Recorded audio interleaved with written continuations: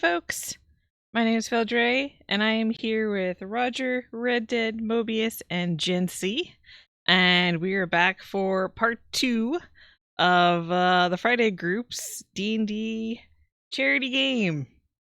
So, I see we already got Siren, and Pythor, and Gency and Mobius in chat, and Roger.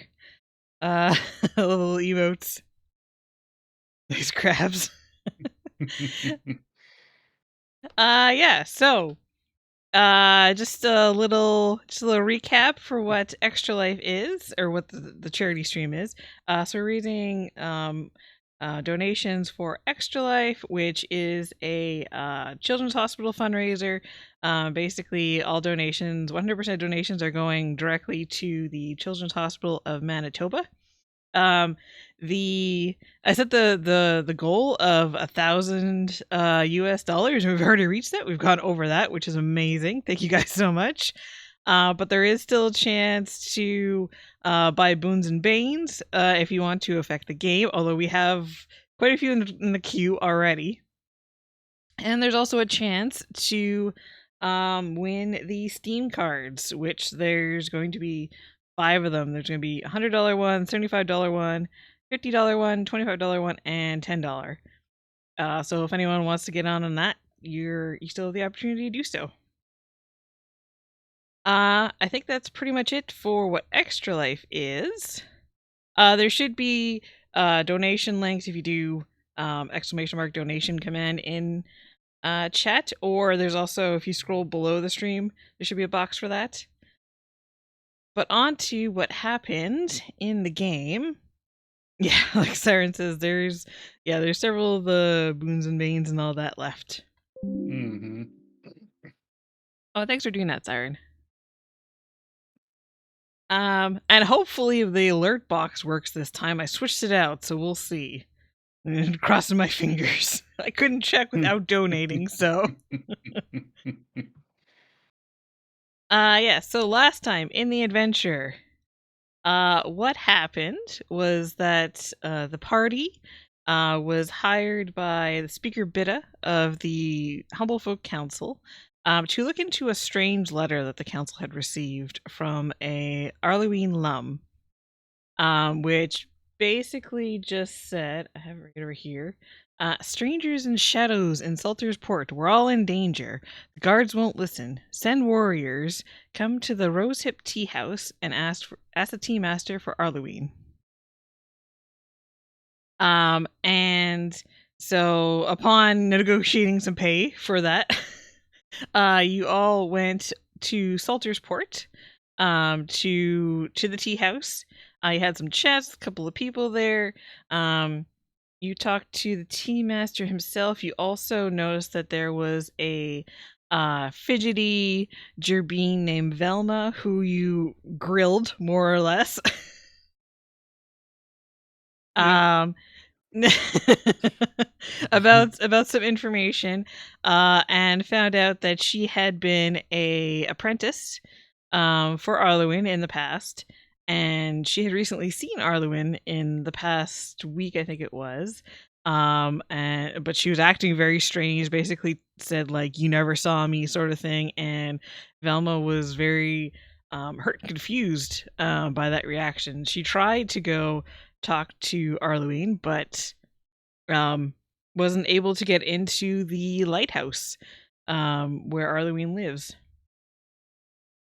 And just after Velma managed to give you guys the slip, she had gotten scared of the grilling, is when Arlewine herself came in, and you guys were able to ask her.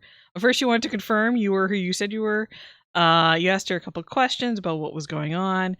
You basically found out that there had been a storm a couple of weeks ago, a large one, and basically someone had been flying in that storm, and they had gotten struck by lightning and landed more or less at Arlewine's doorstep. And so she's been caring for them ever since.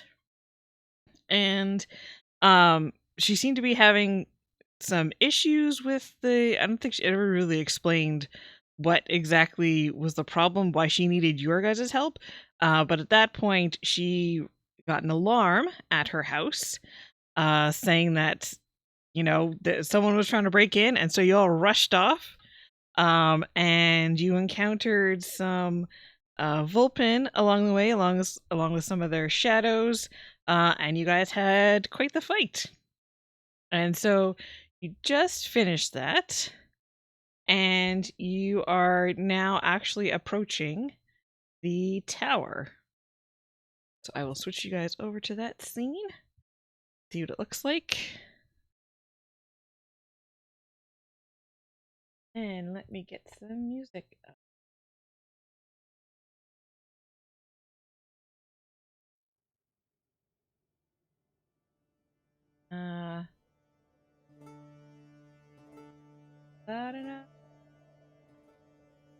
All right, so let me just find where it is here.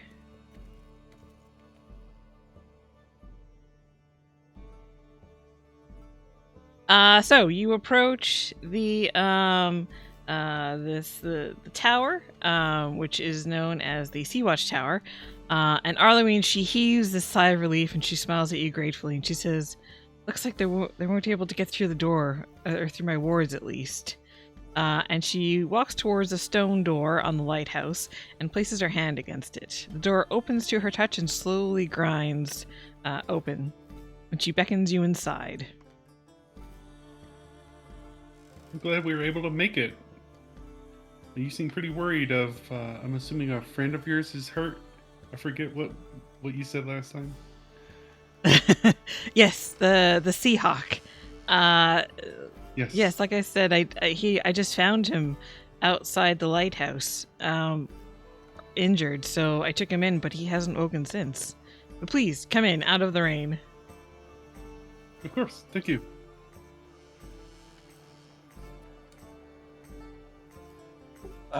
Follow inside.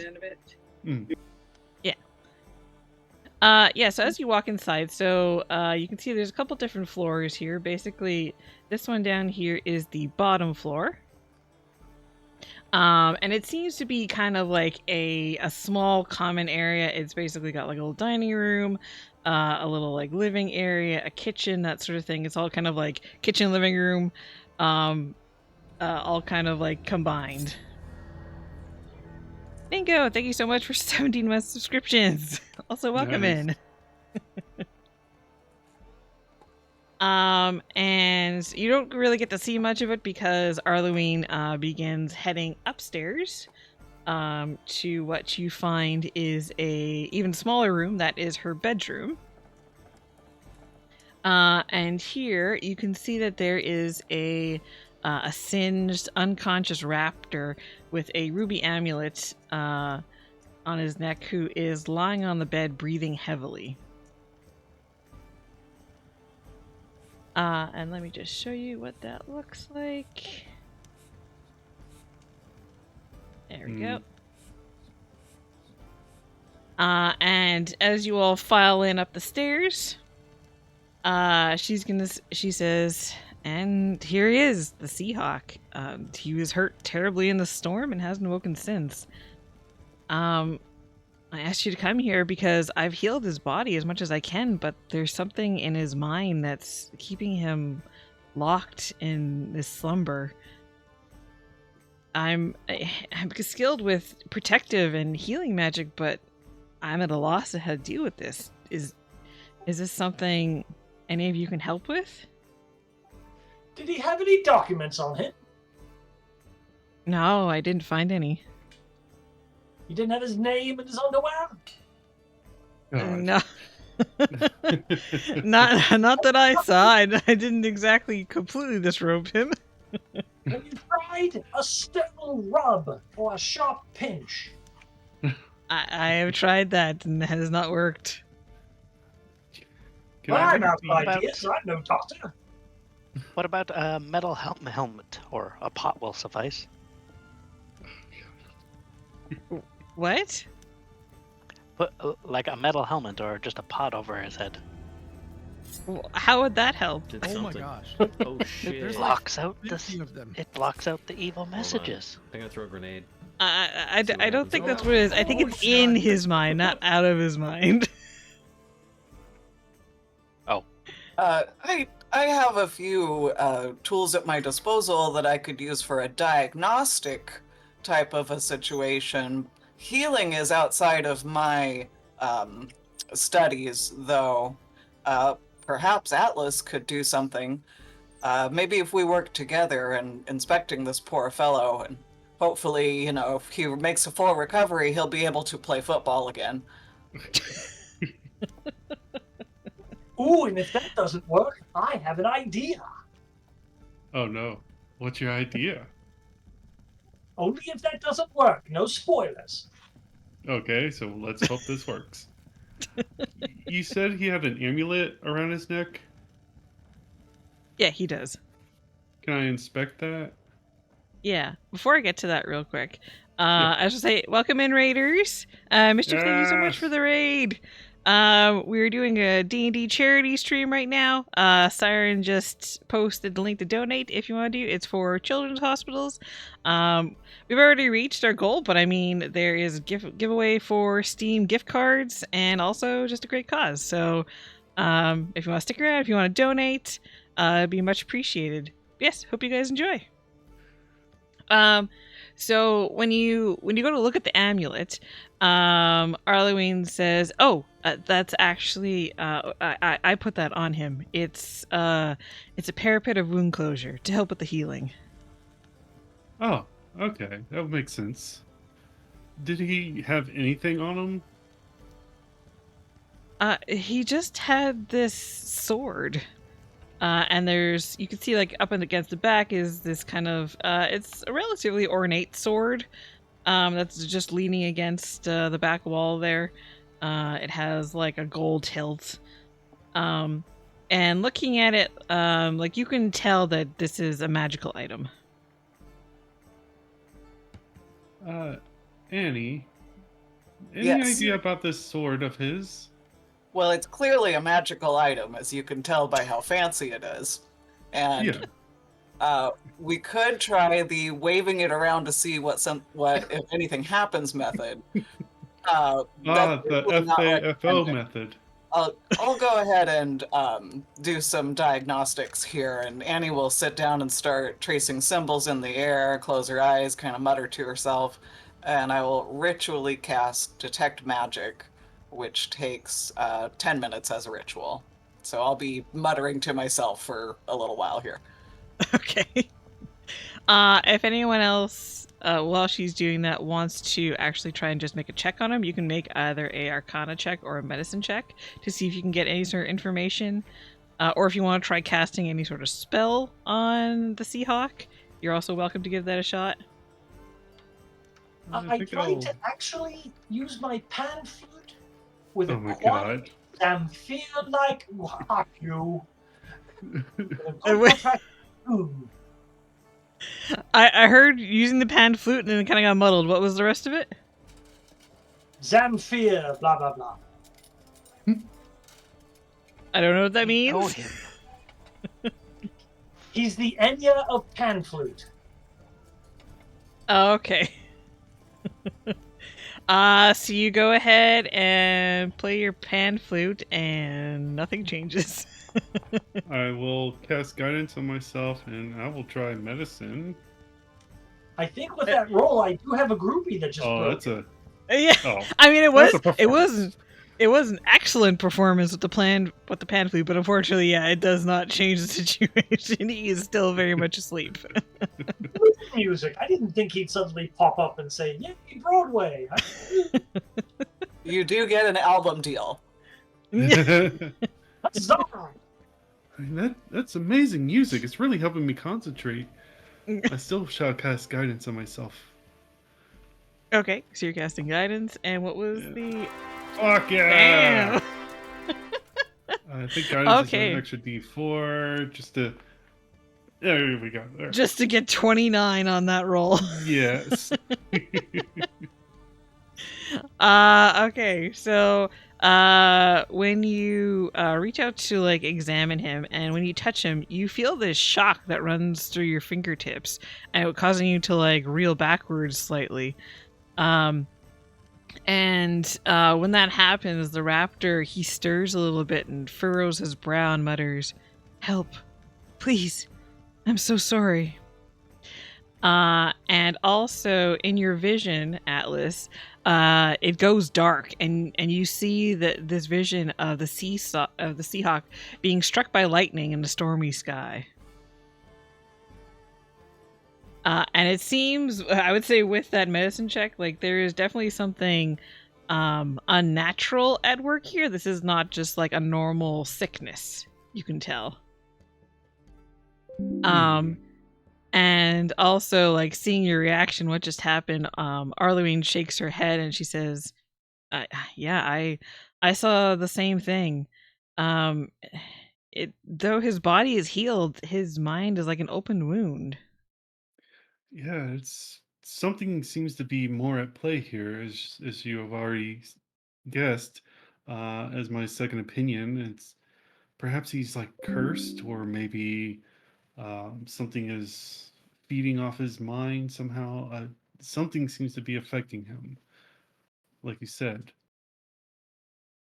Well, in hopes to get to get to the bottom of it, I have been creating a spell that would allow you to peer inside and fight whatever evil magic is preying on him inside his mind. Oh, yes. It might Is help him. is that is that something that you all are willing to do? To help this individual? Sure. Well, in all seriousness, my wind touch background gives that feature supernatural presence, which is whether or not I'm wind touched, people, there is an aura about me I haven't played into. So yeah, it's like the wind follows. So Okay. I think she'll be, just basically there's a presence, so it'll hopefully back up when I'm being serious about, yes, I definitely would like to. Okay. Dang it, the alerts are not working, but I can see that there have been a couple more donations. We've gotten another $25 from Pythor for another boon. Let me mark that on the list. Another boon. We've got another $15 from Ray, and another $25 from Siren for another Bane. Much appreciated, everyone. We're gonna have to we're gonna have to run these like right out of the gate. I think we're gonna have to start with a boon, since that was the first one today. Yay. Does anyone want to attempt to do anything else? Oh yeah, detect magic. So with detect magic, I'm trying to remember the schools of magic here. Schools of magic. Oh, you don't have to tell me the specific school. I think that Annie's eyes will pop open and she'll say, "The sword is magical." Yes, you will definitely notice. Oh yeah, because it is cast in like a 30-foot radius. Yes, Yeah. 30 feet around me. Yeah, so you will see that indeed the sword is like it has like this glowing aura coming off of it. You'll see that there's various other things in this area that has some sort of glowing aura off of it. You can see like some herbs. There's probably like a little knickknack on a shelf, maybe like a wand off to the side. Since Arlene is a mage in her own right, so she has, some magical things. On the Seahawk himself, I would say he's probably faintly glowing as well.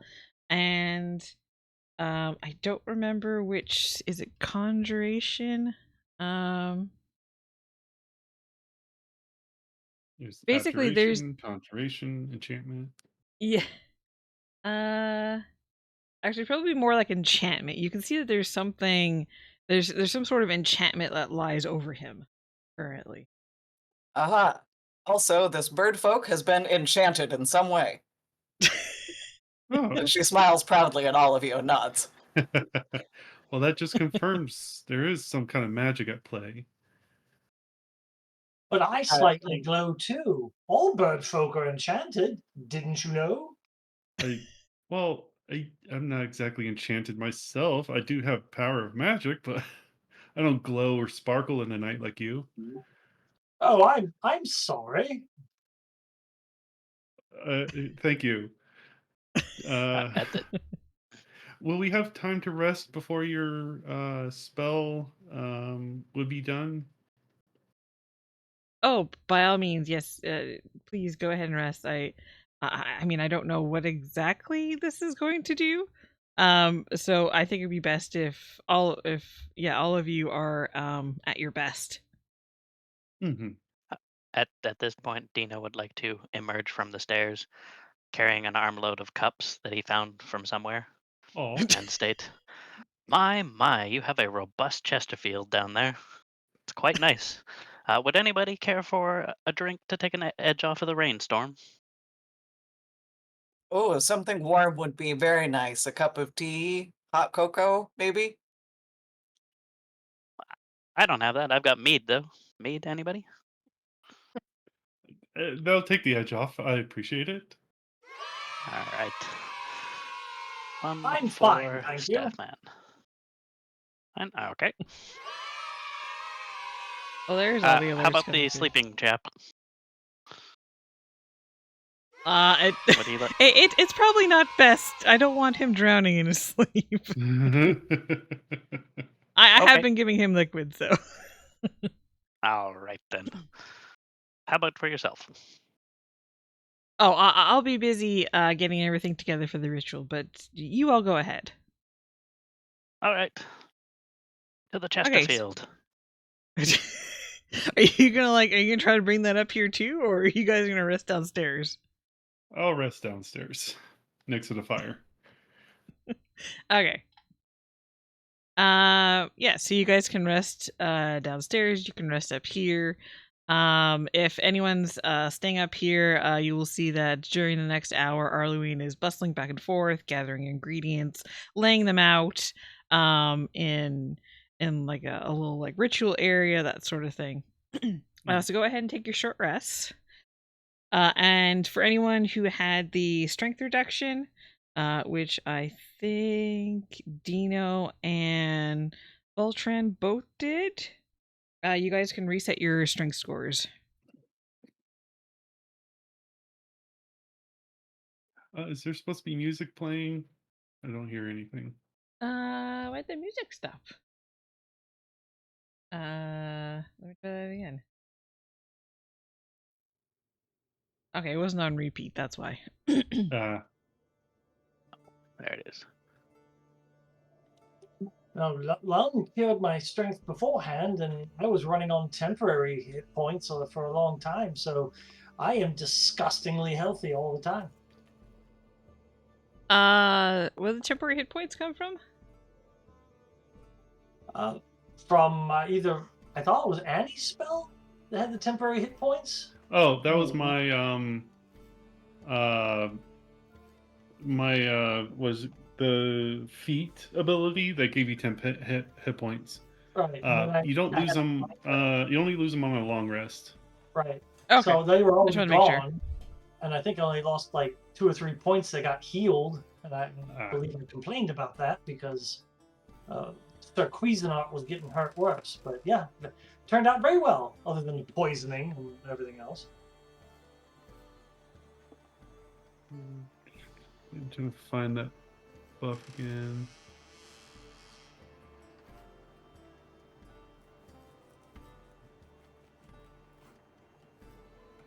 Voltran that's made it, brownies. Night of the Rose.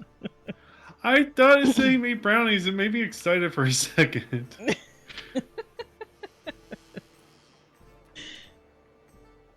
All right. So everyone's good. Everyone took their rest. Yeah. Pretty sure I used that twice now. Okay. Once you guys have completed your short rest, you'll head back into the bedroom. Arlene's got a bunch of things laid out, and she will say, "All right, I'm ready if you all are. Please sit in a semicircle around the Seahawk here." And as you go, I'll go to sit down. She is going to stand at the head of the bed and place her hands on his temples and begin to do some chanting. And she goes on it. She goes on chanting for like several minutes, and you guys are kind of like looking sideways at each other, like, is anything gonna happen? This is very normal. No cause for alarm. Magic can be very complicated. You have to be very smart to be able to do it. It's all normal. We're going to have to be very, very small to get into that brain. I'm not sure that's how that works. Well, after a few minutes of this happening, you guys are kind of wondering if anything is going to happen. You feel this tingling sensation that begins at your fingertips and begins to spread upwards towards the rest of your body. And then as the sensation is traveling through your body actually, you see it become translucent, and you see that everyone else has become translucent as well. But it's filled with colors like ink drops swirling in water. And then all of your visions kind of stretch like towards the Seahawk, and you now feel yourself being pulled into the body of the Seahawk. And the last thing that you see before you disappear into there is Arlene bowing slightly, and she says, "Thank you and good luck." And then everything goes black and silent. Forever. Forever. That's the end of the adventure. Arlene was secretly the bad guy. And for Duffy was still alive. 3 cheers for necromancy. If it's dark still, I think I would reflexively try and cast Produce Flame. If you try, but nothing seems to happen. You are, however, you do seem to like appear in some other like slowly appear into like some other dimension, dreamscape. You're not exactly sure what it is, but everything is cold and dark, and there is this frigid wind that tears at your skin, and rain pummels your body, and you're sort of like coming into the awareness of like your senses again. And then you see the moon emerge from behind a storm cloud like a beacon, illuminating the landscape. And this is what you see. So each of you stand upon a rock in the middle of an ocean. A wrecked ship crashed upon the rocks nearby, dangerously tilting into the abyss. There's several other rocks dotting the churning water. And you can see that the Seahawk is on this bit of the ship that I looked up the name and I completely forgot what it was. The Seattle. No. It's on the bow of the ship. But he is standing there kind of with wings kind of like partly outstretched, looking like he's trying to pull up the courage to leap into the storm. Music for it. A sloop, perhaps?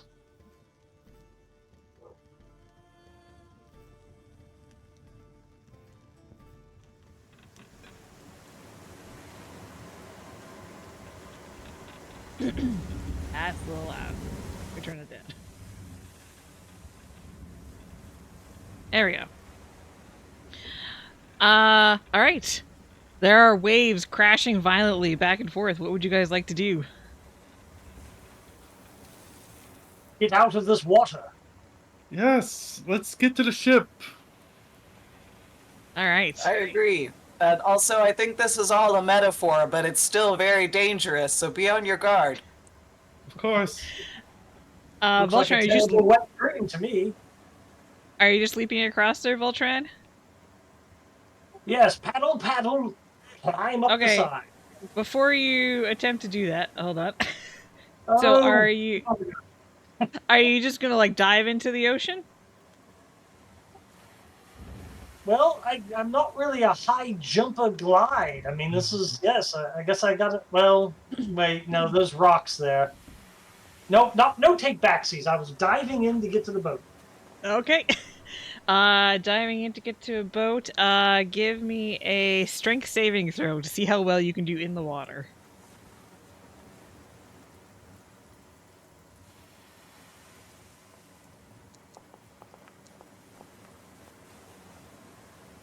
Okay, with a 13, you are struggling against the water, and you take a little bit of damage from being crashed against the rocks. 4 damage. You do manage to make some progress, though, so you get about that far. Sorry, how many points? Sorry, 4 points of bludgeoning damage.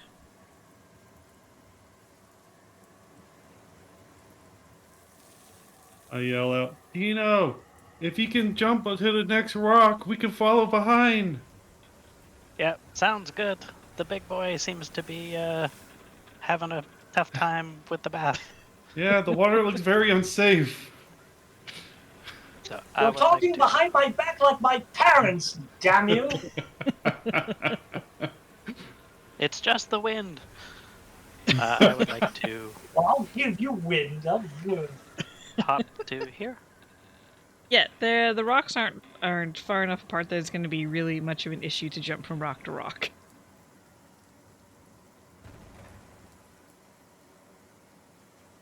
Yeah. Voltron, while everyone else is jumping rock to rock, are you going to keep paddling or are you going to go back to the rock? I'm halfway there, so I'm going that way. Okay. Go ahead and give me another strength save. Okay, so it is a saving throw, not an ability check. All right. Yeah, sorry, strength saving throw. Just making sure I hit the right thing. Yeah. Strength, saving throw. Oh, goody, one more. This time you just like it's still difficult to go through the waves, but you manage to kind of just like push your way through, and like you even managed to like dodge a rock, and you managed to climb up onto the boat. As you do. Sorry, go ahead. Is it easy enough for me to just jump onto the boat from where I am? Yes, but before we get to that, as you do, basically from inside the hold, you see like these like drops of inky black, like begin to pool upwards into 3 different forms. Oh, goody. One is a hulking Mapak-looking creature. The one in the front, which looks like this. Oh my god. And Why then is it the always 2 raccoons, damn it? and then the 2 in the back are these like twisted looking vulpins with like wings and horns, which look like this. Ooh.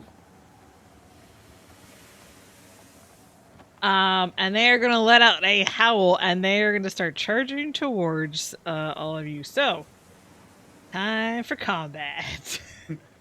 Voltron, what did you do this time? So we have a muscle did you panda do and this 2 time, Magic fox Man? chickens. All right, everyone, go ahead and roll your initiative. Oof. Oh, I broke a 10. Glory. Hey, nice. Well, you rolled like a 20 on that performance, didn't you? Yes, didn't I? I'm fantastic. I have a really quick question. How do I stop concentrating on the detect magic from earlier? Oh, if you just right click on your character and then go to the assign status effects, one on the right side, there's one for concentrating, and you just can click that off. Or you can click the clear all Thank button. you. Yeah, no problem. Alright. So let's start combat. Dino, you are first. All right. Come to me, boy. Uh, Make them jump the gap. Go to Voltron. All right. Is that like is here doable, or do I have fancy activities to pull off? You would probably have to make a jump for that one. And you don't have really like 10 feet to make it a long jump. Oh, sorry to interrupt, but should we roll for our boons or banes or? Yeah. Yes. Before Oh we- yeah. Thank you for the reminder. Yeah, go ahead and do the boons. Boom, boom, boom. Yeah, because we have a lot of those to get through.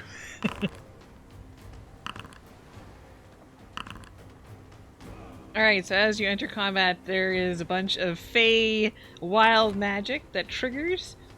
Atlas, you feel like you just drank the strongest coffee ever. You're getting +2 to your initiative rolls. So let me Does go that ahead. make a difference? Not at all. I feel a little faster. Yeah, you feel a little faster. Voltran, you gain inspiration. You can mark it on your sheet by clicking in the upper right corner of your portrait. There's a little dice icon. You can mark it there if you want. Annie, you also gain inspiration. Dino, you shake all over as your skin hardens and take on the appearance of stone. You now have +2 to your AC. Nice. Can you Oh, smell now he's a what Dino is potbelly. cooking? I'm the same, but now I'm fast. Yes. Okay. Yeah. So now that we've done that, yeah. So Dino, you want to try and you can only go about like half of your strength with a with a long jump that you can't do the 10 feet. So that's only 7 feet you can get. I will let you try and make an athletics check if you want to try and get over there. Just jump the safe way. I'll come to you. Oh, I need to fix something on my character sheet. I put the strength back on my dexterity. Oh yeah, that's a big difference. There. Yeah, 8 Okay. feet. Yeah, now you can do 8 feet. Yeah. Yeah. So I'll try to do that, and it's acrobatics you want? Or athletics? Athletics. Athletics, okay.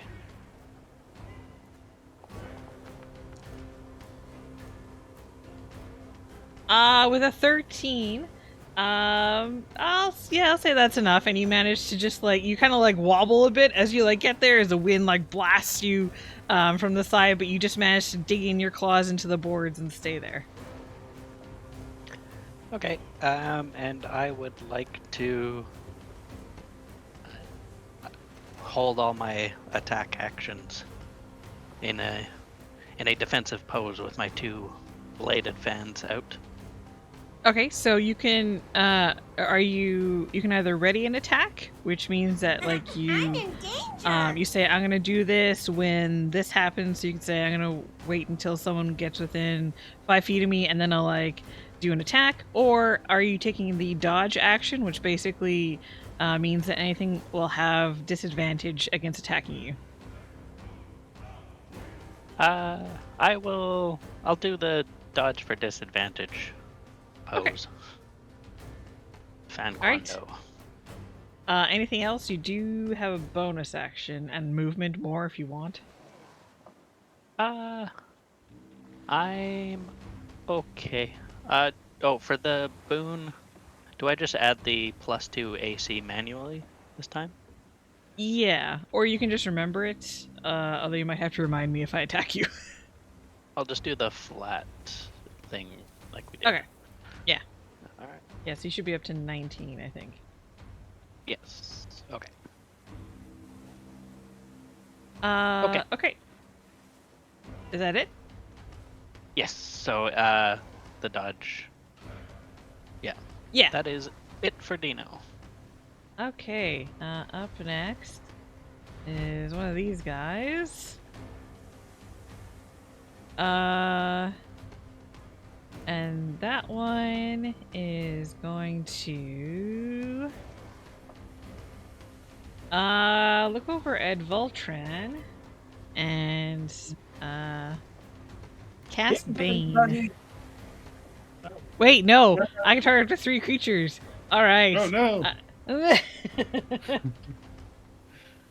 So yeah, that's gonna be 3 coasts: Voltran, Dino, and Atlas. Gonna cast Bane against you. So that's a charisma saving throw. And that is a really low charisma saving throw, apparently. Jesus. That doesn't look great.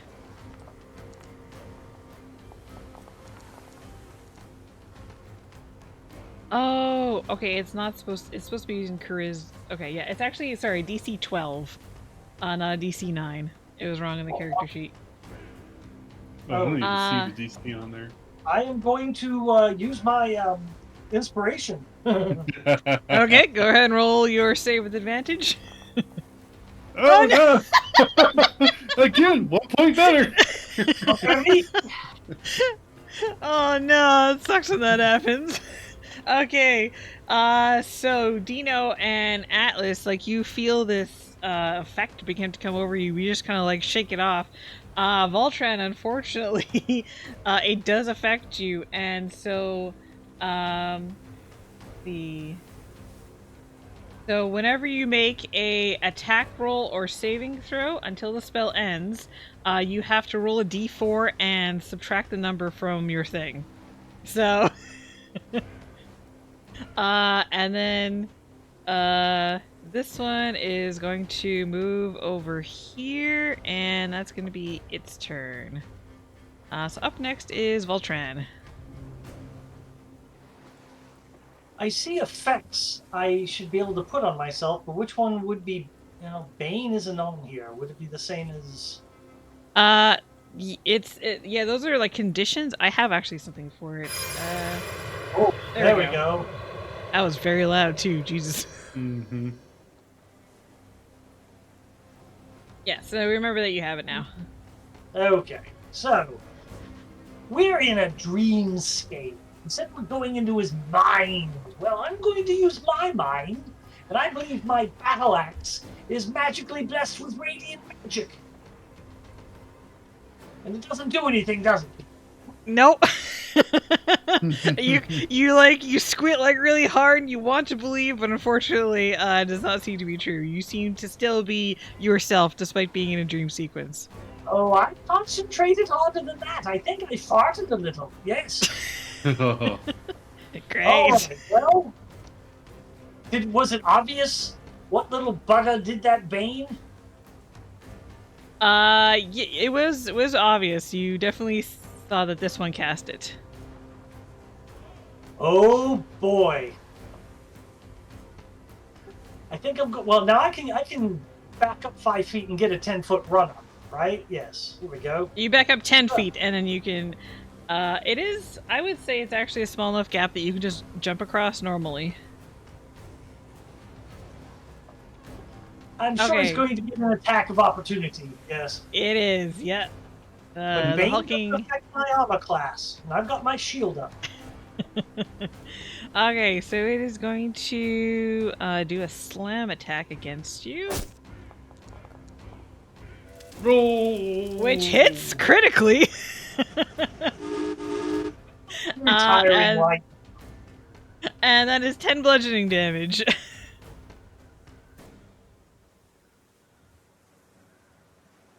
Muscle Panda is strong. Yeah. Mean Panda is strong. Well, I'm not going to let him get away with that. I'm going to go hit his friend over here. That'll show him. Alright, go ahead and make your attack. Oh boy, will I.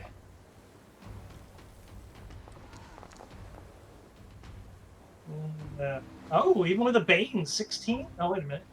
Yeah, you haven't done the Bane yet. Or Yeah, you did have it? to roll. It rolled the Bane. It rolled the D4. So, what's going on here? Oh. Oh no, yeah. Yeah, it did roll yeah. automatically. Okay, yeah, you're good. Yeah, so you did Well, that's still cool. hit. 5 points of slashing damage to you, you fuzzy bastard.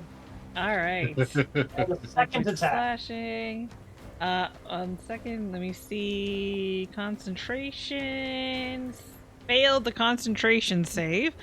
So no, you're no longer baned.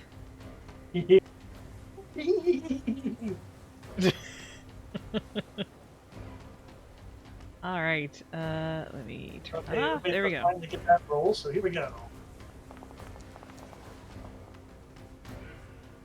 24. 1 point away, but I still got them. Oh god, 11 points. Yes, I'm not going to sneer at that. All right. Now it's not a magic weapon, because I have the axe and shield out, but I don't think he's resistant, thankfully. Sorry, what was that? He's not resistant, is he? This is non-magical weapons.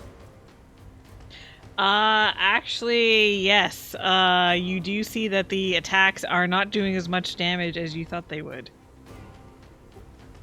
Everybody, did I miss a meeting? Should I be resistant? Hold on.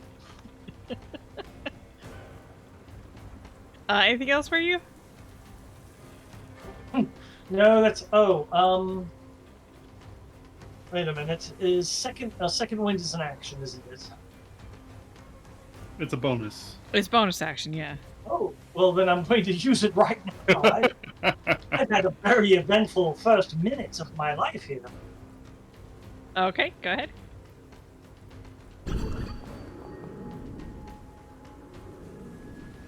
Nice.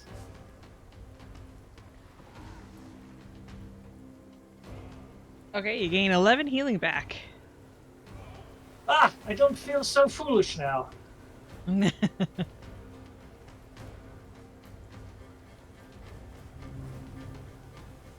Okay, anything else you want to do? Oh no, I've done plenty. Thank you. All right. Oh, I'm being told there's another donation. Bingo! Thank you so much for the $10 for a boon or a bane. Okay, I'll add that to the list. There's so many to get through. More chaos. Yeah. Sorry, Voltron, was that all for you? Anything else? Fine, thank you. All right. Okay, up next, this big guy. He is going to go for the tasty little strig that ran past him. And he is going to try and slam you. Does not hit. Again. Still doesn't hit. And then he's going to try and whip you with his tail. Still does not hit. He's his tail? We just met. Yeah. That's cheeky. And that is going to be its turn. All right. That was uneventful. Oh, I'm cackling. I'm cackling in the storm. Oh my. Okay, this one here.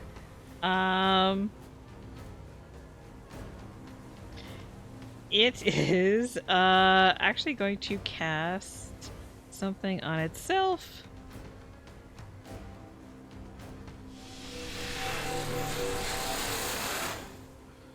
And you see that there are multiples of it that appear now. 3 duplicates. And it is actually going to jump over to this side, I think.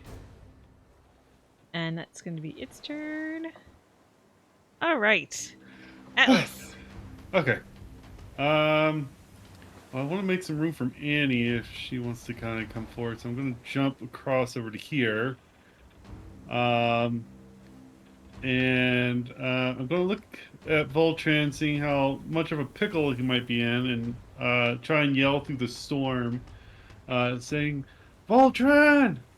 That tune earlier, it was really nice! You need to make more of it! And I'm inspiring him to give him some temporary hit points. Okay. Use that. Let's see if this works. Nope. All right, so Thank you for knighting me. I feel very good now. plus 8. Nice. You get 16 temp HP. Machi. That's a really good feat. Okay. I have to look at what book that came from again. Oh, Dragonlance, I think it was. Oh, Dragon? Dragon? Oh, okay, that makes sense. Yeah, I think it came from the Dragonlance one. So that's your bonus action. That's my bonus action. For my What else would you like to action, Voltram, which one does it look like you're fighting more?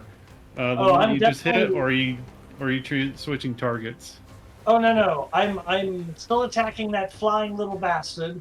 All right. And yeah, you saw that thing keep whiffing at my back, and I am just cackling. So no, I'm still engaged with the spellcaster. Okay.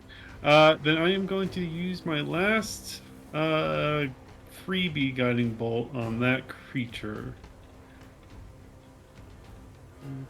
Ooh. Hell yeah. Nice. Okay. That was against this one, right? That guy, yes. Okay, let me just check something. Yeah. All right, so that hits for 19 damage. Yeah. Takes out a significant chunk of its health. And the next attack against it is with advantage. Yes. Do I have enough? Hold. I do. There we go. All right, so it's affected by guiding bolt. Mm. Anything and else? that is it for Atlas. All right. So up next then is Annie. Well, Annie sees that she has room to move forward, but makes the tactical decision to support her team from as far away in the back as possible. And she will point a finger out where the wind and storm will coalesce into a ray of frost, which she will shoot off at the large, terrifying Mepok creature. So Alright. I press T to target him, correct? Yeah, just hover over and press T.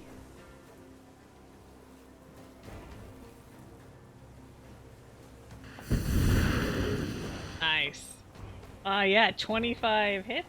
So that is 6 cold damage. Which, I mean, hits, but you can see this guy is beefy. So it didn't do terribly much damage to him, unfortunately. He is slowed down now by 10 feet. Don't think. Oh yeah, Ray of Frost. Here we go. All right. Anything else for you? That's it for me, thank you.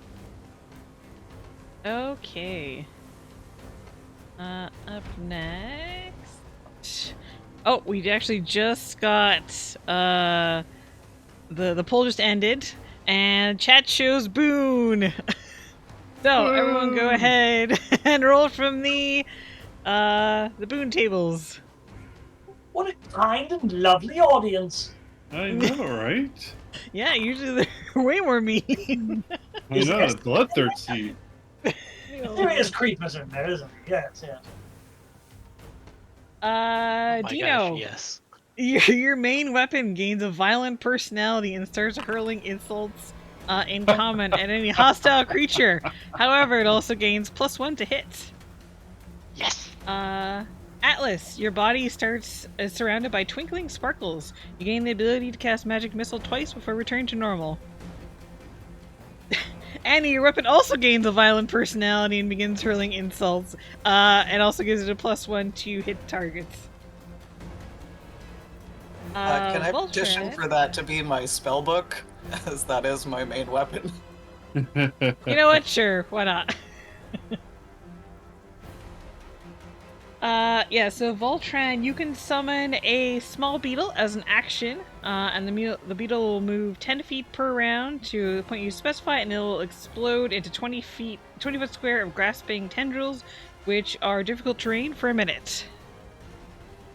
But I just have a sandwich instead. That's not going to work. I do. This is weird. It's just weird. Alright, so on to Dino, it's your turn. All right. Dino looks down at the chattering weapon and says, "Who should we go smack, boy? Who should we go smack?" And he says, and the fan starts saying, "Let's go for that triple chicken over there, close to us." So I'm gonna move here. Okay. Into range. And since we're at sea, let's have a whale of a tail. And I'm going to start swinging. Okay, go ahead. Yes! Okay. So just see here. Okay, give me a d20 to see if you hit the original monster or if you're gonna hit one of his duplicates. All right. Hit.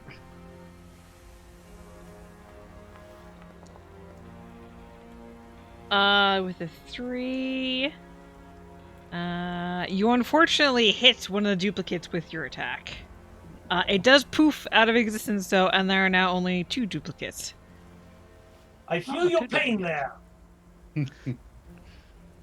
And my talking fan says, "What a wuss." Okay. Alright, second attack.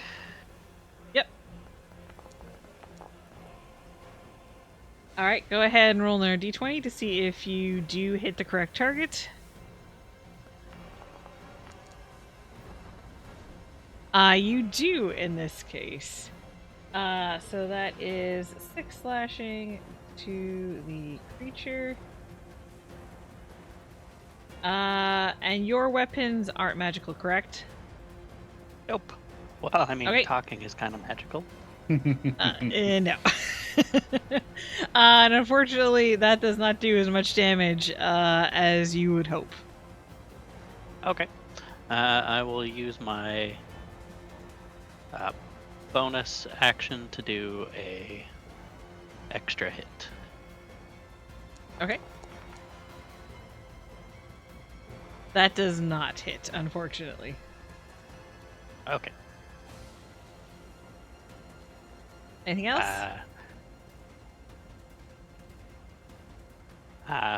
You tell him, Fanny. You tell him where he can stick it. That's it. All right. Up next is this one. And it. You see, all of them begin to reach out towards you. They're going to try and do a bite attack. 15 does not hit. And they're going to try attack with their talons. 12 does not hit. They are terrible at rolling today. So that's going to be that guy's turn. I think you're targeting Dino that time. Nice try, Mr. Whiffle. Oh, I'm sorry. I got these guys mixed up. I thought it was the one next to him. Oh. Oh, we do look remarkably alike, yes. Yeah, I wouldn't have hit anyways. Okay. My bad. Okay, yeah, so that's gonna be that one's turn. So up next is Voltran. Right. As much as I hate doing this again, we need to do damage. So I, free action, just drop the shield and axe and pull out the magical two-handed sword and go, "Let me make it easier on you, you febrile flying rat." No offense to rats. I have friends who are rats. Okay.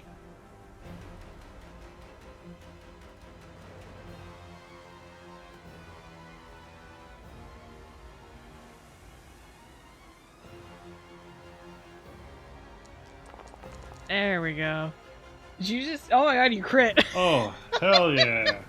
Absolutely cinematic. All right, 18 slashing damage. Yeah, that is with a magical weapon. Let's see if this applies this correctly. It does. Yeah, so it takes the full amount of damage that you were guessing, and it is looking real hurt. You probably like carved out like a hole in the shoulder with that attack. Ooh. They should make some type of game called God of War with me in it. Yes. Okay. Second attack. All right, good. All right, that also hits for 15 slashing. No. Nice. And the thing disappears into a poof of shadow. And I turn to Big Boy. Let's All dance. right. Anything else? No, I'm incredibly full of myself now. I can't think of anything else to do. All right. Up next is the big guy. Let's see. Yeah, he is going to target you, Voltron, and attempt again to slam into you. With 25, that hits for all 4 bludgeoning damage. And then he's going to do it again. That does not hit. And then whipping around with the tail. That does hit for 8 piercing damage. Apparently it is a, like a ankylosaurus tail or something like that, or like a porcupine tail. Porcupine. Okay, so there's 12 points total off the temp. Gotcha. Yeah. And that is going to be his turn. Alright, so up next is this one's actual turn. And this one's gonna try targeting Dino. With a bite. It misses, and then a talon attack. That also misses. Wow. Ha! That was... You couldn't cut coupons with a samurai sword. that was terrible. Alright, so that is... Yeah, probably gonna be that guy's turn. Actually, he is going to move around to this side. And that'll be his turn. Up next is Atlas. I go. I'm like looking at myself, starting to sparkle and everything. Like, I'm just a late bloomer.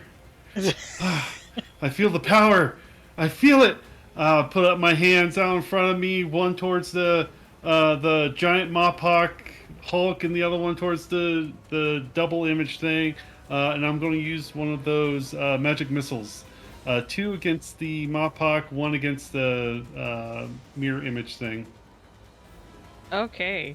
I guess mirror image always hit. Sorry, not mirror image. Magic missile always hits, so that should hit against the Vulpin, even though it's got the mirror image, right? I mean, it technically hits, so it's going to require me to do Oh, the so roll. okay, the roll, right? Yes. Yeah. Okay. So that first one, that's against the Mopok. Yeah. So that is 4. Okay. I said 2 towards the Mopok and 1 towards the other guy. Oh, Do you okay. want me to And roll all of them at once? it's up to you. Okay. Again. There's that one, and then ooh, nice. And then the one towards the other guy. Okay, go ahead and give me a d20, see if you can actually hit. Okay. And, Unfortunately, you do not hit. It hits one of the other duplicates. So it is down to 1 duplicate, though. all right, so that's good. I was trying at least that. All right. Don't really have much for bonus actions I can use right now. Why not? I'll use Shillelagh on my what am I equipped with? I forget. A My staff? quarterstaff. Okay. Yeah, so I'll power my staff with the power of the nature around me. And Power that'll of be the it. nature. All right. The power of the nature, yes. That's my turn. Bringing Sheila to okay. bear. Apparently, we got 2 more donations in. Oh my god. Shadow, thank you so much for the boon or bane for $20, and Siren for the boon for $25. Oh my god, there's so many. Okay, so one more boon or bane. Let's see. I think you guys. I think next turn you guys get a bane, based off the donations we got today. All right. So up next is Annie.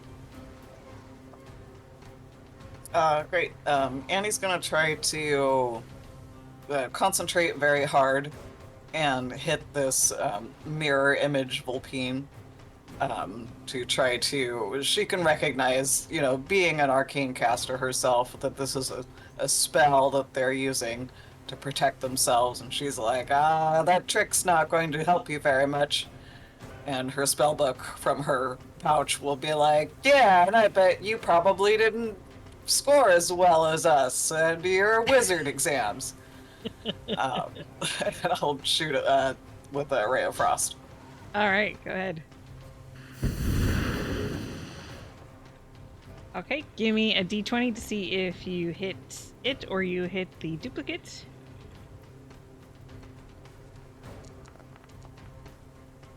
A 20 does indeed hit the real creature. Okay, so it is 4 cold damage. And it is affected by Ray of Frost. Alright, anything else? That's it for me, thank you. Alright. Top of the round. You guys see as more inky blackness begins to form from down below. Begins to seep up. And there are 2 more Vulpins with the wings and the horns that appear from down in the hold. And this is our bane, right? Nope. I'll go ahead and add these guys to the thing. Roll for them.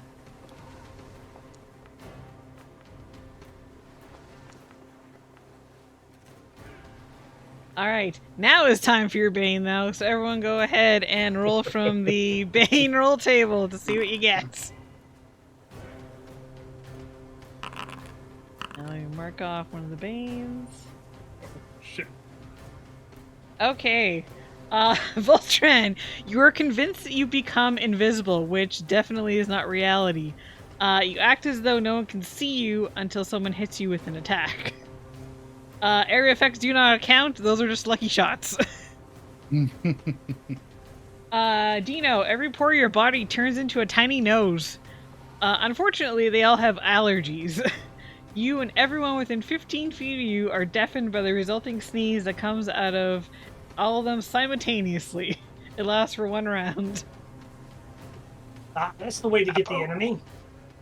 Annie, the exact same thing happens to you as well. And Atlas, you feel like you're freezing. You take 1 cold damage for the next 5 rounds. Oh no. Well, it's not a lot, but damn. Let's see, do I have everything I can use for that? Just to remind you. Is there like a cold condition? He could just hold You an could ice give me- cube for a minute or 2. You can give me bleeding. Sure, we'll just mark you with bleeding, just so you remember that it's there. Mhm. Okay, so, start of the rounds. This guy gets to go. He is going to make its way over here, kind of walking across that part of the mast, and he is going to target Voltran. Actually, he's going to target several of you with Bane. No! There's too much Banes. As we already established, I'm invisible. I am not a target. You certainly think you are. Okay, so he's gonna use it on Voltron, Atlas, and Dino, because those are the three closest.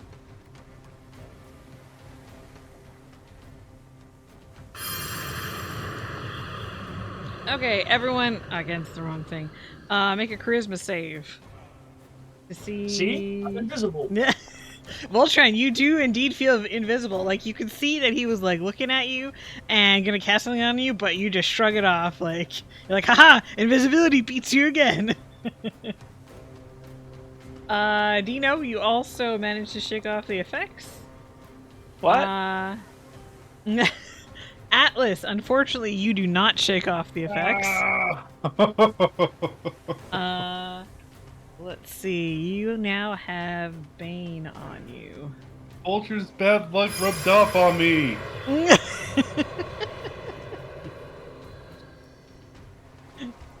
All right. And that's gonna be that guy's turn. So up next is Dino. What?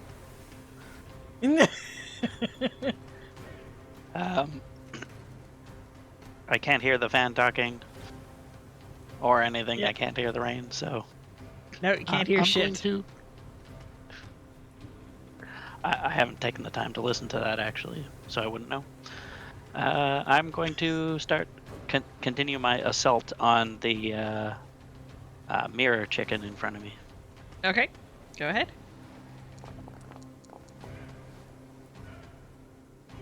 Okay, 18 does hit for 5 slashing damage. And there's Doesn't do one as much. more. Oh, there's one more mirror image though that I have to roll against. Oh yes, sorry, that was right. Yeah, go ahead and do that.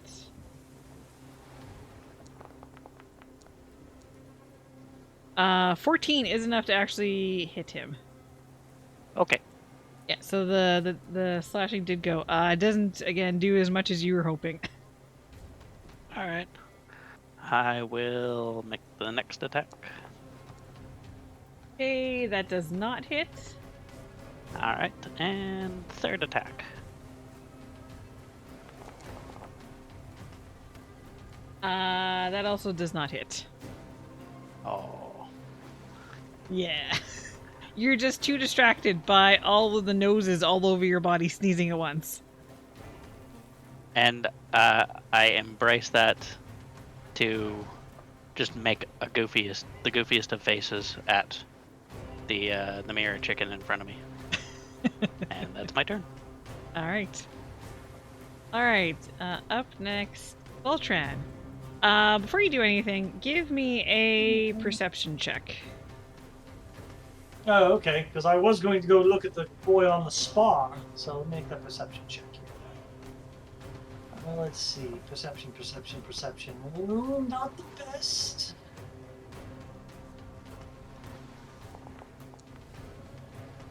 As I said. Yeah. Yep. Everything looks about as what you thought it would be. Yeah, yes. What would you like to the do? thing is the Seahawk. Is he just flopped on the spot? What's he doing over there? He still seems to be just kind of like building up the courage to try and like go flying off into the storm. Listen, you. You need to pay attention to what's going down here. We're here to help you. So either poop or fly off the pot. I don't know. I guess I'm trying to do an inspiration, or no, I'm actually trying to intimidate him into doing something. And I'm Okay, blowing go my ahead. dude by shouting at you. Go ahead and give me an intimidation check.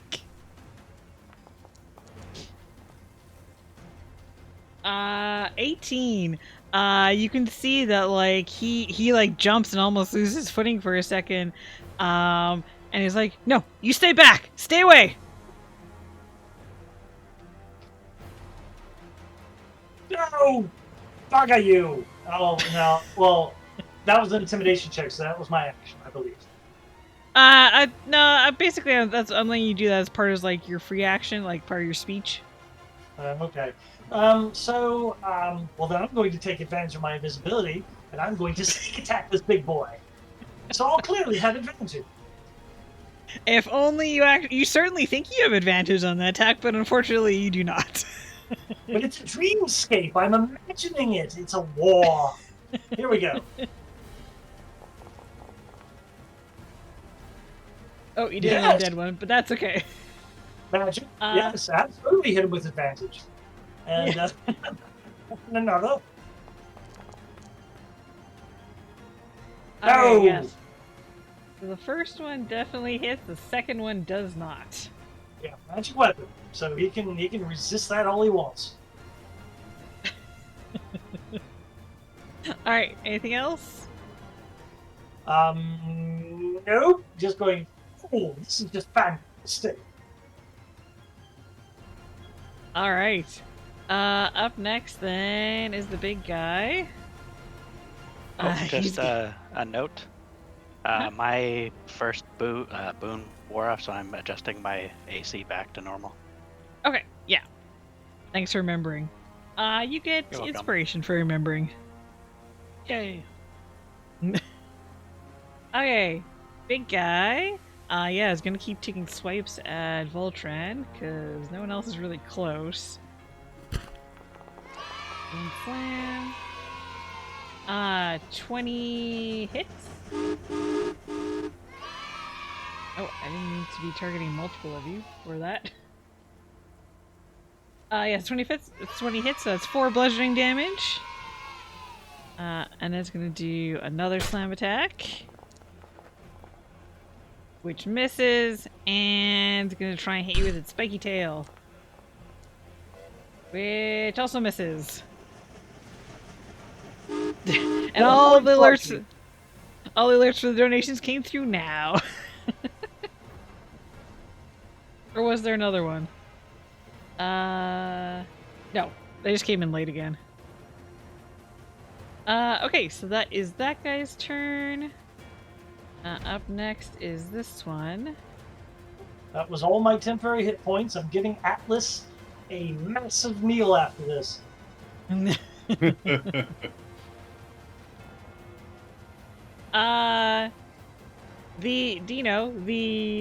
Vulpin in front of you is going to attempt to try and push you into the water. So give me an athletics or acrobatics to wait. What is it to push again? I've just forgotten. Roger, you remember? Grapple is athletics, acrobatics. I don't know about shove. We don't use shove. So I know we that don't one. use shove.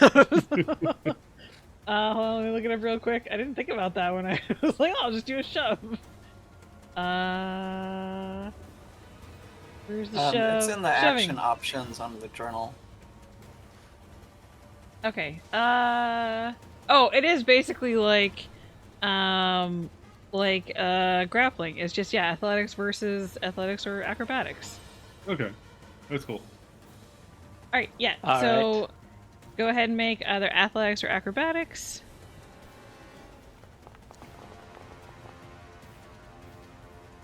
Oh my god. Okay.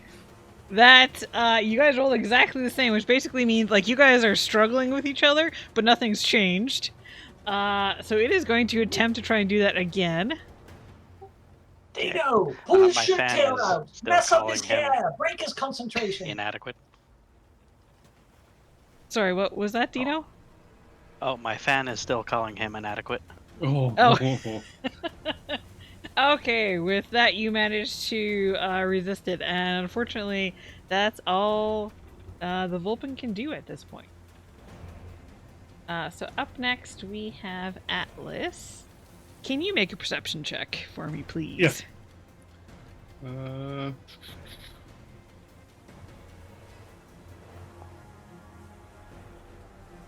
All right, with a Does- 20. Does Sorry? Bane work on that? Did it work? Nope, she said attacks and saving throws. Okay. All right. Never Yeah. mind. Don't worry about it. Yeah, so with a 20, You realize that like you can hear like at first you think it's the howling of the wind, but you realize there is howling under the deck, like underneath the like where the hold is here, and there sounds like there's a lot more creatures down there. Oh. I don't know what to do with that, but Uh, I think there's a lot more below deck that might be coming back up. I look over. I saw Voltron was trying to talk to the Seahawk. Is it the Seahawk or the name is Seahawk? Arlowen has just been calling him the Seahawk because she doesn't know his name. Okay. So like, I feel like I might have to try and help persuade the Seahawk to calm down. So I am going to I'm going to try and rush up here. 2025. Are you disengaging so you don't take any opportunity attacks? No, I'm going to take the opportunity attack because I want to use my Okay. magic missile still. So go ahead. Yep. So it is gonna target you with a. Let's do a tail attack. As you run past. 25 does hit. Yeah. There's 8 piercing damage. Piercing. Oh, yeah, and the -1 because I feel very cold right now. Oh, that's right. Yes. Okay. And as I'm running, I'm just like quickly flinging out 3 magic missiles. One at the big Hulk, one at the flying guy that's got me bait, and one at the mirror guy. Okay. Go ahead and roll those. All right. So. 4 plus 1. Yeah. Sorry. That's okay. Okay, one for the big guy, Okay, one so for the 4. the Bane, and then one for the mirror. 5 to the middle one. He has to make a concentration check. Mm-hmm. And fails. There goes the Bane. I was hoping for that. Alright. And then the last one, roll a d20 to see if you hit, or if you Right. hit the mirror image.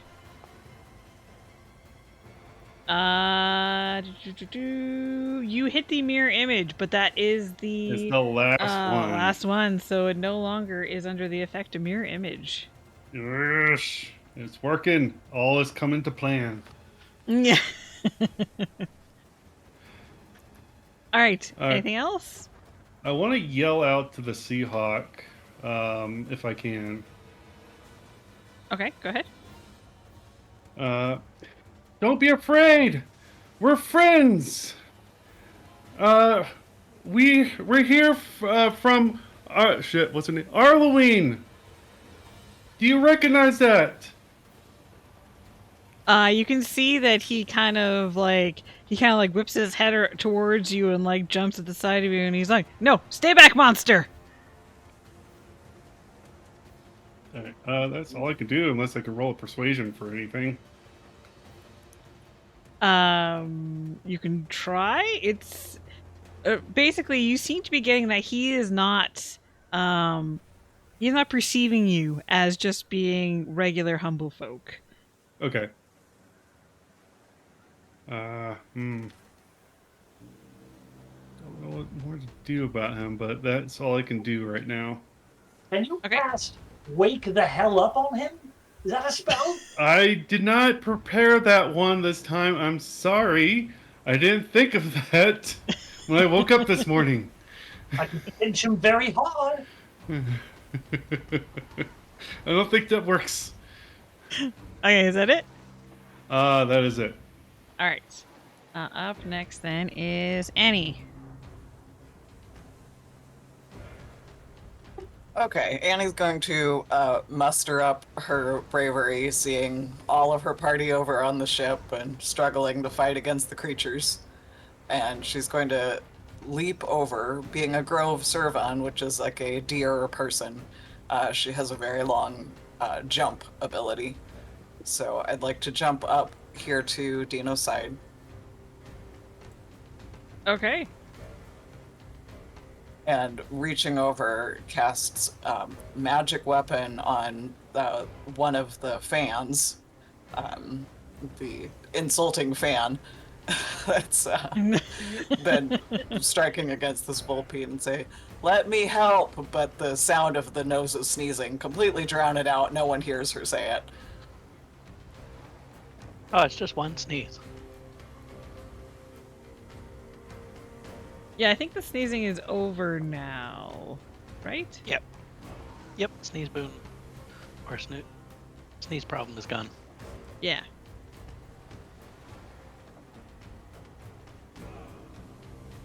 Oh yeah, so you get magic weapon cast on your main hand. Yeah. So as long as I'm concentrating, your weapon is magical. It gives you a +1 bonus to your attack and your damage rolls. Nice. Oh. Fritz is getting swole and angry. I don't have a special effect for that, so I'm just gonna give you... I don't have a bless.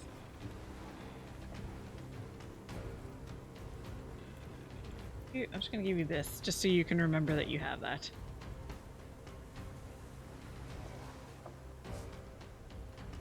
Anything else for you, Annie? Yes, that was a bonus action spell. So for my action, I'd just like to, as a cantrip, try to shoot the fellow on the mast here in the middle with my Ray of Frost. Thank you, Siren.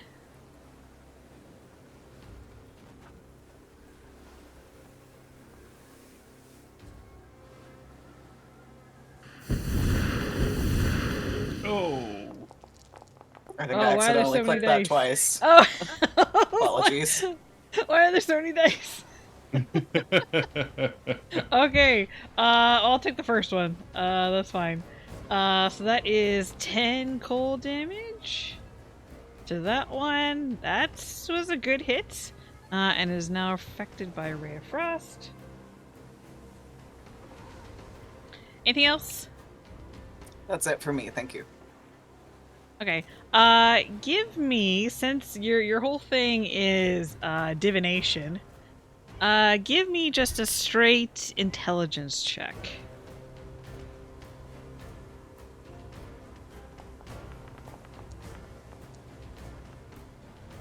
Okay, never mind. Not so much.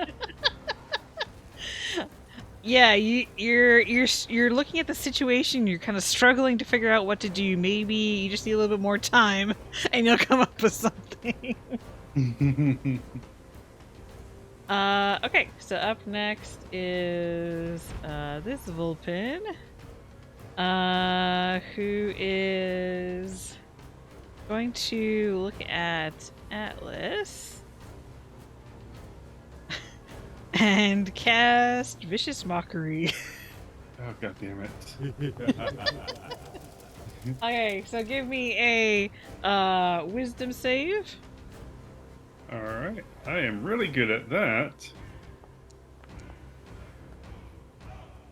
Okay, 20 definitely beats it. You are not affected by it. Wasn't funny. I'm like, what? I can't hear you!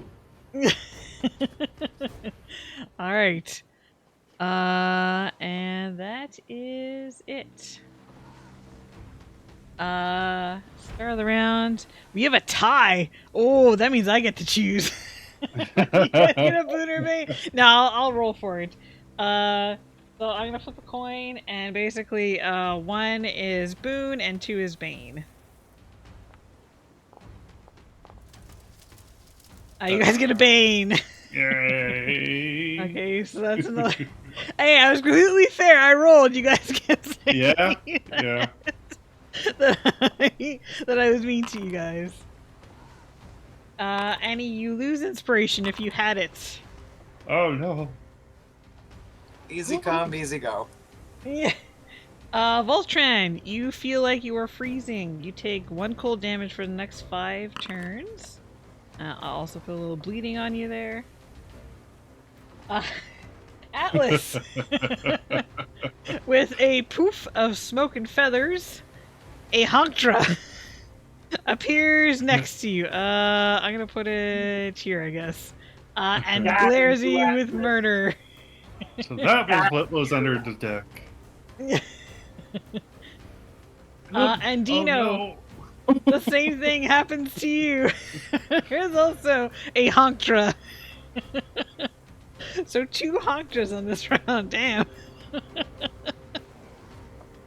Okay, so that is top of the round. Up next is this guy. He was last attacked by Annie, so he's gonna do that in kind and try and cast Vicious Mockery.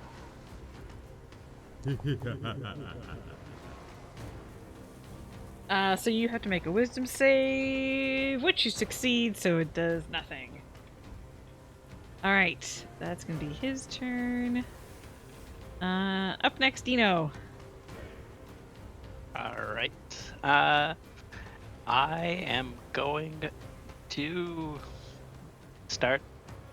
continue wailing on the thing that is not a mirror chicken anymore. It's Okay, now go just ahead. a fox chicken.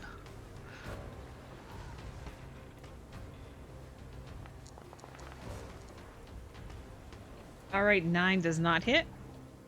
Okay. Second attack. 22 does hit. For 11 slashing, that's because it's your main hand, so it will actually do the full amount of damage. Thanks to the magical weapon. Are these rolls getting the +1 from the boon and the +1 from the magic to hit added to them? It looks like no. Okay, so you have a +2 total? Yeah, this round I have a +2, and then it'll go away. It'll be a +1 after this round. Okay. It would not affect. It wouldn't affect like the first one you did. It still wouldn't have hit. Okay. And the subsequent third offhand attack. All right. That does hit. But because it's not magical, it doesn't do as much damage as expected. But the final cutting jibe from Fritz the fan is, "You smell like boogers," All right. and the voice fades. Okay. By the way, if anyone else wants to, if you guys are not sure what to do in this situation, but you think your characters might know, you can make an intelligence check to see if you can figure out if your character might realize what's going on. Did you want to do that Alright, before you ending your turn? intelligence. Yeah. Ability check. Nope, you have no clue. Oh. You're focused on fighting. That's what you know, and that's what you're gonna do. Yeah. All right. Up next then is Voltran. Oh, I'm not invisible. Very, very cold. Yes. So you take 1 cold damage. Yep. I'm thinking this is now contagious.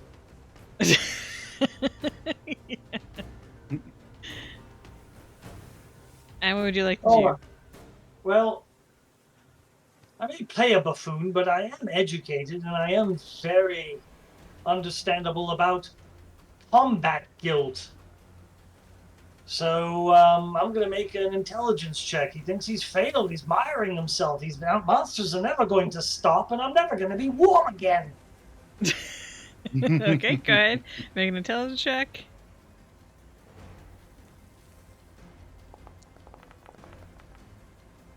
Okay, with a 15, looking around your situation, you realize that, yeah, now you can probably hear that there are more of them. down below, and you're thinking they're just going to keep coming. There has to be some other way to get out of this. And looking around, you think that the solution may be with the Seahawk himself. I mean, yelling hasn't worked, but maybe there's some other sort of action that you can attempt to do, like on him or to him, to break you all out of this. Yes, we've tried to intimidate, we tried to persuade. All right. You have to throw your sword at him. Atlas, dear chap, dear friend, dear bosom buddy, Yes. hold my hat. I'll be right back. Where are you Take going? opportunity attacks to get there. Okay, you're going to take the opportunity attacks. Let me go ahead and do one with the Shadow Beast, which hits for 4 bludgeoning. And then the Hunkdra is also going to try, which does not hit. Alright, so you're over next to the Seahawk. What are you doing? Oh, what was it? If you're in a coma, pinch their toe. If they're in a fever, slap. Oh God, damn! I can't remember. I'm going to grab him by his shoulders and pull him close, and you have to step out of it. As soon as you touch him, My boy. as soon as you touch him, everyone, you feel as though the world is turning upside down. And your bodies lurch, and you can feel your vision going white. And you blink your eyes, and you find... Let me just actually go ahead and end combat, because this is going to get you guys out of here. You find a dragon horde. No. And the brilliant glow dims until you see that you're buried waist deep in snow. Oh, well, I can't get any colder. Wonderful. I know, right? It's already freezing. Oh, yeah, you too. Oh, Yeah. do you feel it? Do you feel it? Oh, it's terrible. Yes, horrible. Ah, refreshing. I will say, we'll say all of your boons and banes end, so we don't have to deal with that for this next bit. Okay. But you find that you're all now in a pine forest that is layered with thick blanket of snow, and frost deeper than any winter you've experienced. The pine trees seem strangely different from the ones you've seen in Humblewood. There's a set of tracks leading into the woods and away from the snowdrift in which you are stuck. Well, I figure we probably should follow those tracks if we're still in this Seahawk's imagination, or his mind or dream. That might be where he's at. As long as we can go somewhere tropical. That would be nice. And I'll start following. Go ahead. Can I perceive or insight what the tracks look like, what they were made by? Sure. If you want to do a, let's see, if you want to see what the nature, like what the tracks are, that would be a nature check. And also, apparently, there's donation while you're rolling that. Mike, thank you so much. Yeah, nature. Mike, thank you so much for the $10 and another boon or bane to add to list. Oh, there So it is. many.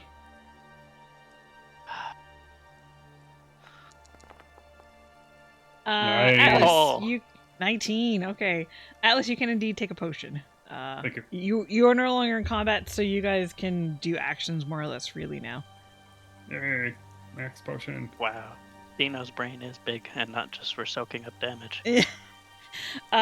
So Dino, looking at these tracks, you've probably seen tracks like this before on your travels, and you realize these have been made by a Gerbine. which is the mouse-like race in Humblewood. Hey everyone, these look like gerbinis. Oh, Germini Voltran. Yeah. Yes, I know it's full healing if it's not a bonus action. Okay, yeah. Yes, All right, okay. just making sure. That's the only reason I took it, because I'm down exactly 8 points. Yeah. It would have been 10, but yeah.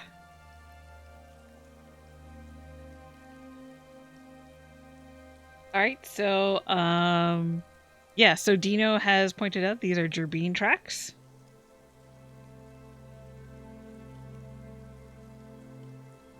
Well, that's very interesting. I wonder if that little apprentice we met has something to do with all this after all, or... Well, it's hard to say until we have more information. We better just follow along and see where it goes, right? Oh, you're right. Her I can apprentice have was a crap. little Jabine. You know what else this reminds me of? An old folk tale of a faraway land called the Toba. All the snow and cold. Oh, This is what I please imagined regale it would us. look like. Yeah. Isn't that land filled with upcountry degenerates? No, I heard they were quite nice people. Okay. Well, I'm cold, so let's... And there's no other thing to do, so let's follow these tracks. Nice to meet you, Cold. Nice to meet you, Warm. Let's go. Yes, we should hug Dino. I'm going to produce flame just to see if I can warm up any. Yeah, you guys aren't gonna like take any damage from this sort of thing. So just for your comfort's sake, you can get warm from the produce flame. Thank you. Should we just take the rest of the cold damage from our Bane then? Just get it over with? I'll say that when combat ended, your Bane ended, so you wouldn't take any more damage. But Yeah, also your thank you. boons ended. Yeah, everything's done. Well, Yeah. I'm no longer sparkly. Okay, so you guys are gonna follow the tracks. Who's going to be leading the way and keeping an eye on the tracks? Who has good survival? I'm okay with it. I'm pretty good with it. I didn't take that mediocre with it. elective. Dino, how good are you? I'm not mediocre with it. Not mediocre, as in you're good, or bad? Bad. Just don't ask me to add up the numbers of all of the tracks. Go for it, Atlas. All right. Well, Yeah, I will follow you though. okay. I guess I'll lead then. Okay. Give me a survival check to see how well you can follow these tracks. Would I be able to add guidance to this, or is this going to be like outside of that? I'll let you add guidance to it, sure. Yeah. Thank you, benevolent. I mean, not like you really need it. 28. Right. Okay, so you follow the trail through the forest. It seems to be fairly easy to follow. And you do find, as you are heading deeper into the forest, that there is a second set of tracks that seems to join the first. I see some more tracks here. Dino, were you able to suss these ones out?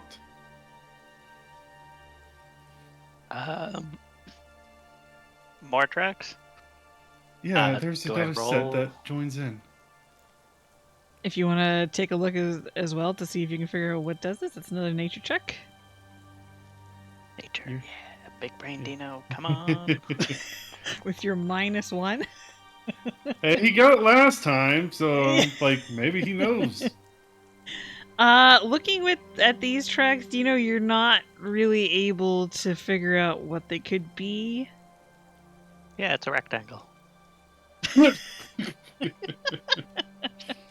They seemed a little bit too muddied, or like the snow kind of like covers them up a little bit too much. You can't really tell. Anyone else is welcome to make that check if they want to try and figure that out. Sure. I've stomped on a lot of feet. Let's give it a shot. Nature. I'll have a look. Okay, everyone, yeah, go ahead if you're gonna do that. Oh, it's clearly a wolf. Yes, clearly a wolf. Nice. Yeah, Voltran looking, you also can't really make heads or tails of it. Atlas and Annie, when you look at them, you see that these are definitely the tracks of a raptor. Look at Annie with like a glint of recognition. It's like, I think we Yes, found him. obviously. Yes. Obviously what? It's a wolf. Which came first, the chicken or the bean? What? Well, we've been following the Jabin, so I don't know. Am I able to see if they're traveling together at this point, or one's following the other? You give me another survival check to see if you can tell that. Okay. This is more like, yeah. Yeah, with a 24, it seems, based off like, maybe there's a twig that's been snapped off in a certain way, or maybe there's a little bit of grass sticking out that got bent. It seems that the raptor trail was following the Gerbine trail. Alright, I'll let them know. It's like, I think the raptors, most likely Seahawk, is following the trail as well, so maybe he's not too far behind or up ahead. We should hurry. Yes, we definitely should hurry. Yeah, and continue on down the tracks unless somebody has something else. Okay, if you continue on, that is another survival check to see how well you follow the trail. The forest is thinning, but with it means that there's more fresh snow that are covering the tracks, so it's going to be a little harder to do this time. Okay. Survival again, you said? Yeah. Alright, and guarding myself. Okay.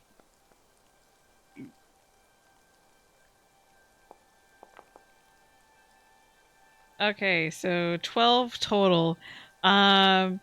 You follow the tracks, although it seems that at some point you must have lost them because you find that you have wandered in a circle for an hour and you can see your own tracks like going off before you. Oh no! I believe you went this way. I'll try my survival.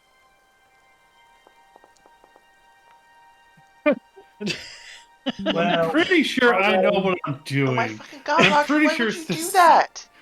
These tracks here, these fresher ones. Voltran, you're just making a snowbird in the snow. You're not actually leading the way at all. I'm not sure if you realize that. But isn't it lovely? I mean, look at it. Nice crisp lines. It That's does not a look. It does snowbird. look lovely, but it's a little bit off of the. How do I put this? It's not helpful in the moment. In the least bit. I am aware. Because you guys have been wandering around in this cold for an hour, everyone give me a Constitution save. Uh-oh.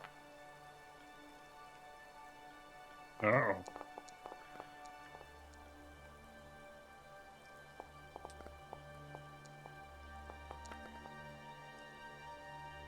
Okay. Atlas, you take a level of exhaustion. Walking around in all this snow. It's very deep snow, so you're having to like wade through it. It is taking its toll on you.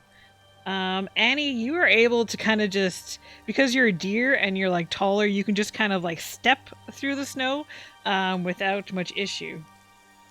Voltran, you find you can also like you're kind of struggling a bit, but you're able to kind of like flap or jump over different portions. And Dino, you're just like you basically are using your feet as like snowshoes, and you are having no problem crossing all this snow. And making snowbirds. And making snowbirds. you actually get so far ahead of everyone else that you stop and make snowbirds every once in a while. No. Yatta. All right, so are you going to try and follow the trail again? See if you can pick it up? Yeah, I'm gonna do my best to see if I can see where I went wrong, or actually, can I help and guide Voltron? Since I feel like tired now. Well. Are you Oh, you mean tired the too? help action? Can we do the help action? Yeah. Yeah, I'll if you do that. Oh, sorry. Go ahead. I just wanted to volunteer that seeing Atlas beginning to really struggle and clearly be worn out, Annie will spend the time to ritually cast a Tensor's floating disc, which makes a horizontal floating disc, as the spell is called, and which can hold up to 500 pounds, and it will move with me as I move, and it can go across uneven terrain, up and down stairs and slopes, etc. So Atlas can sit on the disc and rest as we travel to just kind of stay out of the snow. Oh, thank you, Aw. Annie. It's so nice. Oh, it's so cold. Oh, you're welcome. Yes. Well, this will only last for an hour, so hopefully we're done by then. If not, I can make a new one. An hour is better than nothing. He's a Florida bird at heart. Okay, so Atlas, you're going to be helping Voltran Yes. with follow tracks. Okay, so Voltran, you can make the survival check with advantage. Can I guide him as well? Sure. Okay. Not that he needs it. So with a 23, you guys are traveling through the forest, and you do feel like you're on the right track this time. And eventually, you actually find the Seahawk and the Gerbine. You see that the Seahawk is kneeling over the frozen corpse of this Gerbine, and he is just weeping. What would you guys like to do? I'm not touching him this time. I'll touch him if you don't want to. With consent first. Can Wait, we that- touch you? That's Is that okay? who we spoke to, wasn't it? I As have you shouted it. as you ask if you can touch with consent, you see that the Seahawk whips his head towards you, and he snarls, "Stay away!" And he flies off into the forest. Oh, not consent then. All right, shoulder shrug. Let's. Can we inspect the bean lump on the ground? Oh. The corpse, sure. Are you looking for anything in particular, or just in general? Do we recognize it? You definitely do not recognize him. Does he have any loose change? Are you really gonna do that? No. You Yeah. psychopath. I'm not doing it. I'm trying to suppress my character's natural instinct, which is, yeah, never mind. So, all right, is anyone gonna do investigation? Are you gonna try and chase after the Seahawk? What are you doing? I feel like Can going I- after him is better. Oh, go for it.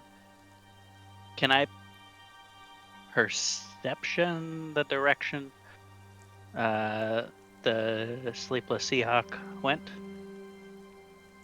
That would be another survival check. You're trying to follow their tracks. I mean, you can see the general direction, but yeah, you're gonna have to do a survival check. So you guys are continuing on? Is that what you're doing? I would say so. Okay, so with Dino leading the way. Yeah. If we want to follow the bird, we can go that way. Oh, yes. I don't want to lose him again. Otherwise, we might be wandering around in this forest for several more hours. Mm-hmm. So with Dino leading the way, you do see like there are no tracks because it seems to have flown, but you do see there's like a feather once in a while, or there's a spot where his talons have like rested on like or have carved out a gouge in a tree here or there. But at some point you lose the trail, and after an hour again of wandering through the snow, you end back up at the Gerbine corpse. Everyone give me a constitution save. Oh, bloody, we need help actions. I will say, Atlas, because you were on the disc, you can do this with advantage. Yay! Not that you needed it. I'm doing it anyway. Okay. Oh, damn it all. So Atlas, you are fine on the on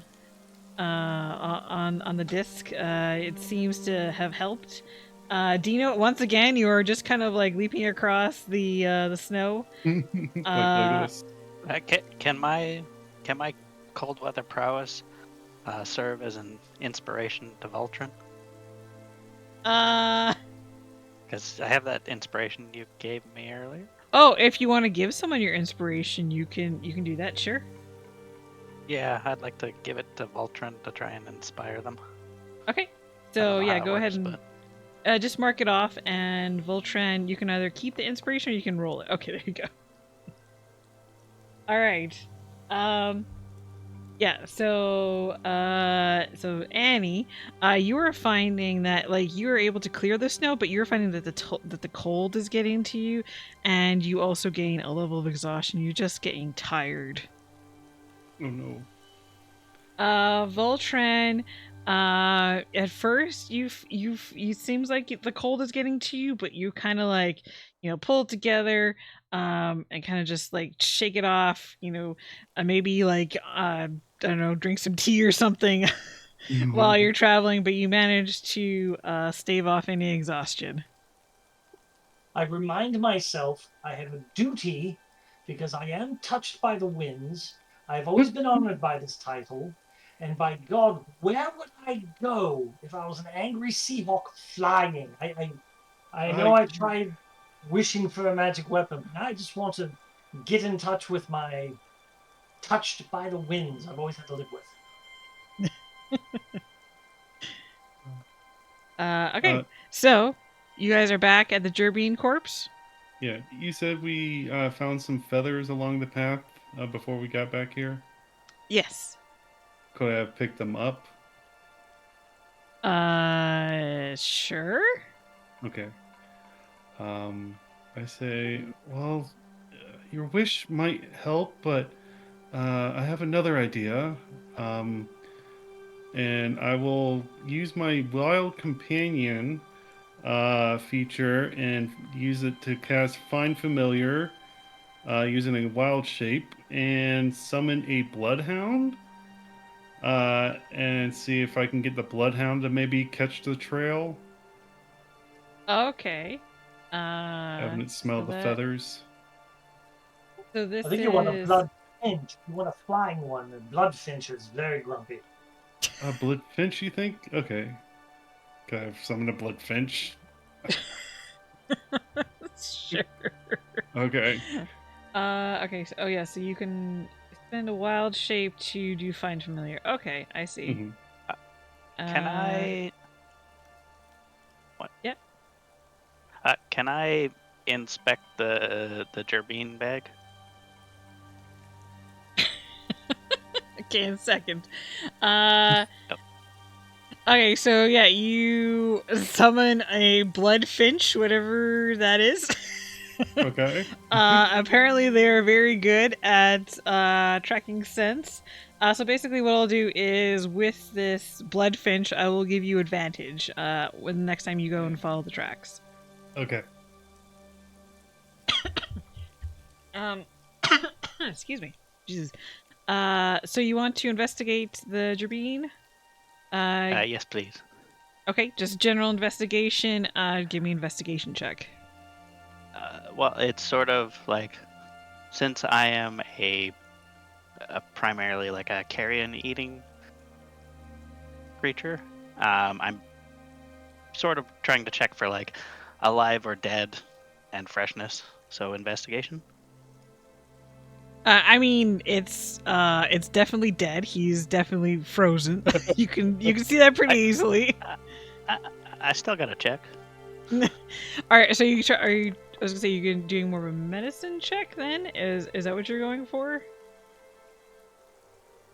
I guess it's an investigation this one. Okay. I can roll medicine if you would prefer. I would say with a 14, looking at the corpse, you can see that this Gerbine is rather emaciated, and his nails are like cracked and have a lot of dirt and snow underneath them, as if he was digging in the snow and dirt. Huh. He might have been trying to bury himself before he froze. Hmm. No, Do you think he There's might dirt have? under these nails. You think he might have hit something?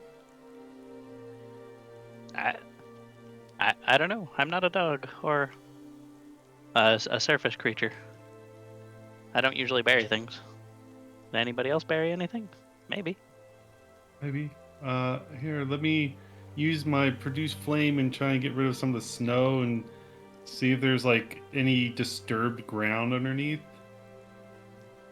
I would also say that you guys are familiar enough with winters and stuff like that. You've lived through them in Humblewood. That you know that when it gets cold enough for the ground to freeze, it is notoriously hard to dig through. Often to the point that like when it comes to like burying people, they will often leave them until the spring because it is just so hard to dig into the earth when it's frozen. But if you want to go ahead and clear out the area of snow, you can do that with your flame. Okay. I mean, like it looked like it was trying to dig something, so maybe trying to clear out a bit of the area, see what it was trying to do. Yeah, sure. So you can see that there are definitely like disturbances in the snow and the dirt as you clear it out. Give me a perception check, perception or investigation, to see if you can figure out what was happening. Okay. Guidance. Okay, with guidance. Thank you. Oh God, no. You might need it. we can assist him. We can Columbo this. It's so cold. Yeah, it's so cold. Oh yeah, and I'm supposed to do Oh, that's right. That's I a forgot. disadvantage. But if we help Result. him, it goes back to normal, right? Yeah. Can I also perception this since I'm helping with the Sure, go ahead. excavation? Okay. And are you able to write on your own disc? You seem pretty tired yourself. It was actually invented for wizards who are traveling and who have brought a lot of luggage with them. So unfortunately, the disc has to stay a certain number of feet away from you. But I'll be fine. It's just very, very cold. Yes, well, it'll be fine. We just have to figure this out. Look, Dino looks like he's seen something. Yeah, so Atlas, looking around, you can't really tell what this Gerbine was doing. Dino, when you look, it seems that he was trying to find food. Like you can see he was trying to like dig at like roots of different plants, maybe underneath logs, looking for grubs. And it doesn't look like he found much based off his condition. Poor chap got hungry before He got hypothermia. Hmm. Looks like just searching for food, not hiding stuff. I We guess have so. to find this hawk and touch him ASAP. Alright. Yeah, I guess let's see if we can find the Seahawk again.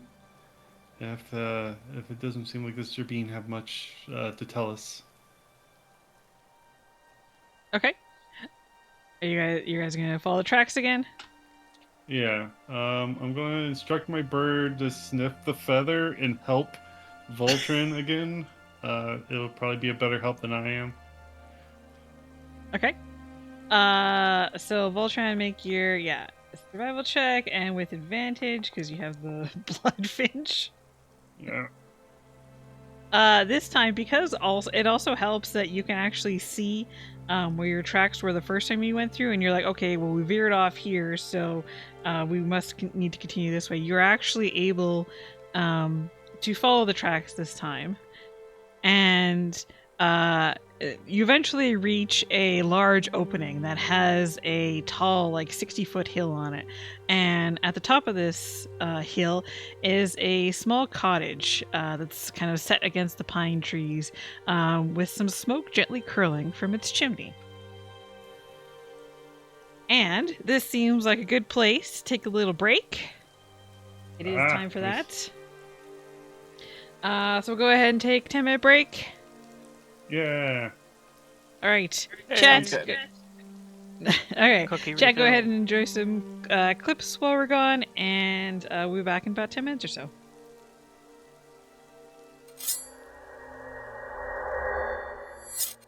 right. He's like, "Did you break something?"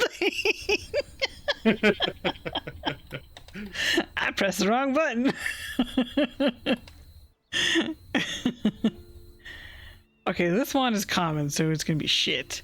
But this one should do more damage, I think, once I upgrade it. Yeah. Okay, so here's bag of sodium hydroxide. Nice. Oh, someone spawned a horde.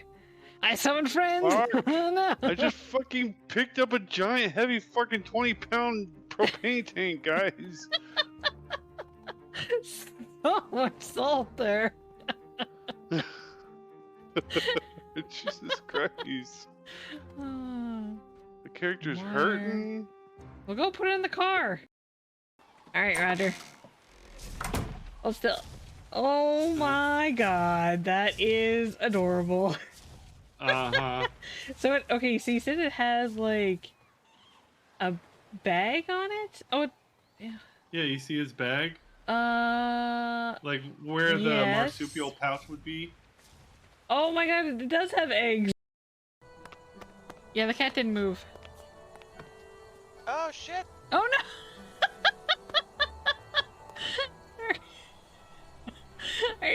Did you die? Hold on. Are you, are you okay?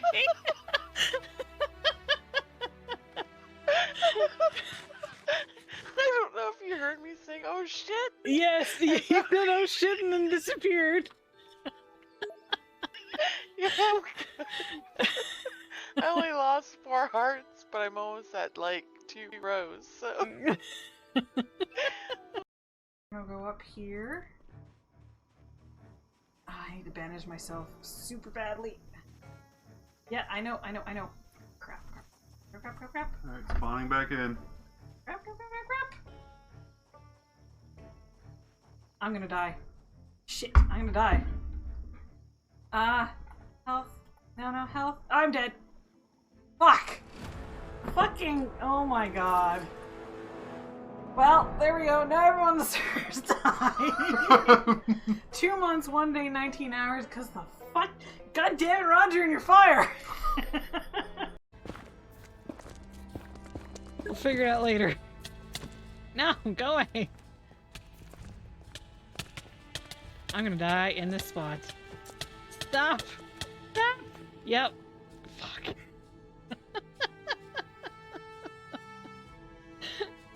Damn it.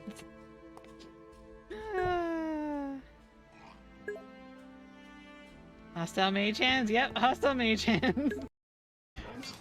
Shit. Okay. What is it going after me? I got I got the wrong thing on. I got no fucking. Oh, I just drank that at the right time. I can't think. Damn, Jesus Christ! I got my fucking sword back out. I'm in danger. No, I reset it again. What the fuck? Over 10 years ago, that I'm trying to remember from. Right. Hey guys, it's break time. Okay, bye. Oh my god. Where? Did that get you? Oh my god, I thought she really did jump in chat. Holy shit! That's what me and Siren been working on the down low. Well, that was mostly Siren. I was like looking, it's like, so she just quickly jumped to chat. We're in like our public one, huh? It's like, wait, no, we're in our personal one. How the fuck did she do that? I knew it would get you. No, that is a special command I added for the mods. Siren recorded some sounds, and so yeah, mods can use the break thing to tell us that it's time for a break. Oh my god. Okay. Yeah. Will they have enough health? Fucking scraped across the face, fucking blood and bleeding down there. I've done that. I've been there. It hurts. This is the best rescue ever. Oh, my knees. Oh, this is fantastic. I love it. No, rush to the face, no big deal. Yes, we're gonna die. We're gonna die. We're gonna die. We're gonna die. Oh, we have a do-over. Shit. Fuck. I need a plate. I Hold don't know. Hold on. Jesus Christ. There, go. Take that one. Okay. All right, and another mushroom. Oh, you don't have a mushroom? Okay. There it is. It's ready. Oh, we're fucked. We're fucked. We're fucked. We're fucked. We're fucked. Roger, stop panicking. We're fucked. Oh no, this is a dead end. Whoop, whoop, whoop. Yep. What? I'm just. The bottom. Okay. Whee.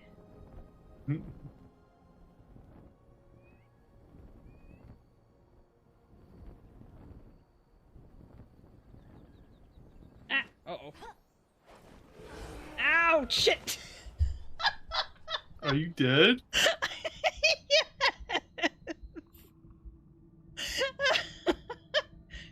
Oh my god, okay, let me respawn. Yeah, I don't hear that. Okay, I do, so I don't know. Oh, It could be just a be weird server thing. it might be glitched. Yeah, what are you doing? I am looking around. Oh, okay, on my screen you're jumping over all the chairs? I'm just falling flat on your face. So like, the fuck? That's so stupid looking.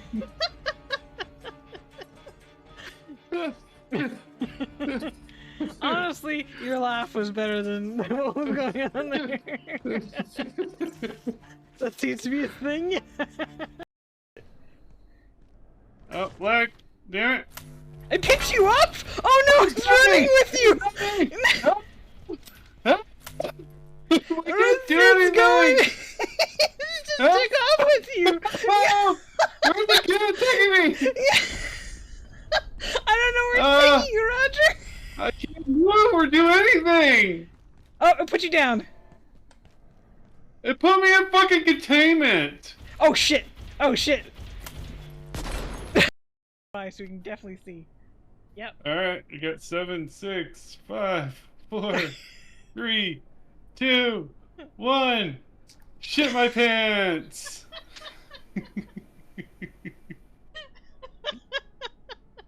Oh my god. Here, let me see if I can scoop it up. Nope. Are you trying to in the coffee cup? No, I can't get it in the coffee cup. Yeah, I was gonna say if we could shoot at it. Okay, good luck. Oh no! Oh, bye! Yeah. Bye!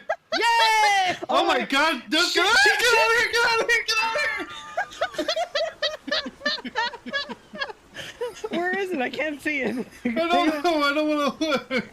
Okay, It's well- coming right for Oh no, us. it's right behind us. Keep going. Let drown.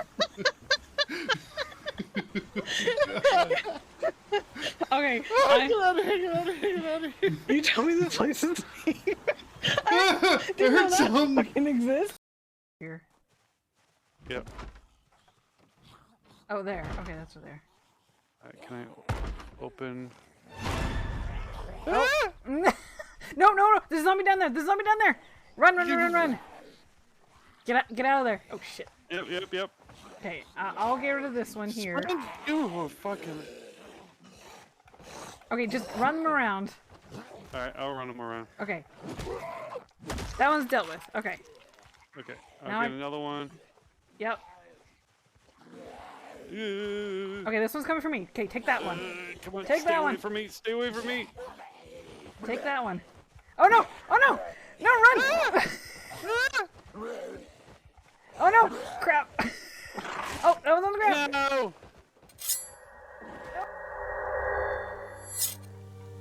All right, we are back. Everyone had a good break. Let's get back into it. So you guys have been traveling to the wintry forest. You gained some levels of exhaustion, Yeah. and you just followed the trail left by the Seahawk to a cottage on a hill. Oh well, that place certainly looks warmer than it does out here.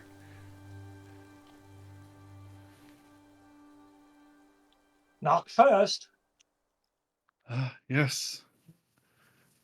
Can we see through the window first? Trying to look through the window, you see that it's been covered up with something like a hide or something like that, probably to try and help keep any heat in. Okay.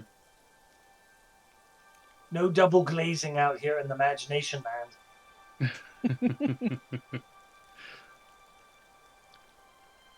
Well, I guess I'll go ahead and knock. Maybe they'll be a little bit more receptive this time. Okay. You go knock at the door. You don't hear anything, but you do see that like the door is slightly ajar and just swings a little bit more open when you knock on it. As I enter, can I say nevermore? Sure, if you Ooh. want. I'm not gonna give you inspiration for it or anything. Oh! Come on, this is me we're talking about. We all get a bane now. Thank you. I would like to say, wilderness girls. You're lucky I didn't like give you de-inspiration. Atlas, Okay. perhaps we should try for an uplifting literary reference, since this seems to be at the grief part of this fellow's mind. Well, I mean, sometimes when you might read grief-stricken literature to make yourself feel a little better in these kind of times, so it might have helped. I've never met a black pigeon named Edgar Pigeon Poe happy while he was writing. Well, no. Yeah, there was a lot more issues that he lived, but outside of that, yeah, let's.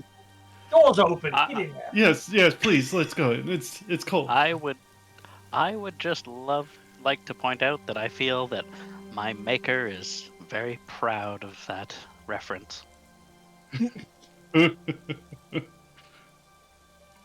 So as you are all arguing at the door, Yes. and eventually you swing it open, you do see that the inside of the cottage it's pretty small. It's only like 20 foot squares. It is very sparsely decorated. It only has like a simple fireplace, a bed, and there is a trap door that's in the corner that seems to lead to a cellar. And you can see that the Seahawk is huddled up in front of the fire. He doesn't do anything. He just kind of sits staring into the flames as you all walk in. Can I, instead of like warning him of our presence this time, I figured maybe it would be better to kind of like go up and like touch him on the shoulder and say, "Are you doing okay?" Okay, as soon as you touch him, the trap door in the corner springs open, and all of you are starting to be sucked in towards it. Everyone give me a strength saving throw if you want to try and resist it, or you can willingly go into it. Can I try and grapple the hawk as the trapdoor goes in? You don't really have time to do that. It's like a split second before you can try and grab onto him, but then you might go with him. Oh, he's going in there willingly? You don't really get a chance to see. Like I said, it's all happening in like a split second. So, Alright, I'm trying to grab onto the hawk. okay. Is that still strength? Yeah, give me still strength for that. Welcome, Dino.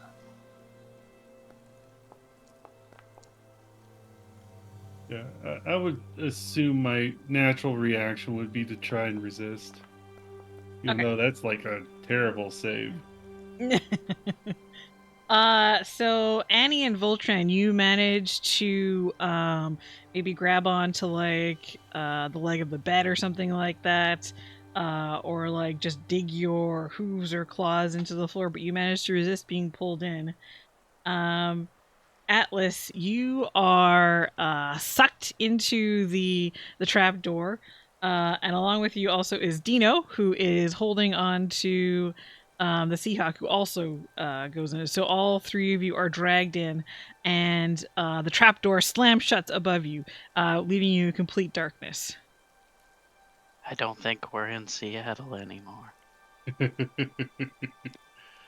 It's still open for us, though, right? No, it's closed. But as soon as it closed, like the vortex that was drawing you all in stops. So we'll do Antley and Voltran first. What would you guys like to do? Oh, come here often, Annie?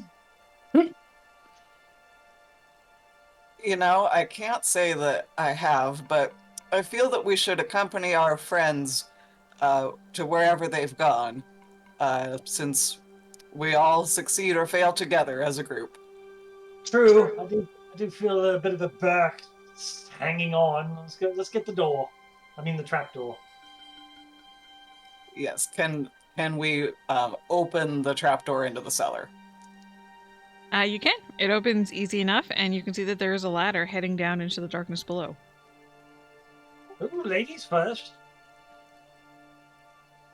Okay. Right before I start to climb down, can I message? I'm going to try to target Atlas. I have a range of 120 feet, and I'll just say, we're coming down. Just a moment. You can reply to this message. Does message require you to see the target? Oh, Jesus. Oh. It looks like no. Okay. Yeah, you're right. Yeah, so just before you get a response, Dino and Atlas, when you fell, you took 6 bludgeoning damage. And Dino, you don't feel like you're holding on to the Seahawk anymore. And the message was to Atlas, right? Yes. Okay, yeah. So Atlas, you're sitting in the dark, but you do receive that message, and you do see above you that like there is a light, just very lightly coming in from up above. Okay. I'll respond with, yes, we're. I don't know who's down here with me, but I hurt a little bit, but nothing's attacking. It's safe. And I'll call out, "Who is anybody else here with me?" Dino! Dino, are you okay?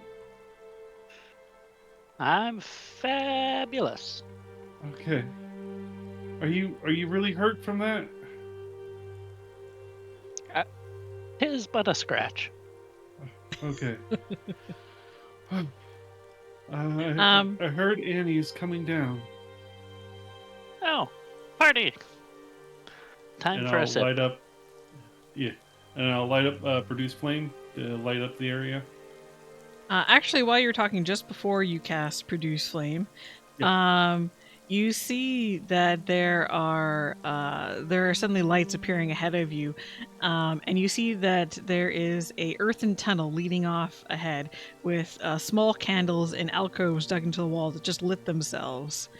And at the end of the hallway is a door, and beyond it you can hear just an endless chorus of anguish shouts. Mm. I think we should wait for the rest of our party. I think we should wait too. That do you sounds have your very cup? horrible. I'll Yes. pour us- I have a bowl. It's my mess kit. Oh, that works. Oh. And I'd like to pour us a small sip of mead while we wait for the rest of our party to catch up. Okay. Annie and Voltron, you guys are heading down the ladder? Yes, I'll climb down the ladder. Okay. You managed to get down without really any issue. And you see what they see. You see a long hallway that's been lit with candles.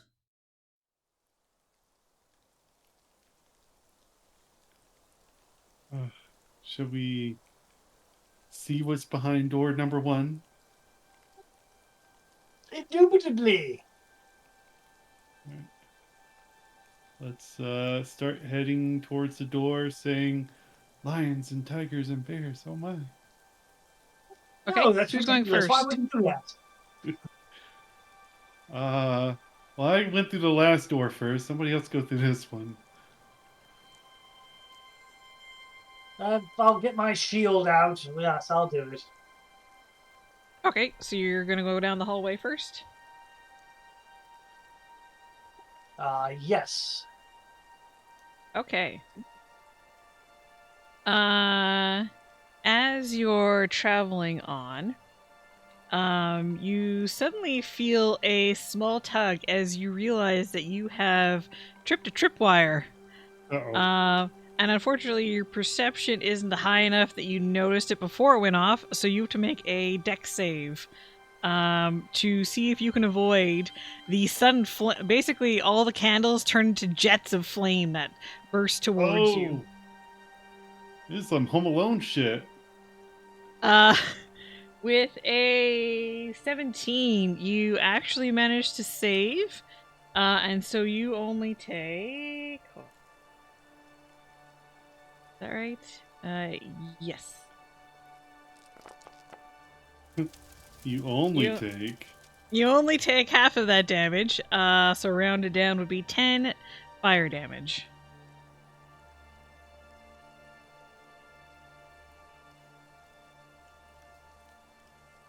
How are you looking, Voltron? Always looking good. Just a little. Oh, that smells. Oh, I hate fire. Oh, that smells bad. Do you have any more potions of healing that could help? I can give you one of mine if you don't. I actually don't look that bad. It's more cosmetic. But thank you for your concern. Yeah, I'll take one as soon as I take a little more, which I don't intend to take any more damage. But I'll keep Okay. going down the hole. Look for more of those strings first. Oh, really? It might be helpful. Do you think Do so? Oh, Do we need some sharper eyes? Oh, bugger. Dino, do you think you'd be better at this? Potentially. I've got the nose Perhaps- for it. Perhaps be you my should. guest. Yeah. Perhaps Alright, your little friend could fly ahead down the tunnel. I could send it ahead, but it's a little bird. I don't think it can open a door.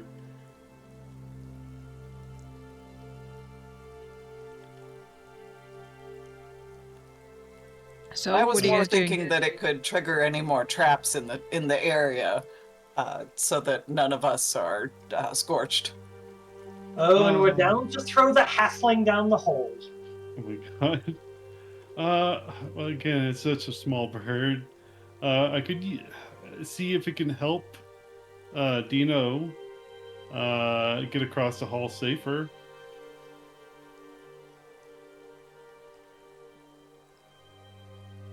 Is that what you're doing? I would like to, yes. Okay. So Dino, you're going first, and the Bloodfinch is going to be helping you somehow. I'll give you advantage on perception checks. Me and Peep Squeak. So go ahead and roll perception. Okay. And advantage. So 19. As you continue down the hallway, you don't see any more traps. Okay. Smells alright. Smells safe. Eventually, you do reach the door, which is slightly ajar.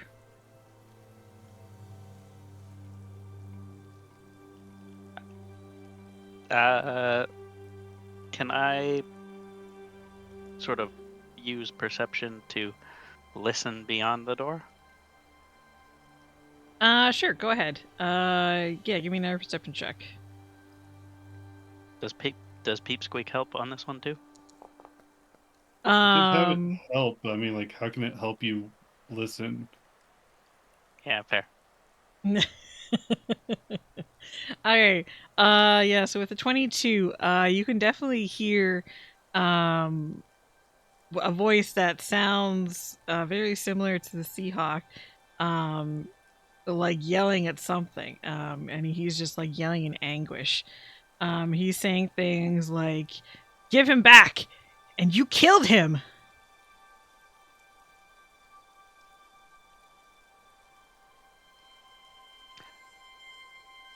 I would like to motion back at the party of like an okay symbol with my hand, but also like a whisper over the mouth, like a to be quiet hand gesture. Who's grabbing him next? Not it. I can thumbs up to that comment. I'll touch him next if we need. Oh, I think it's Annie's turn. Yeah, I don't think you've touched. I don't think you've touched him yet. It's a weird conversation for you guys to be I having. know. This is what's been established. Well, this is a fantasy land, and this is a weird fantasy, I tell you. Mm-hmm. Well, I think Annie would have been at the back of the group, which is her preferred marching order position. But she'll sigh, like, okay. I'll try to creep up to the open door and look through. Okay. So you open up the door, and this room it seems to be like an underground cellar, filled with all sorts of like foodstuffs, and like crates, like things you would store in like a food cellar. And the air is just like thick with this scented purple and black smoke that's billowing out of a line of incense that kind of divides the middle of the room. And you could just vaguely see through the smoke. The Seahawk is on the other side, and he's like roaring at something on the other side, and he's again saying, "Give him back, you monster! You killed him. Your people killed him."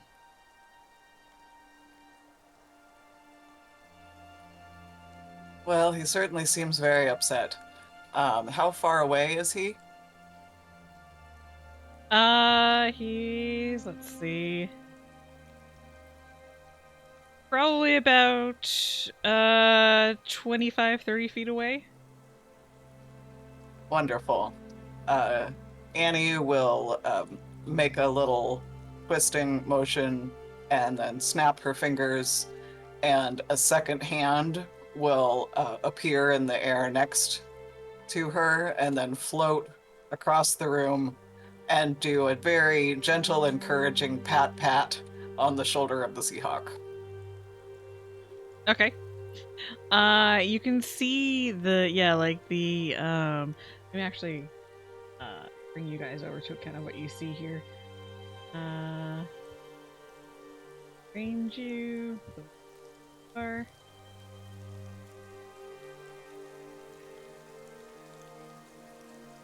Go.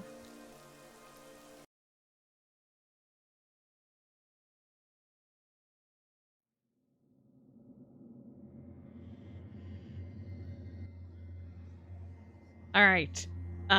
So this is kind of what you see. So there is like this is the line of like smoke and incense burning there, and you can kind of see him on the other side. Well, vaguely see him on the other side. And so you're sending your mage hand through the smoke? Yes. Okay. You see the mage hand go through the smoke, touch his shoulder. He doesn't seem to notice. And in fact, at this point, he pulls out a longsword, which you can see is the one that was sitting in Arleween's bedroom. And he starts just wildly attacking. What you can just see, because the smoke shifts, is a statue of Kren. And you know that Kren is the let me just pull up my notes here. Kren is also known as Kren the Sly, which is a Vulpin goddess of trickery, guile, and cunning. Mm-hmm.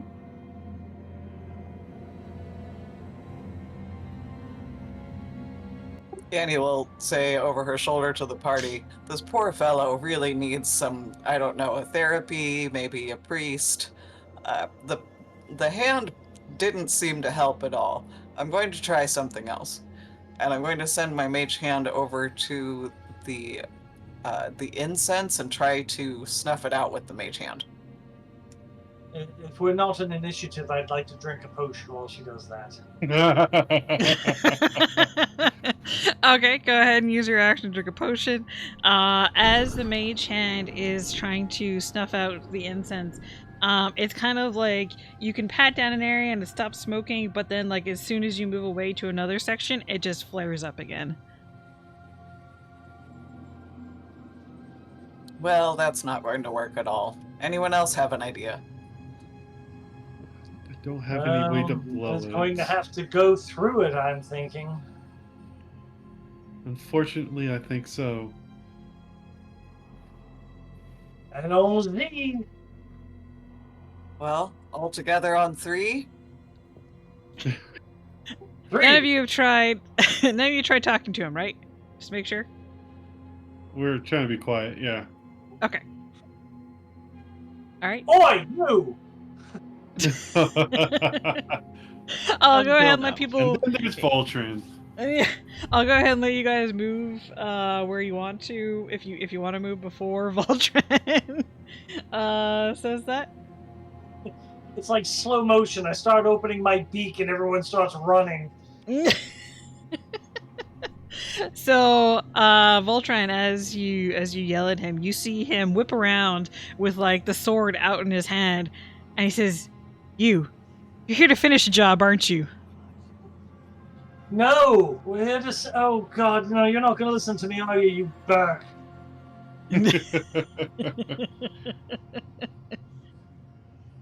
He's like, don't lie to me. I know why you're here. Yes, You want some I'm help actually fighting here to stuff? give you a That's noogie. what we're here I'm for. going to dance you. I'm going to give you a swirly, you idiot. And at this point, there is a you can see there's a door over here that seems to go to another room or something like that, and it flies open with this burst of just like smoke coming out, and you can't even like see into the room. It's basically just darkness, and there is two More of of those these freaking guys. things. Yep. Who come walking out, and also two of the Vulpin, Ooh. and two of these guys who look like this. They look like decayed gerbeans. Ooh. And you can see that at this point, the Seahawk turns towards them, sword pointed out, as one of the Vulpins just kind of scoffs at him and says, "You killed him, Arvis Fleet. You killed Chimdry. You betrayed your friends, you betrayed your order, and you disrespected Kren. Now you die in disgrace." As they are going to attack. So, it is time for combat. Yes, it Yay. is. Alright, because I'm already dealing with enough NPCs, who would like to play Arvis Fleet? I could do it. Alright. Let me go ahead and get access. Character sheet. Damn. Nice roll. Roger. Okay, you should be able to double click his portrait. Fuck, my goddamn.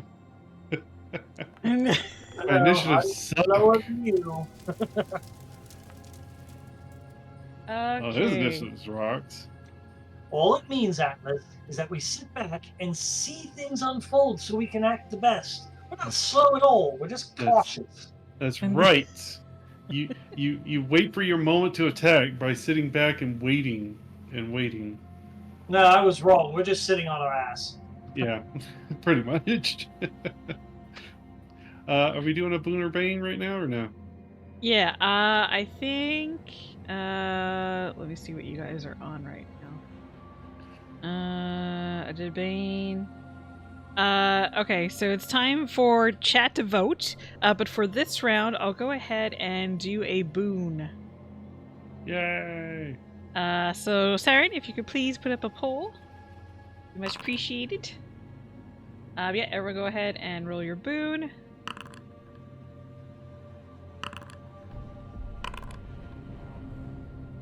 And that is a boon done from the pool.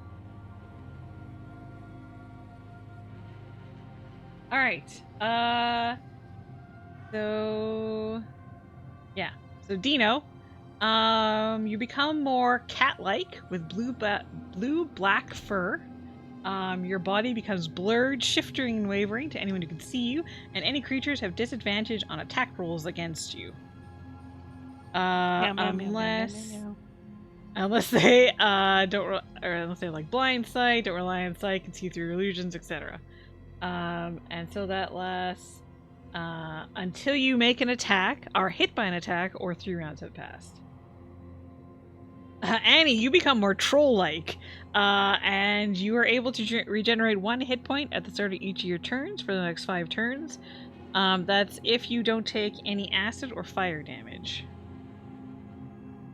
Voltran, you are compelled to speak in rhyme and song, which improves your spellcasting, which kind of sucks for you because you can't cast spells.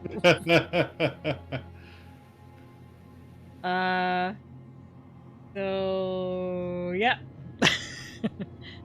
And Atlas, your weapon gains a violent personality and hurls Well- insults. Also has a +1 to hit.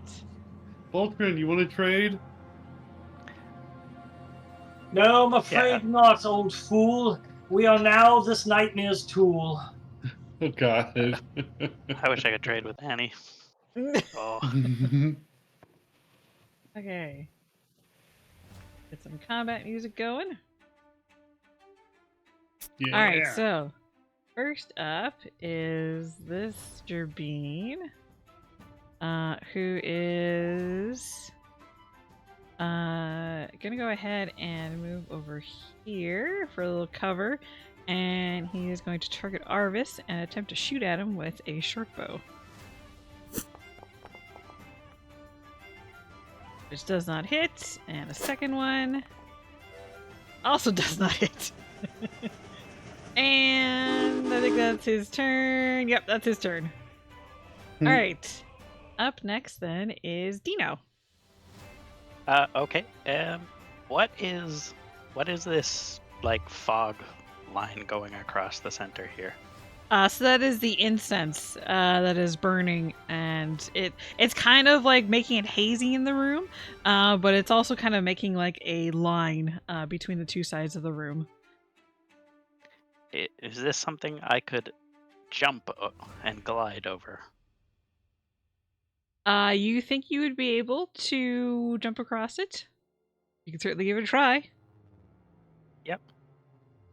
I would like to jump.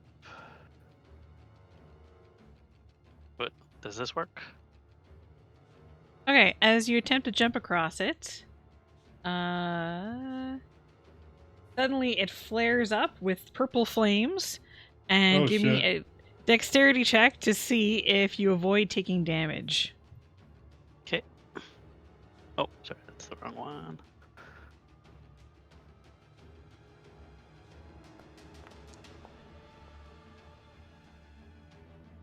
Okay, with a 17, you only take a little bit of damage, so you take 3 fire damage and 3 necrotic damage.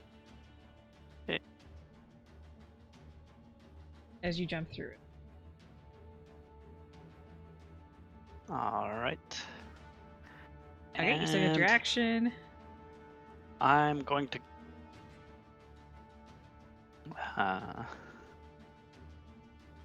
I'm going to say to Raptor Chan, we got this. We're here. We got your back, and I will go into the attack dodge stance I was in earlier. Yeah, like ready Okay. a dodge. Are you readying attack or are you dodging? Dodging, Okay. like ready the dodge. Well, readying a dodge mean it wouldn't you can't really ready a dodge. I don't think you can ready an attack if you want to be like, hey, if something comes within range, I'm gonna like attack it. Dodging is basically you just do it right then, but Okay, it lasts well. until the start of your next turn. Dodge is the plan. Okay, so you're dodging. Okay. Anything else? It just the incense fire is a bit spicy. Careful.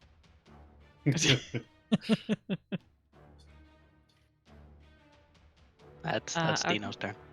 All right. So up next is Seahawk, who you've now learned his name is Arvis. How does Arvis see everybody? Is everybody an enemy? At this point, like he doesn't see, like he thinks that your group is definitely not good, but you definitely see like what is in front of you as more important right now. Like you've kind of forgotten everyone else. Okay. So he would definitely be focused on the creatures that appeared. Okay. Arvis, then we'll like the one that was this guy here that was talking to him, right? Yeah. Okay. Arvis will run up there and is like, "You keep his name out of your mouth," or whatever he might say. Sure. And take 2 swings with his long sword and one with his talons. Okay. Go ahead. First attack. Misses. Wild swing. Yep. Second. Fuck. Oh my god. And then the That also talons. misses. All right. Oh no. Oh god. That also He is misses. seeing red and nothing else. Anger will blind you. Yes, it will. Okay. Anything else? Still trying to learn the rest of this stuff, but I think that's it. Okay. Up next then is Annie. Annie, feeling very tired still, and seeing that Dino's travel through the incense was quite painful, was going to opt to stay on this side of the room. And are these small tables that are around us? There's shelves that have various different things on them. Ooh, how tall? Okay. Like our tall? Like our height? I don't know, what are shelves usually, like 6 feet? We'll say something like that. No, they could be Jabim shelves, much shorter. We'll say 6 feet. Whoa, poop. I'm going to move back behind one of them to try to take a little bit of cover. Okay, yeah, I'll say, like, they're not, because they're just kind of like open shelves, it's not gonna be full cover, but you could get +2, definitely. Okay. Yeah, I'll take it. Okay. And then let's see. I will pew pew Ray of Frost at the Gerbine down here to the south. Okay, go ahead.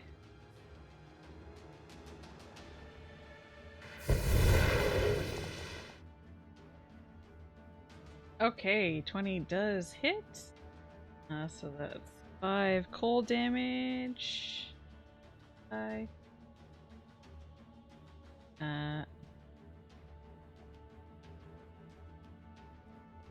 Okay, I don't know why that's working. There we go. The 5 And cold that'll damage. be it for me. Thank you. Okay, so it is also affected by... I have too many things open here. Also affected by Ray of Frost, so -10 to its speed. Alright. So up next then is this guy. He is going to try and attack at Arvis. And he's going to use a bite. Which does not hit, and then his talons. Which also do not hit. So they're just like... Swinging wildly.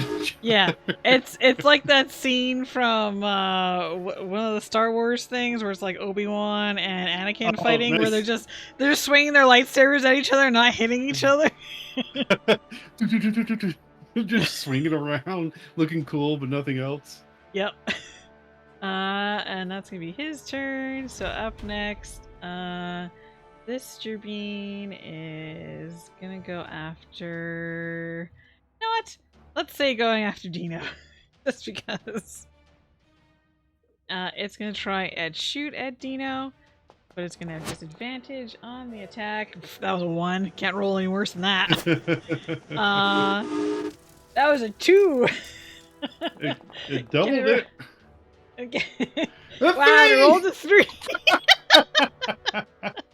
Oh my god. All right. 1, 2, 3. You can't hit me. The Gerbine is gonna kind of run up onto these crates over here, and then that's all it's gonna do. All right. Up next is Atlas. Oh shit. Okay.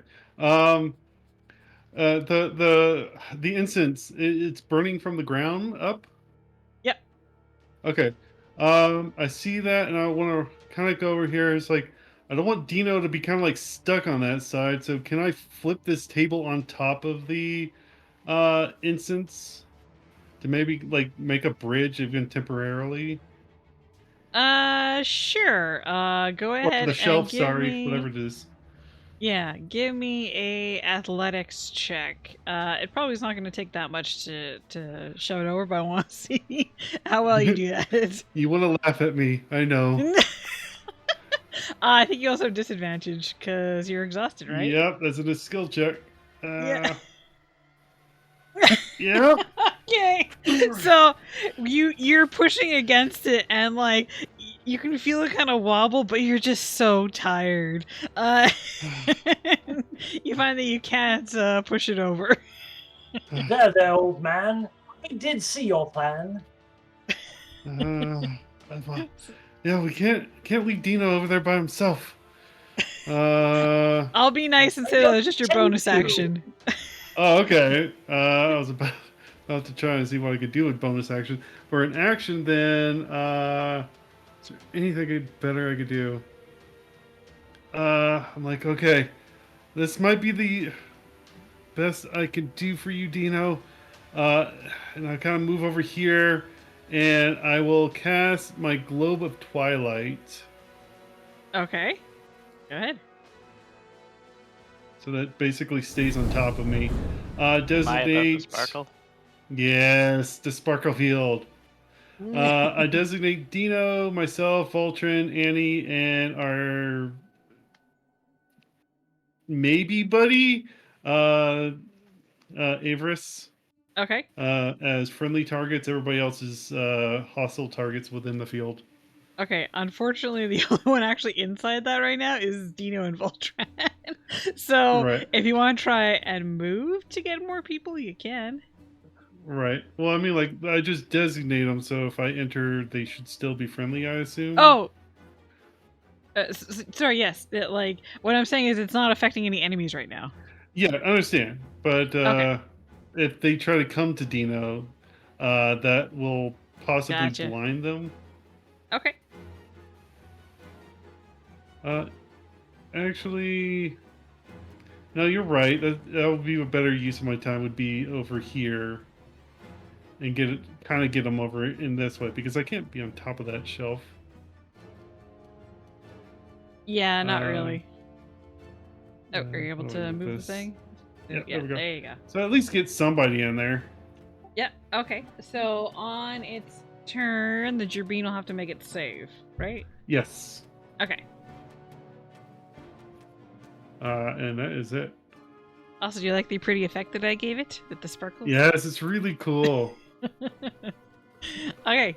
So it's your turn. Go there, sir. Up next is this Vulpin, who is also going to try and attack Arvis.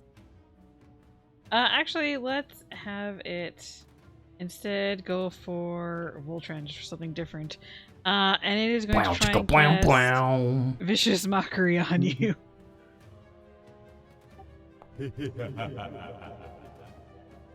So go ahead and roll a Wisdom saving throw.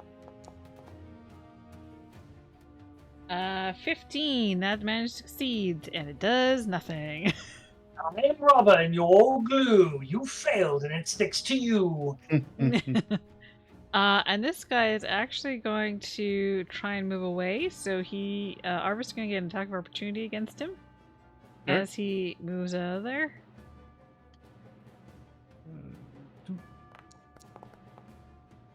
Hey! There you go. 21 does hit. Alright. And you find that actually, never mind. Yeah, it does the full damage because he has a magical weapon. The magical weapon, yep. Oh, thanks for the hydrate. Okay, so that is that guy's turn. Up next is Voltron. Well, I had an idea, but it got plugged. So he's frustrated. He sees a target. Let's do this. Up the long ladder, down the short road, to hell with the Vulpine, and God bless the Pope. And if that doesn't do, we'll tear them in two and send them to hell in the red, white, and blue. And I'm going to do my full movement to Okay. there. You're gonna have to That- jump through the fire. So go ahead and give me a dexterity save, unless you have some other way to get through there. That's it. Some other way. Teleport? It could happen. Do you have a teleport? No, I don't want to teleport. I think there's a Bane coming up from the pole. No, thank you. Oh Okay. no. Ability check. Ability check. Nice. I was actually saved, but yeah. So you only take 3 fire and 3 necrotic damage, as you manage to get through the flames more or less unhurt.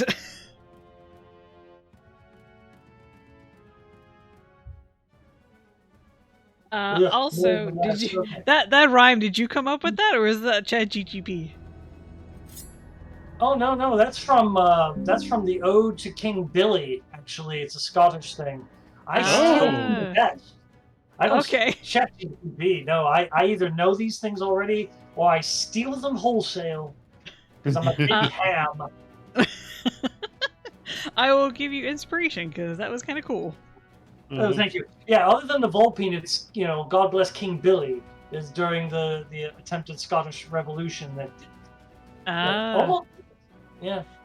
Okay. Let's see. Okay, so that was a normal movement, and I'm going to hit that little Jabin in his undead right. toe beans. Yes. Go ahead. Non-magical weapon because I want my armor class. Even though it doesn't. Okay. Oh, that's a crit. Oh no, I thought that was a 19 on the dice. Okay, doesn't matter. No, only 16.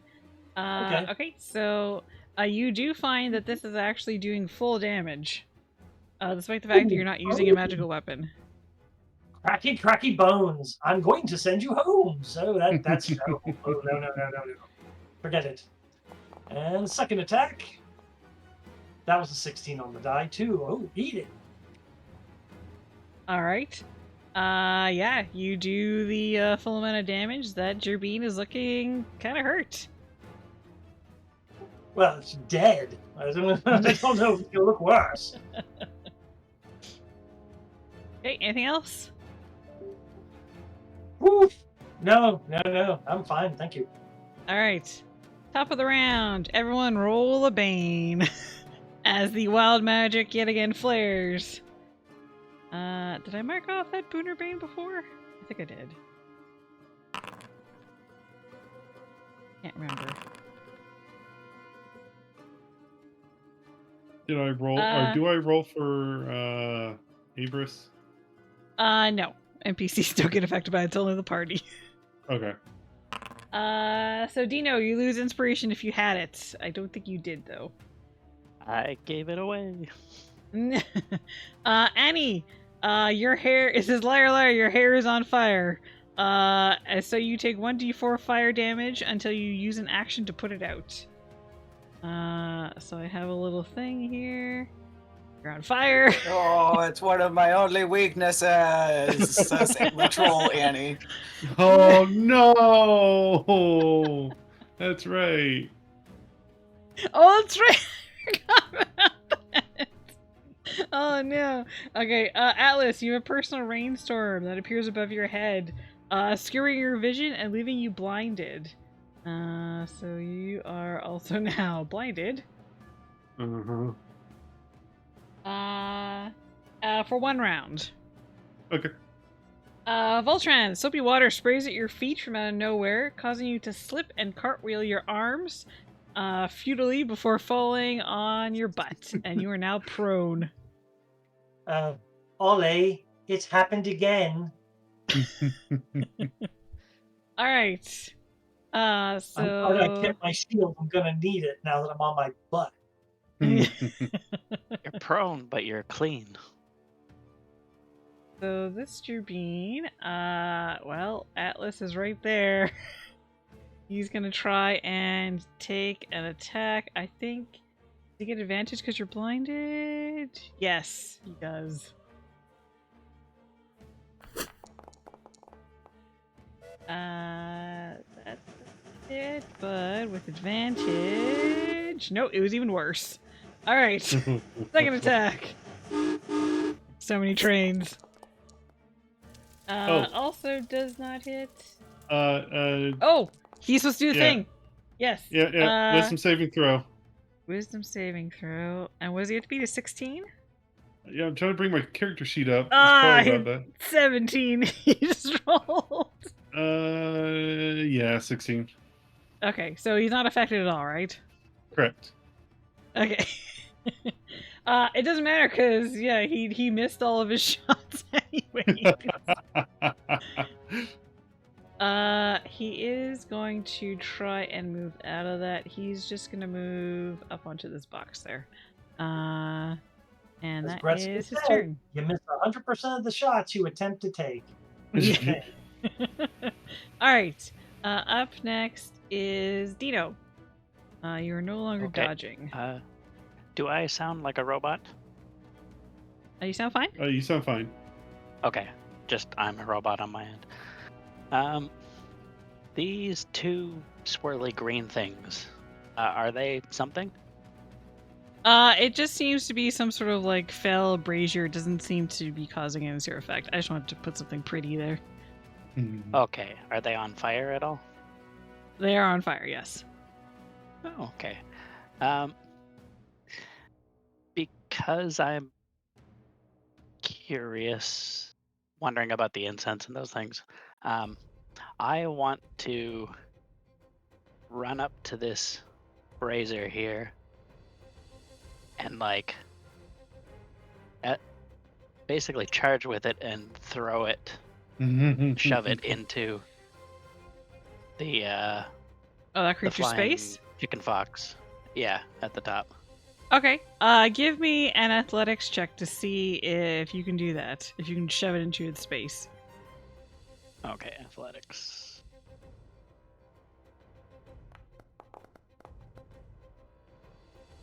Yeah, with the 22, you just like give it a heave, and you can just hear the metal scraping across the floor.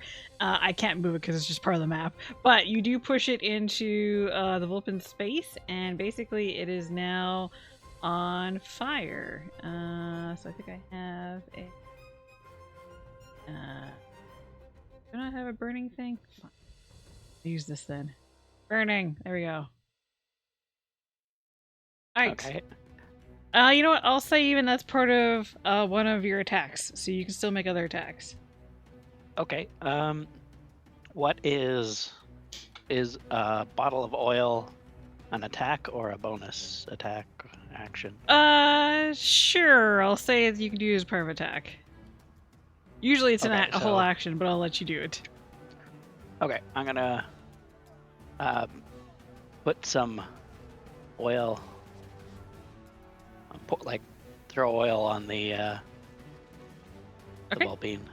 What does that do again? Can you post it in chat by clicking the icon for it?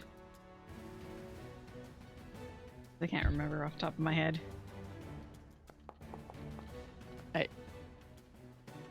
Oh, there we go. Okay, so yeah. So you can go ahead and throw it, and it takes... Yeah, lights on fire and takes 5 fire damage immediately.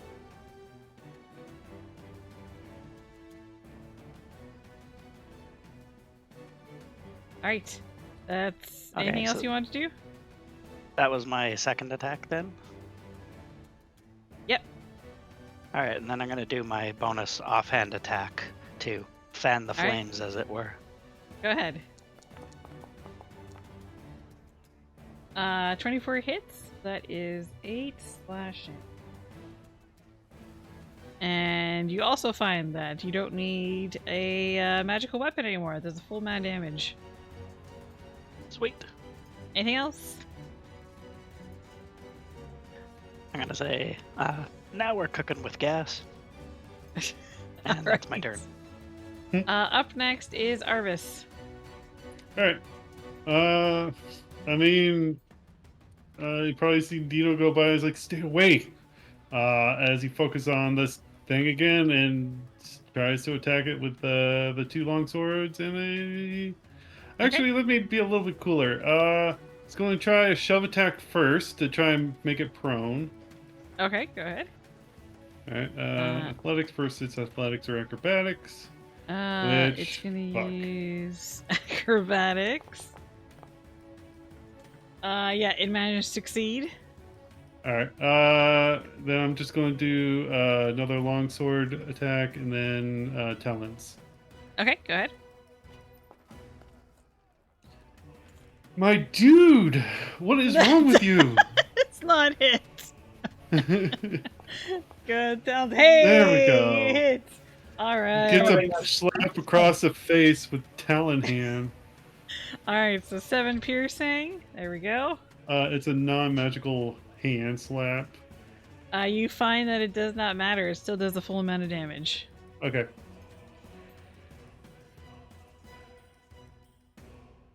Anything else? I don't think he has anything for bonus action, so that is it. Okay.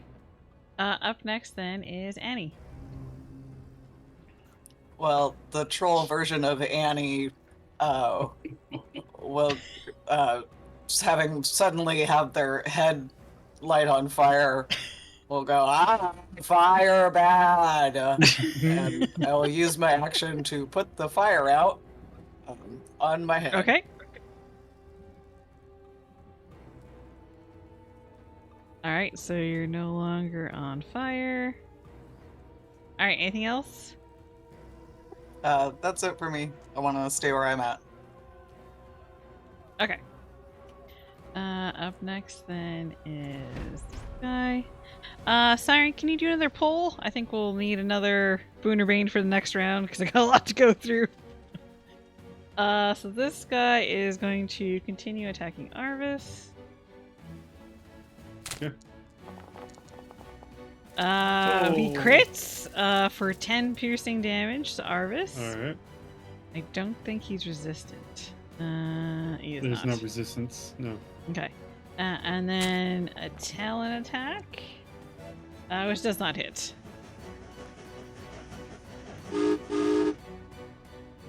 Alright, so that's going to be its turn. Not really any reason to move. This guy... he is going to... he's going to jump down off the crates next to Voltran and take some attacks at him. He is going to use one with a dagger, which does not hit. They have advantage because I'm pro. Oh, yeah, sorry, with advantage. That's why he wanted to do that. Nope. Yes! Right off my shield, you little brittle bastard. Right. He's gonna do another one. With advantage. Nope. Still doesn't hit. I'm like a turtle.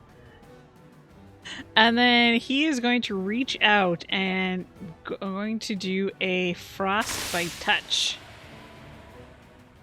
That one hits. Let's see if he crits. He does not. Okay, so you take 4 cold damage, and you also have to give me a Constitution saving throw.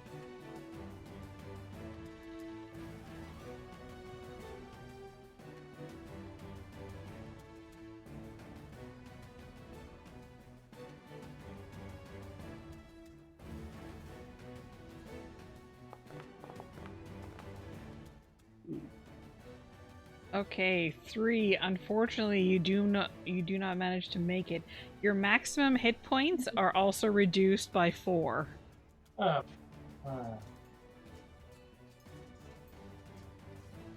This will last until you take a long rest. Actually, you know what? I'll just say any rest because that kind of sucks otherwise. Oh my god. Chat tied again for the poll. Yeah, I'll have to flip a coin. Siren tried. I know. Okay, that is it for that, Gerbine. Up next, Atlas. You're no longer... No, I'm still blind. Oh, right. Sorry. Okay, Yeah. at the beginning. Yeah, okay, yes, you're blind. All right, so yeah, he he can't fucking see shit. He needs to get on the other side. He knows he's right next to the fire, so he's like psyching himself up. Throws his scarf or shit, no scarf, his rope, not rope, the mantle Staff? around him. Oh, okay. Right again? Like he's going to do a bonus action hide with it, and then he's going to fucking just charge through as best he can, Okay. hoping to hit somebody or something. Yeah, it is. It is actually lightly obscured in here, so you can hide in plain sight. So go ahead and so you're jumping forward. Yeah, I'm going to like trying to rush forward until I hit something, which would probably be that box. Yeah, right about there. Okay. Go ahead and give me a dex save to see how much damage you take from the flame. All right, I'm blinded. Do I still do that, or do I just Oh, fail? that's right. Just blind do again. You know what? I will say you can feel the heat from it, so you can still make that check. Also, that's an ability check. That's not a save. So yeah, go ahead and make You're your right. dex save. Save. Okay. Say dex here. If you had a personal range shower, would have put the fire out. Oh, that's a good point. You know what? You made your save, but yeah, I will say because you are actually he does have a rain cloud, that was his bane, and so because of that you are gonna take half of half. So you only take 1 fire damage and 1 necrotic damage from going through there. There, let's do. That bane became a boon. Yeah. Did that extra being that attacked me in the twilight have to make a wisdom saving throw? It just yeah. got in the twilight, just because Atlas moved over. Oh, that's Okay. right. Sorry. Alright, so I still can't see shit. So Do you have any save-based spells or spells that don't require Right. sight? I think I want to do is use my I'd like to use my wild shape and do my starry form Okay. and go with the dragon. Okay, So, go ahead. Yeah, that should give me concentration bonus stuff for concentration fix. Yeah. So, let yeah. me- Yes, the cool shit. Yeah. All right, Alright, you're all shimmery. I'm all shimmery. I'm hidden. There's stars around you. Stars around me. It's just so cool.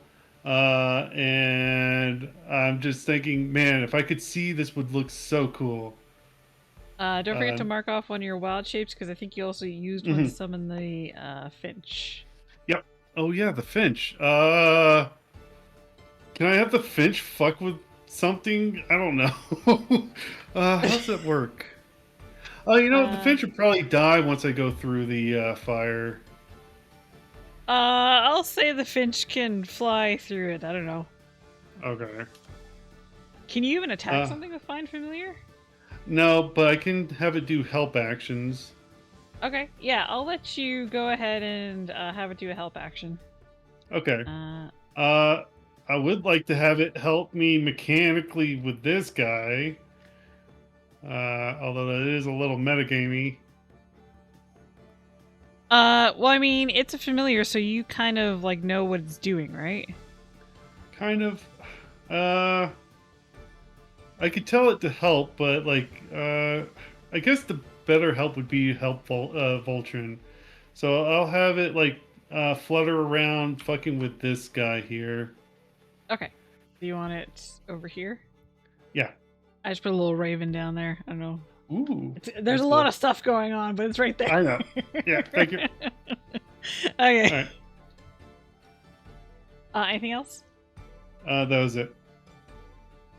Okay. So up next is this guy who is on fire. So usually fired is the 1d4. Take 1 whole damage.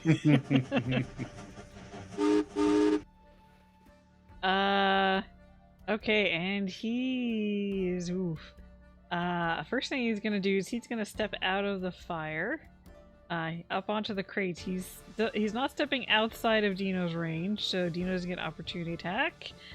And he did not like that, so he's gonna try and bite at Dino. And misses, and then he's gonna try and scratch his talons. Wait. Oh, yep.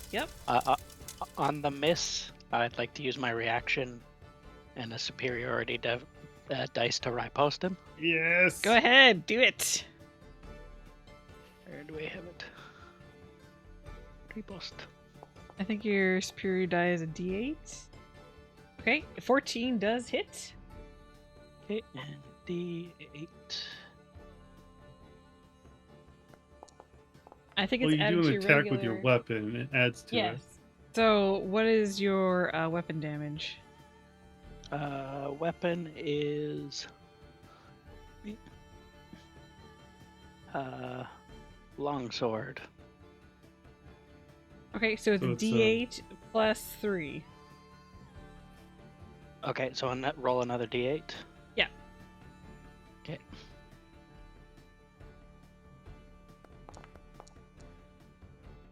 Okay, 7 plus 5 is 12, plus 3 is 15 damage you do to this guy. Yep. Alright, he is looking pretty hurt after that. He still tries to attack you for a second time, but it did miss. He has oil on him as well, doesn't he? Does he take more damage? That's right, he is still on fire. Okay, I'll leave him on fire because he didn't put it out. So on his next, he'll continue taking fire damage. Basically, is what's gonna happen. Okay. And that is his turn. So up next is Voltran. You're prone. Listen, little bones. You're a terrible dancer. Come take me on, you think you're a chancer?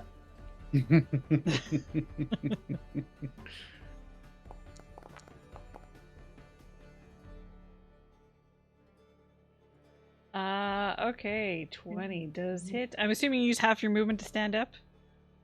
Oh, yes. Okay. There we go. Okay, so 4 slashing, and then another 6. Oh no, sorry, the second one does not hit. Well, I'm going to go ahead and use my my action Oh. surge. The finch is helping you. Or sorry, Oh. the blood finch. Oh, so are both of them an advantage or just one of them? It would be the first one, or never really done this. So the help action, I don't know if it's the next one or just for all of them. Fuck. What was that? I'll say for all of them just for now. So go ahead and roll the advantage on both of them. Because I can't remember either. Yeah, I'm looking it up. Help. You've got to be kidding. Oh, the first attack roll. Okay. Yeah. Yeah, so unfortunately, it did not work that well. Alright, we're back to me using my action surge. There we go. Attack again. Alright, go ahead.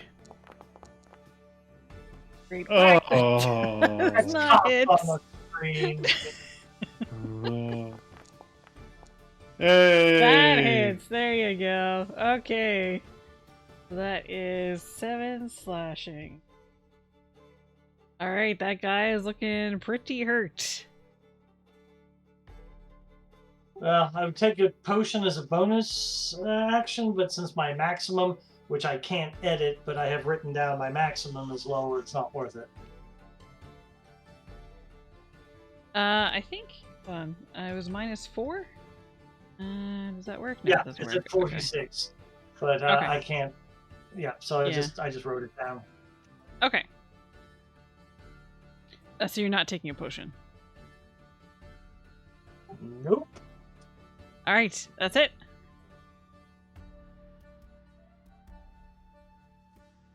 I'll take, that's it. Top of Yes, the that's it. round. I'll wiggle Okay. my tushy out a little. Okay. I'm gonna flip a dice. Again, Boone is 1, Bane is 2. It's a Boone! Boone! Hooray. Alright. Go ahead and roll your boons. Atlas, I think you're no longer blinded, by the way. Yeah, I'll get rid of that.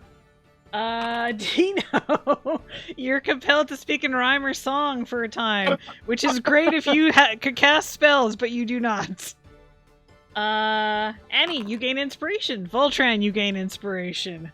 Atlas, your initiative is modified by +2 as you feel like you drunk some great coffee. And again, it does nothing. And again, it does nothing. There we go. All right. You're right there, Red Dead. So you gain a bunch of exhaustion. I started pressing buttons, and you know what happens if I get near buttons. Okay. All right. This Jerbean. He is gonna go ahead and target Atlas. Once with a dagger. Does not hit. Actually, a second time with a dagger. Also does not hit. And then he's going to attempt to touch you with frost. Oh no, Which does not hit. Oh, Oh, and the fucking- thing. Right. yeah. Sorry. Wisdom for both of these little buggers. Okay. It probably doesn't matter at this point, but it was blinded during that period, so it would have been all this damage anyway. Yeah. Okay, yeah, it does actually get blinded because it rolled terribly. So yeah, I mean, it would have rolled even worse than what I did. The problem is the blind goes away at the end of its turn. Oh, does it? Yes, it doesn't. Okay. It doesn't last. Well, it could have mattered. But yeah. Right. All right. So that's gonna be his turn. Up next is Dino. Okay, my screen says, like, Barbecue Boy is dead? Or, oh, sorry, near death, sorry. The portrait's hiding it. Yeah, he looks near death, and he's also on fire. Okay, I am going to, cast Main Hand Fan Blade attack on him. It's a level 5 fighter spell. Okay. And I'm going to shout, Ink, pink, you stink. All right. I'm gonna throw your barbecued butt in the sink.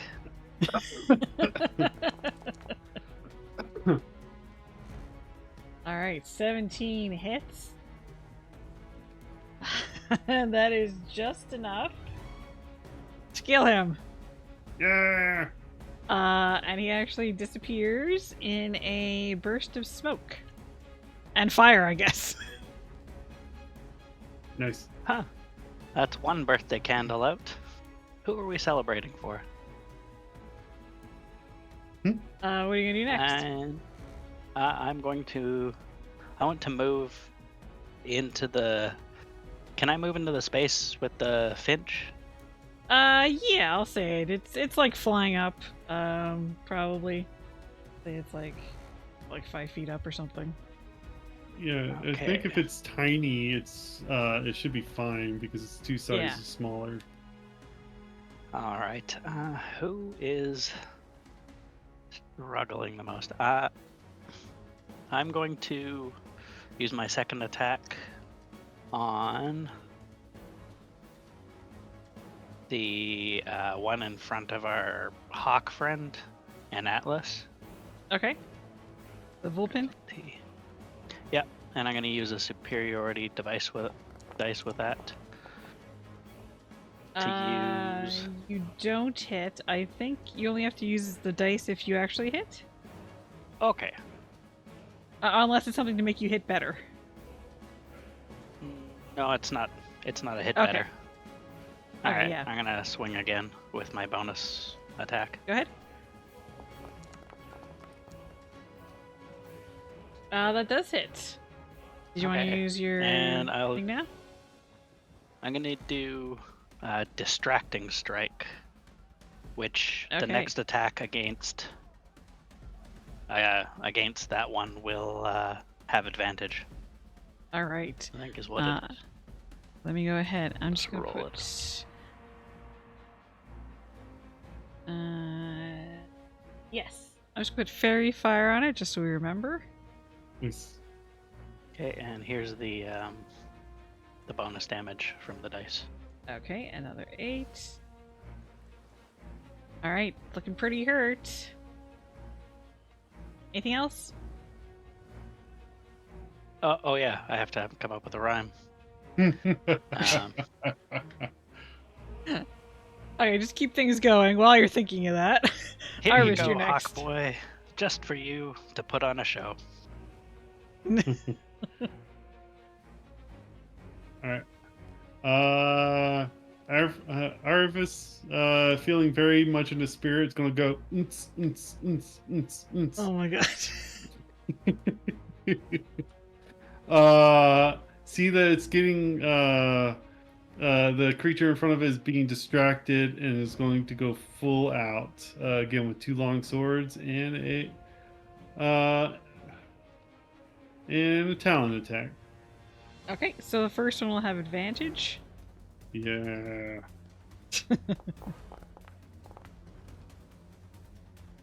Okay, that definitely hits. It is looking close to death. All right, second one. All right. That also hits. And is enough to kill it. And Aravis says, "Go back to the shadow from which you came."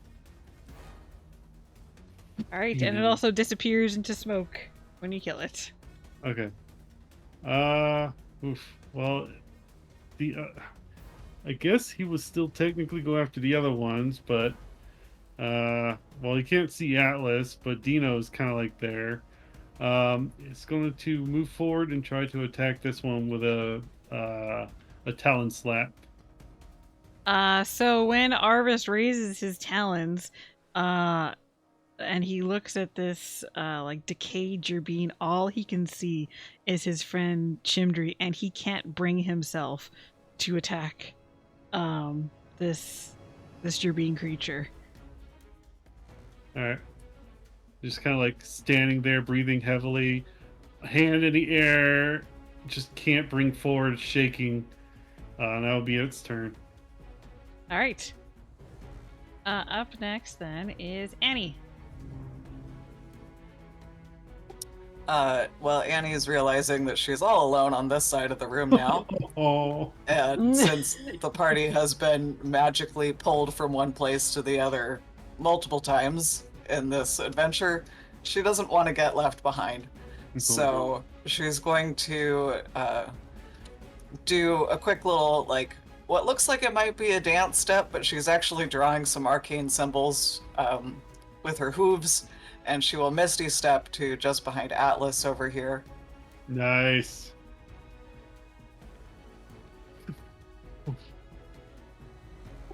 And bob her head a little bit with the disco music that's obviously playing, and say to this Seahawk fellow, "Man, you really gotta snap out of it. I'm so tired."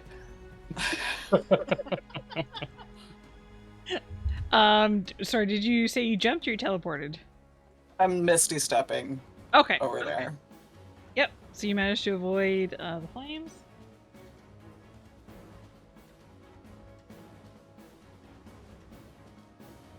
And that's a bonus action, so as for my action, I'll just pew pew pointing at this near-death Gerbine in the north of the map. Okay.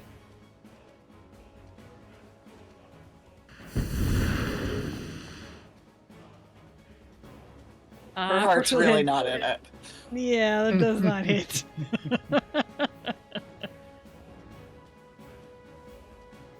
Anything else? That's it for me. Thank you. All right. Up next is this Gerbine. And Who I'll is? remember this time. Blind Oh, yeah. check.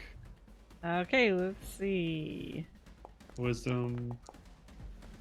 16 it just saved. beats it. Yeah. All right. So it is going to turn towards Dino and attack. Onto the dagger, which crits. Oh. For 7 It piercing. does not crit. That's right. You have armor. That means no crits happen. Hey, you got rid of the higher die this time. Yeah. So you only take 3 damage instead of 7. It's Yeah. gonna try and hit you again. For another 6. And then it's going to try a frost touch, which misses. Alright, so 9. And that is going to be it for that one. Up next is Atlas. Alright. Atlas. I should still be hidden. I don't think I did anything to come out of hiding yet. Yeah, I guess not. Alright. I'm going to use a bonus action. Shillelagh on my staff. And go and try to whack the damn thing next to me. Okay. While my staff says, well, about time. I was getting so much dust on me. You never use me. Because apparently it makes fun of people, I think. I forget what the early boon was. Yeah, it insults people. Okay, so it should get like a +1 to this attack as well. Yes. How do I do fucking... Do I just cast a Shillelagh instead? Sorry. I'm trying to look for Shillelagh. There. Okay. Yeah. 24. I mean, yeah, you're gonna hit. So that is 11 damage. To that one. Oh, right. Advantage, because I'm hidden. Oh, okay. Never mind. Okay, so yeah, that was a good hit to the Gerbine. It's looking injured. It was Alright, and another then- tie again. Oh my god. Oh, shit. You people. I think Shillelagh was a bonus action, so Yes, it is. yeah, bonus action. All right, that's all I could do. I don't want to give it a chance to get at Annie, so I'll stay right here. Okay. Up next Oh, then is actually- Oh, Sorry. yep. Just trying to hurry things along. Yeah, I understand. I'll have my Finch try and fuck with this guy here. Okay, can you... It's giving it, like, using the help action? Yeah. So it keeps swooping in, trying to grab at it, get its attention away from Voltron or Dino. Okay. All Alright. That's it. Okay, up next, Voltran, go ahead. Right. I'm too sexy for my shirt. Too sexy for my shirt. This is going to hurt. Advantage. Oh, okay. No, Go you ahead, probably don't yeah. need it. I'll take it. Yes! Peoples are exploding with delight. Okay, go ahead and roll another damage dice, so that's another d8. I think you're probably gonna Right. kill this thing now. Well, hopefully. D8. Where are the extra dice? At the just bottom below is the chat dice box. tray. Yeah. There we go. Oh yeah, he's dead. Yes! It's movement and chop. Alright, go ahead. Blood Finch for the win. Now the That is crits. also a crit. Yes! Alright. So that actually rolled it, so a minus You see, Big Birdie, this is how you hit the zombie. You hit it like this. You don't worry and wring your hands. Ugh. Okay, anything else? It's still alive. No, I'm feeling smug and happy. Alright. Top of the round, there's only one left, but let's go ahead and give you guys a boon. Just because. Yay. I'm not even gonna roll. I'll just say. Okay, take one of those off. Annie, your eye colors change. Your irises become green. The sclera, which is the white, becomes black, and you can now see in infravision spectrum. So your attacks ignore half and 3/4 cover, and you can see through invisibility. Atlas, you're levitating 5 feet in the air, but you can still move horizontally, so difficult terrain no longer affects you. I can fly! Voltran, I can fly! Voltran, you're able to feign death very convincingly. As a bonus action or a reaction, you can play dead, and the enemy will leave you alone. It only works once, though. And Dino, you... I'm gonna say no. Dino, you can cause your melee weapon to temporarily teleport up to 5 feet, so basically as extending your reach by 5 feet as a melee attack. Okay. Alright. The Jabeen is up. Blindness check. Yeah, wisdom save. Hey! It's blind! Hey, alright. Oh. He's blind. He's still gonna try and swing wildly at Atlas because he doesn't like being blinded. Okay. So he's gonna try an attack with... Doesn't hit. Yeah, I'm not even gonna roll Yeah, just that's fine. because it's not gonna hit. Second attack also doesn't hit. And then third attack. Nope, no hits anyways. Hey! Alright, that is gonna be its turn. Up next is Dino. Hehe. Alright. So, I'm going to start attacking it. But my weapons are going to be behind it. Nice. And I'm going to be dancing. Alright. Go ahead, make your attacks. Just for visual aesthetics. I'm pretty sure because the blind you get advantage. The Yes. blind Oh, only this is- lasts on its turn. It's not Oh, blind that's right right. Okay. now. It's a So cool no spell. advantage. It's not that cool. Alright. That's fine. So, first attack. Okay, that hits. Okay. It is pretty close to death there. More! More! Alright.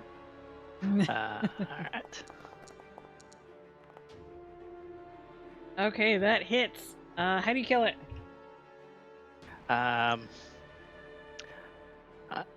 I, in my dancing, I pause for a moment and put my hands on the cheeks of the gerbine and say, "What's that sound?" It's all around. It's putting you back in the ground, and then my fans slice down its back and remove out all the things holding its main parts together, All right. and it just clatters to the floor. Yeah, and disappears in a poof of smoke. Right, now we're spanking this torturous boy until he lets us out of here. All right. So that is the end of combat. There we go. Okay, so let me just find it here. So actually, as the last Gerbine is vanquished, you see that Arvis the Seahawk he kind of looks at all of you, and it seems like he can actually see you now. And he says, "Thank you. I will find you again." As slowly, like, the world begins to, like, melt away from around you guys, like the walls starting, and then like the floor, and then eventually you guys also all melt away, and you find yourselves back in your bodies. So let's put you inside tower. Music.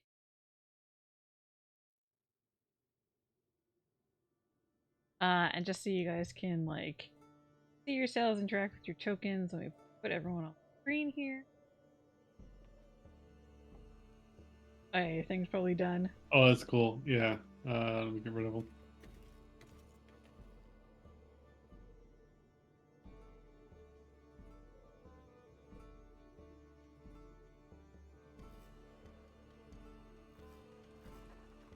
Arvis is supposed to be kind of on the bed there. There we go.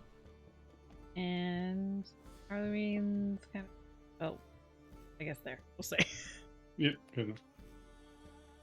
Okay, so yeah, your eyes open, and you feel there's this, like, dull pain that kind of buzzes at the back of your head. As your vision clears, you see Arlewine kneeling before you, weirdly looking into the faces of you and your companions one by one. She has a set of cold, wet cloths in her hand and presses them against each of your foreheads in succession. As she frets over you, you hear a noise from the bed, and you see the Seahawk stirs. He rises slowly to a sitting position and looks at you with a bleary, questioning gaze. You have serious problems. He kind of gives, like, this sigh, and he says, "Oh, well, I know. But thank you all for. I'm sure you did something. I'm not exactly sure what I was. I did. I don't. It was just kind of a bundle of nightmares, and then suddenly I was released, and all of you were standing there." Anti-M. Yeah, so the situation was pretty much you were like cursed by some kind of Vulpine goddess or something, or maybe you're just really sad about your friend. Either way, we're professional adventurers. My name's Annie, by the way. So if you would, I would love to get like a referral or something where you could rate your experiences with us. We're just trying to make a name for ourselves. You know how it is. Before helping you, we were actually attacked by necromantic Vulpine on the way here, so I think you have some splaining to do. He kind of gives this, Who like, else deep is thirsty? sigh. He gives this deep sigh, and he says, "Yes, I do certainly owe you a story." And as you're doing this, by the way, Arlewine is going around and healing anyone who needs it, casting restoration on anyone who heals it. So if you're missing, like, hit points, or something like that, or if you have exhaustion, she will remove that with her spells, and she'll also heal you guys back up to full. Yay. So he says, so I am Arvis Fleet, and I come from Timberfell, which is across the Eastern Sea. And there, the land is ruled by the devotees of Kren. And they're known as, the highest ones are known as Gloom Weavers. And many of them are Vulpin, but there are a number of humble folk who will also join their ranks, because it is preferable to suffering under their wrath. And that is what I and my friend Chimdry did. He was my Gerbine friend for many years. And at first it was just like, I mean, we were able to get food and drink, and we had security, and then they gifted us with like these powers of illusion and guile. And at first it was just kind of a way for us to have a little bit of fun. We would do like pranks and such on our neighbors. And then it just kind of turned, and it just became like we would steal and be cruel to people. And it felt like we deserved it. Like that we should have this sort of power as well, not really thinking about how we were becoming less like our neighbors and more like the devotees of Kren. And I mean, it got to the point where I built a shrine to Kren in my cellar. And it seemed to descend both of us deeper and deeper into being selfish people, both me and Chimdry. And it's just, my hubris got to a point where I didn't think there was a reason to offer anything to Kren, to offer any sacrifices. And we were warned that there would be consequences if we disrespected Kren in that way. But, we just felt like we could do anything. We had that power. And so I just ignored them. And then at one point in the middle of winter, I realized I hadn't seen Chimdry in days. And so I went out into the woods following him, and I found him just close to death, starving, because the devotees had taken away everything that he had stolen from others. And because he had earned nothing honestly, he had nothing. And so he just tried to root around in the dirt to look for something. And I mean, at that point, as if I couldn't get any lower, that is when the devotees of Kren dispatched some Gloomweavers to come and kill me for disrespecting Kren. And so I did the only thing I could. I left, I stole a boat, and I tried sailing across the ocean. And when it happened, I was overtaken by this terrible storm. And I mean, it just was bashed upon the rocks and broken in half. And with no other alternative, I took to the sky to attempt to fly to safety somewhere. And I swore to Altus, he who watches over the challenges themselves, endures hardship, that if I survived, I would be better. I would do something with my life to help others. And so I flew and I saw this tower, and then just before I reached there, I was struck by lightning. And then it was, as I said, just nightmares until I woke up just now. And I believe that Altus must have heard me, being the god of storms, and he must have sent that storm as a test. I don't know if I passed or not, but I'm alive, so I intend to do right. It seems you have fucked around and have found out. So the cycle is complete. That is indeed what it seems like. Yeah, I would say that bettering yourself and the people around you is a grand goal. If you need some help finding a place to stay, I can help you for a while, and then maybe you can fulfill that promise. Yes. Plus, your Oh. homeland sounds like nightmare fuel. No, thank you. It is not a pleasant place for those who do not worship Kren. We should send them candy. They'd hate it. And he turns towards Atlas and he says, as to your offer, I mean, I'm not sure. I mean, I'm surprised I survived, to be honest. So I'm not sure exactly what I shall do, but I shall think on that, on your offer. You do that. Dino, drinks, a celebration. I have my bowl. Another job well done. We didn't even burn down the building this time. Drinks, anybody? Drinks. Mhm. Okay, are you guys going to take a short rest at all? Yes, Sure. please.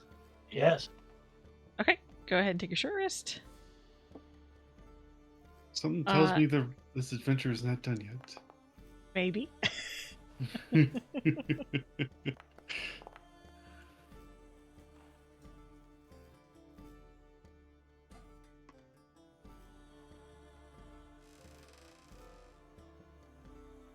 All right, so y'all sit around, drink. Does anyone have any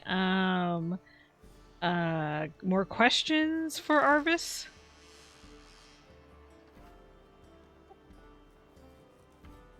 Not for Arvis, but Annie will definitely pull Arloween aside and try asking questions about all of her magical stuff and her studies and her research and what did you do your thesis on? Because I've been thinking about mine and, that kind of thing. I'll ask Arvis if they have any other friends around here that they've made or met. And if he shakes his head. He's and like, sort I've of never use it been as an- here before. I have many family members, so I can get you in contact with the right people. Wink, wink. Oh, that is very good to hear. They may not trust you for a while, understanding where you came from and your circumstances, but I think you'll be fine if you stick to it. I have much to atone for, that is for sure. I only wish that Chimdry was given the opportunity to do so as well.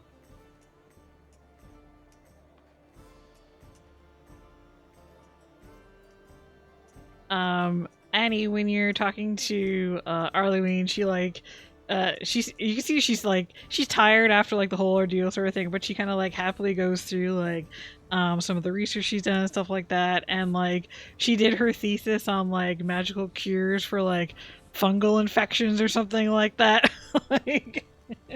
Ew.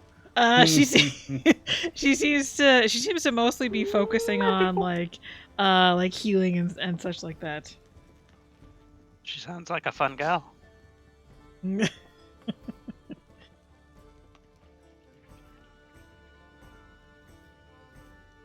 Awesome. Well, I'll thank her for talking to me and, make a mental note that I know someone in this town that I might be able to go to for magical supplies in the future. Yeah. Yeah, she seems pretty eager to help you out. So if there's nothing else, so you guys are relaxing during your short rest, kind of kicking back, taking a breather sort of thing.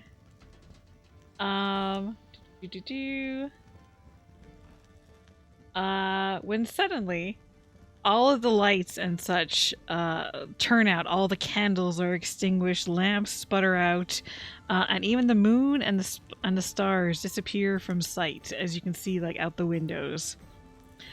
As you run to the windows to go look at what the hell's happening, you see that one star flares back into existence, then another and another, until a single constellation can be seen in the cloudy evening sky.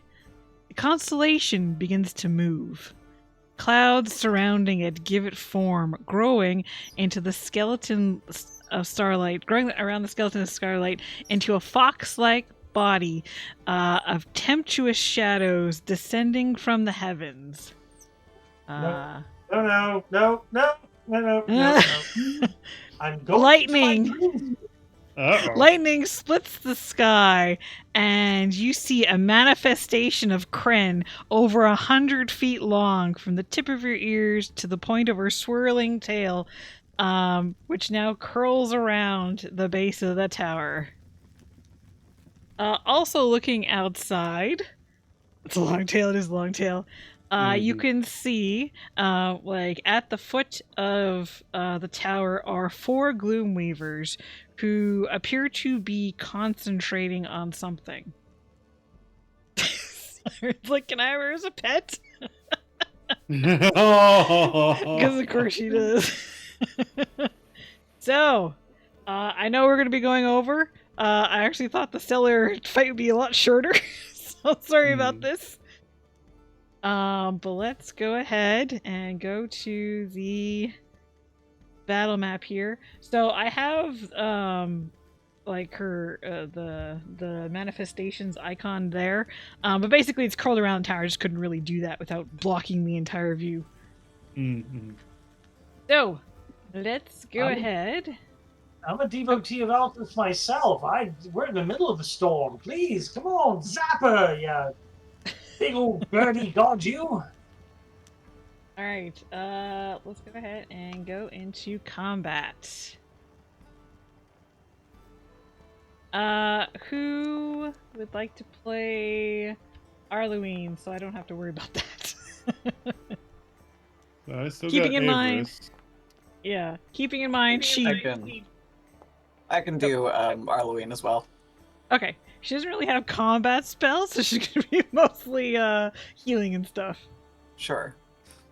Okay, so as owner, you should be able to double click her token and open it up. I'm just gonna say, yeah, for the sake of this fight, she's gonna have all of her spell slots. I know it's not realistic, but I don't care. Alright, let me roll everyone.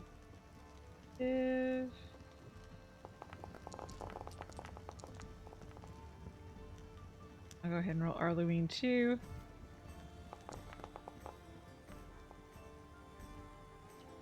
Alright. Let's get some combat music back.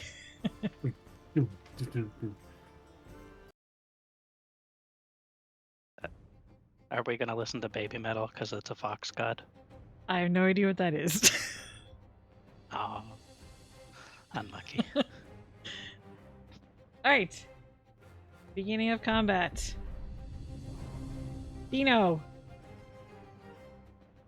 You guys are on the second floor, and you see this giant, shadowy fox thing curling around the tower. And we've seen the 4 on the outside too. You have, yeah, you can see them down there, seeming to be focusing on something. Yeah, I'm gonna go try and get downstairs and out the door to... Yeah, let's see. I think the exit is right about here to go down.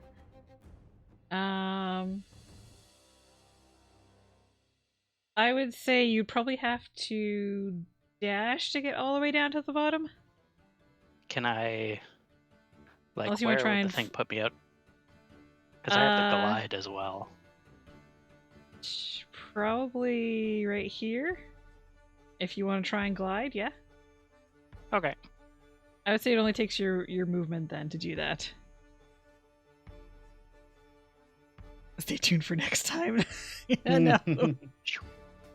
Okay. Right. Let's go ahead and do a boon. Ooh. So everyone go ahead and roll your boons. And then for next round, I'll get chat to do another poll. Okay, Dino, you look more cat-like, and attackers have disadvantage against you. How much movement does the dash action add? Basically, your full movement again. So if you can move Okay. 25 or 30. Yeah. So like the glide was to here to the bottom of the stairs. That was the full movement. But with the dash, can I get like right in this guy's face? Yeah, sure, I'll say so. Okay.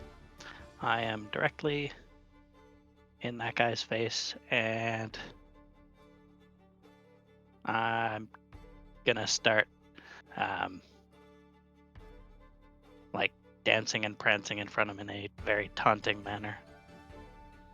And that Okay. will be my turn. Okay. Rest of the boons are Atlas.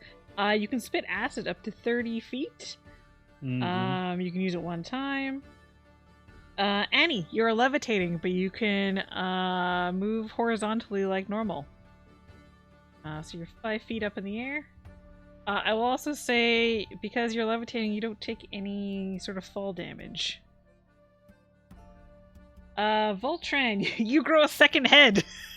That actually proves to be helpful. You have advantage on perception checks and saving throws from being blinded, charmed, deafened, frightened, stunned, or knocked unconscious. For the next 5 rounds.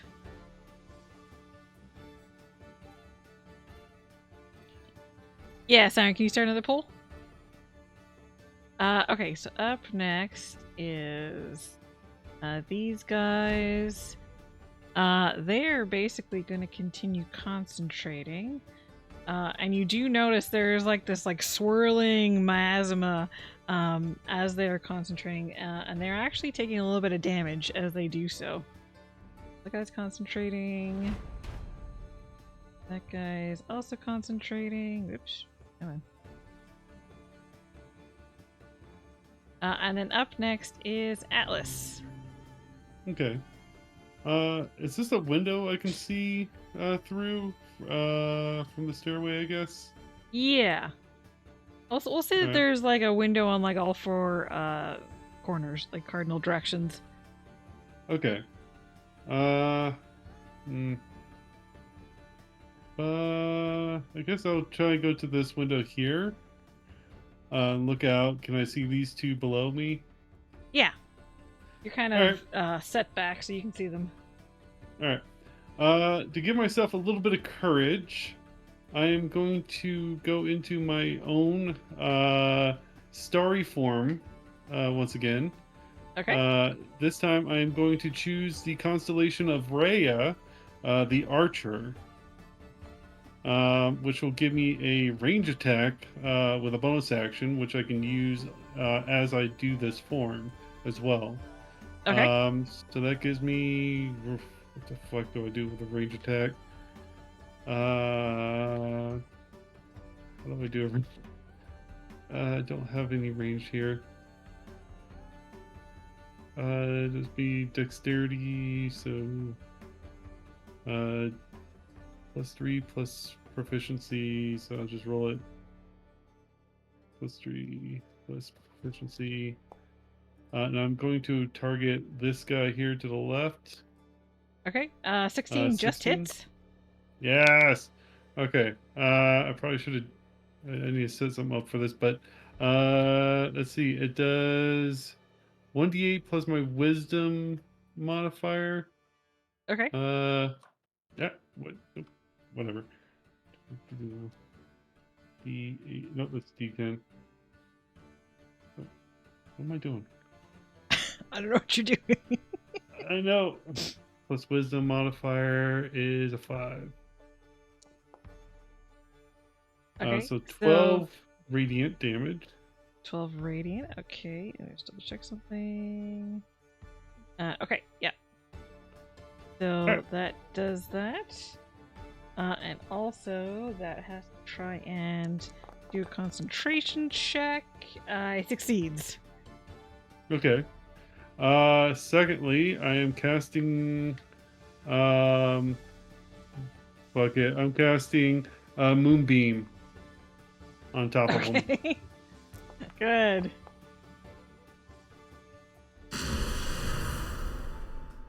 All right. Okay, so that on the start of their turn, they'll get to do the saving throw for that. Yep. Yeah, that's true. Keep reminding me, because I'm sure I'll forget. I'll try to remember. Okay. And that is it. Okay. Up next is this guy. I don't know. Did I ever show anyone what these guys actually look like, by the way? I can't remember if I did. Don't think But they look pretty so. cool. That's what they look like. Yeah. All shadowy and stuff. This guy's gonna continue concentrating and Yes. take a little bit of damage. Terrible vaping habits, all of them. And up next is Arvis.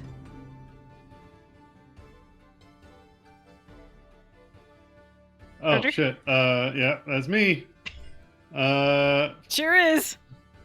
Arvis is going to try and follow Dino, grabbing his sword and also doing the same hovering stuff if you can. Okay. So, how far would be able to if you kind of like follow Dino's like? You basically get to come out like about here, and with Okay. your full movement.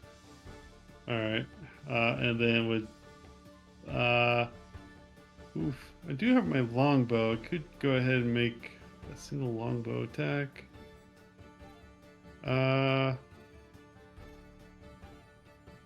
Nah. He's just going to try to get closer. So, just Okay. gonna run up there and be with Dino. That's it. All right. Next is this thing. Oh fuck! That thing goes. Yeah, it does.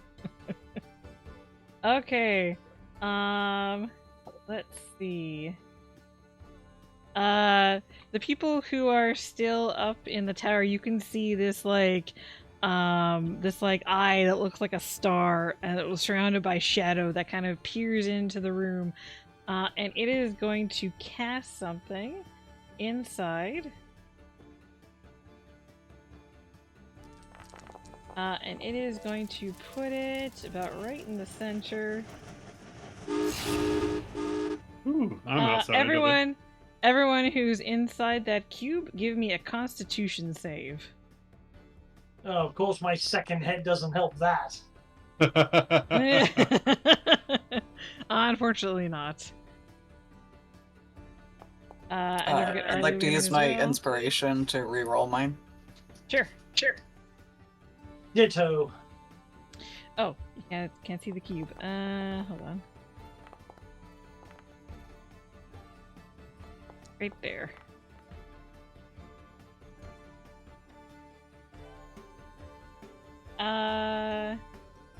Okay, so you succeed. Can you roll for Arlene, please? Oh, of course. Those who succeed, you only take half damage. So instead of 19, you take 9 points of psychic damage. Same with Arlene. It is also heavily obscured by magical darkness inside that cube. And that is going to be its turn.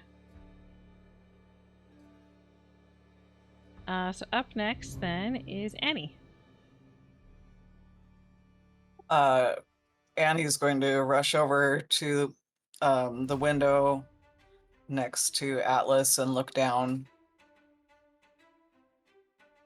and say, "They're casting some kind of ritual magic. We have to throw them off. We have to break their concentration." And we'll shoot down a ray of frost at the one that Atlas is targeting with the moonbeam. Okay. Go ahead.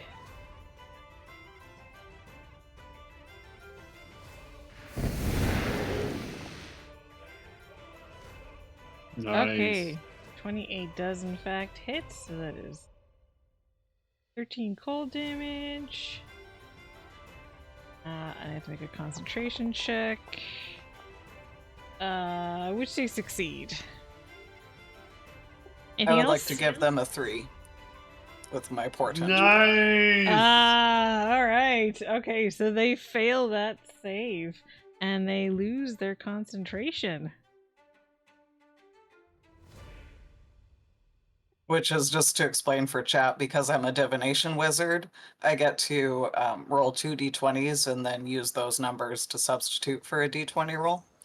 And my portents, one of them was a 3, the other is a 9, so that's 1 used. Nice. Okay, anything else? That is it for Annie, thank you. Alright. Also, you see the manifestation of Kren rear back and slam against the tower, and you can feel it shake. And it is going to do.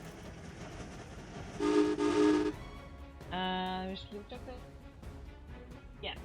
So you feel that it does not a bad amount of damage to the tower as it shakes. And you can see, like, along one wall, there's like a crack forming in the side of the wall. Uh-oh. This thing has legendary actions. Mm-hmm. Okay, and so up next is that guy down over there. He's going to continue concentrating. Damage in the process. Up next is Arlewine. Arlewine, looking around the room, seeing that Voltron still hasn't made his way downstairs, will walk over and say, "I'll do what I can to protect you," and cast protection from evil and good. You both are in darkness, by the way. Magical darkness. Do you need to have to see to cast that?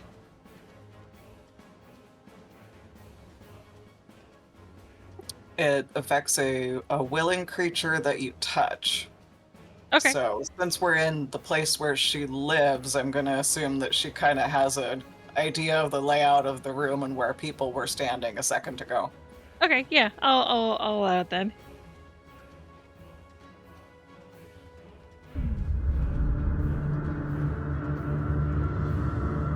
All right. Now, I don't know if this is actually going to be helpful or not, but, you know, she has a limited list, so you're not going to get charmed or frightened or possessed. Huzzah! All right. Anything else for Arlewine? No, I guess she'll try to start heading downstairs because it seems bad in here. Okay. Yeah, sure. She can probably get like most of the way down the stairs. She'll probably be just like a few steps up. I can go ahead and move you about where I think you'll be. Oh, okay, thank you. Probably. Hold on. Move the screen over for myself. Probably like about here, I would say. That looks great. Okay, so then up next is Voltran. What? Hello. Sorry, I dozed off there. Okay. You're currently in magical darkness. Oh, wow. This is what I wake up to. Okay, magical darkness. But I did feel, hear all this other stuff. So Voltran. Yes, Voltran. I think we're up the creek. Oh, yes, we're up the creek. Let's paddle against the wind. Yes! That makes no sense, but let's do it. Okay, so my idea, while driving myself insane, is to go up the stairs to the roof. How much movement would that be if I could see? Well, you can, like, one step out of there will get you out of the darkness. It's just that square you're currently in. Okay, so So I'm unclear on how well those stairs wrap around. So I'm wondering how many to get up onto the lip of the tower. It looks like it's not that much to get up there. So I'll say basically Yeah. your movement, you can come to the top right over here. Perfect. That's my movement. You just move this thing away a little Oh, bit, this there is. you go. Oh, I have an idea. So I come up, see. I'm thinking it's more head to the top of the tower since it's hitting the tower. It's not looming over me, is it? It's kind of like wrapped around the tower all the way up. And what's the name of this thing again? I didn't listen to other gods. This seems to be a manifestation of Kren, which is Quinn. Spelled with a silent Q. Yes, Quinn. no Kren Hey, Quinn. with a K. Hey, Quinn, you can't seem to do anything without your little flunkies. Let's play Splattity Splat. So I'm going to use a dash action and jump off the side of the tower. Okay. Being a strig, I can float down 60 feet. So I'm figuring I'm like here when I jump off, like off this edge. Okay. So I want to go. Oh, who's glowing? That's a moonbeam. You probably don't want to go into that. Oh yes, okay. Well then I would glide down into a strike that is part of the the general movement. I don't believe it's an action. I'm going to double check. Let's checky check. Come on, where is it? I was just there. Don't do this. Getting a little lag. Strig. Okay, and it is. If you would fall at least 10 feet in this way, you can fly up to your movement speed in one direction you choose. You cannot choose to move upwards.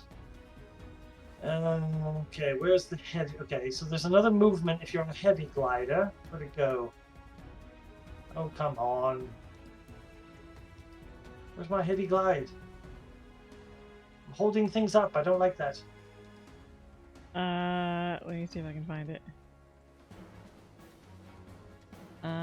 Heavy glider. You may choose to land in your glide in a space occupied by a hostile creature that is larger or smaller. Is that what you're looking for? Yeah. Yes. By doing so, yeah, you oppose strength check against a creature. On success, you push them 10 feet away and prone. Okay, so go ahead and make a strength check on that Gloomweaver. And they'll also do a strength check.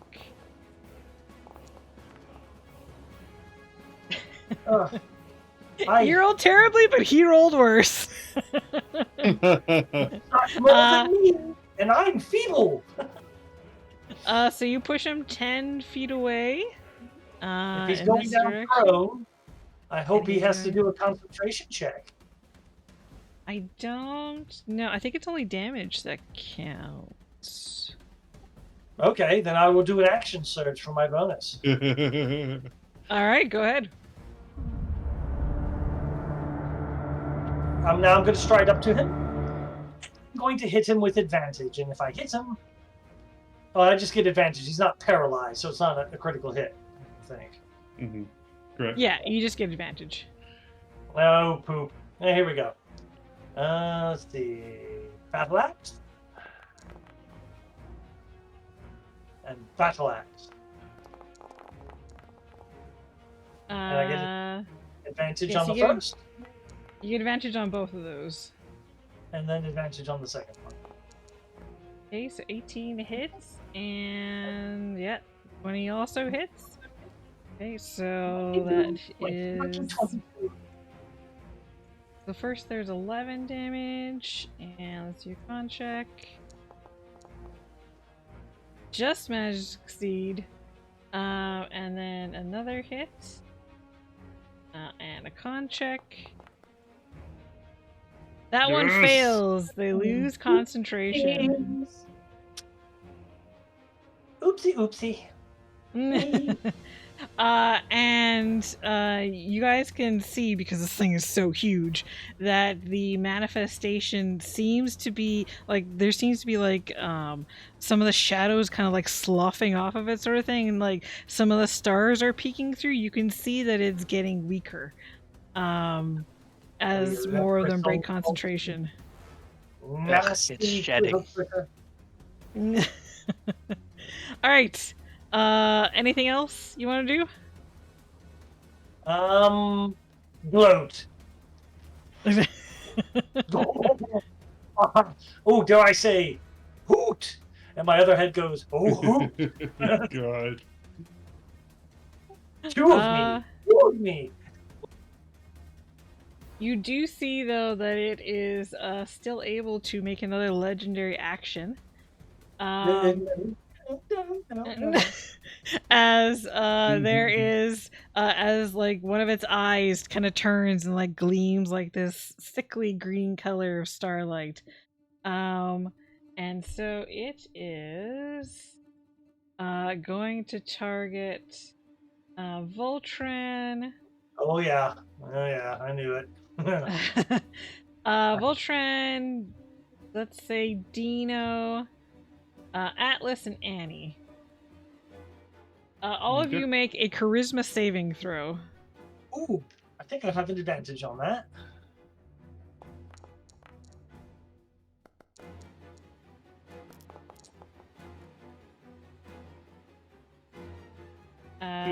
Guidance. Yeah, guidance is an action, I'm pretty sure, Roger. Nice try, though. Okay, so Annie, you don't make it. And who else? You managed to save. Atlas does not save. So Annie, Atlas, and Voltron. I think you get advantage on that. You said, right? No, it's advantage on perception checks, but I don't know if the saving throw is against blinded, charmed, deafened, frightened, stunned, or knocked unconscious. It is not, unfortunately for you. None of that. So basically, it is more or less that you guys are all affected by fairy fire, where attacks against you have advantage, and you can't turn invisible. Okay. I've been invisible before. It really isn't that much fun. All right. And then at the start of the round, it is Boone time again. Chad voted for Boone. Boom. Boom. Boom, Boom. Thank you, chat. I love chat. I love it so much. Yeah, you probably need it. All right.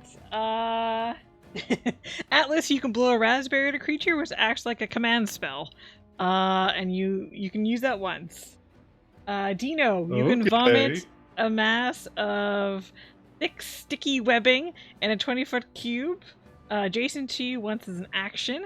Basically, it acts like the web spell, which I think can like trap creatures in it. They become like restrained. I have to check, make sure. I think it was supposed to be Annie, but Annie, your hands become very I just had sticky. Arlene selected when I clicked the thing to roll, so. That's fine. Your hands become very sticky. You have a climbing speed equal to your walking speed. Nice. You're also overcome with the irresistible urge to eat any passing insects for the next minute. And Voltron. Oh, you got a second head again. Does he get a third head now? You know what? Sure, we'll say it's 3 heads. Just Three heads. funny. Ooh, 3 heads cannot sneak up on me. I am the triumvirate. You know what? I'll say with 3 heads, you get advantage on the attacks because you can basically like see what you're doing from 3 different angles. And I'm glowing. I'm a disco ball. I just looked up web real quick. Yeah, basically, any creature inside needs to make a dex save. If they fail, they're restrained, which means they cannot move. They cannot move, and attacks against them have advantage, and they have disadvantage on their attacks. And they can try to break out of it, but that's more or less what web does. Okay, so starting at the top, Dino, what would you like to do?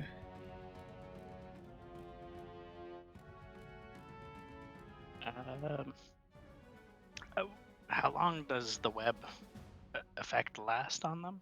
Oh, 2 rounds. There it is. Yeah, 2 rounds. I just lost it in the table.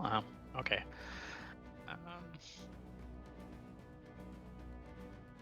Alright, so I'm going to use my first action to, like, hork up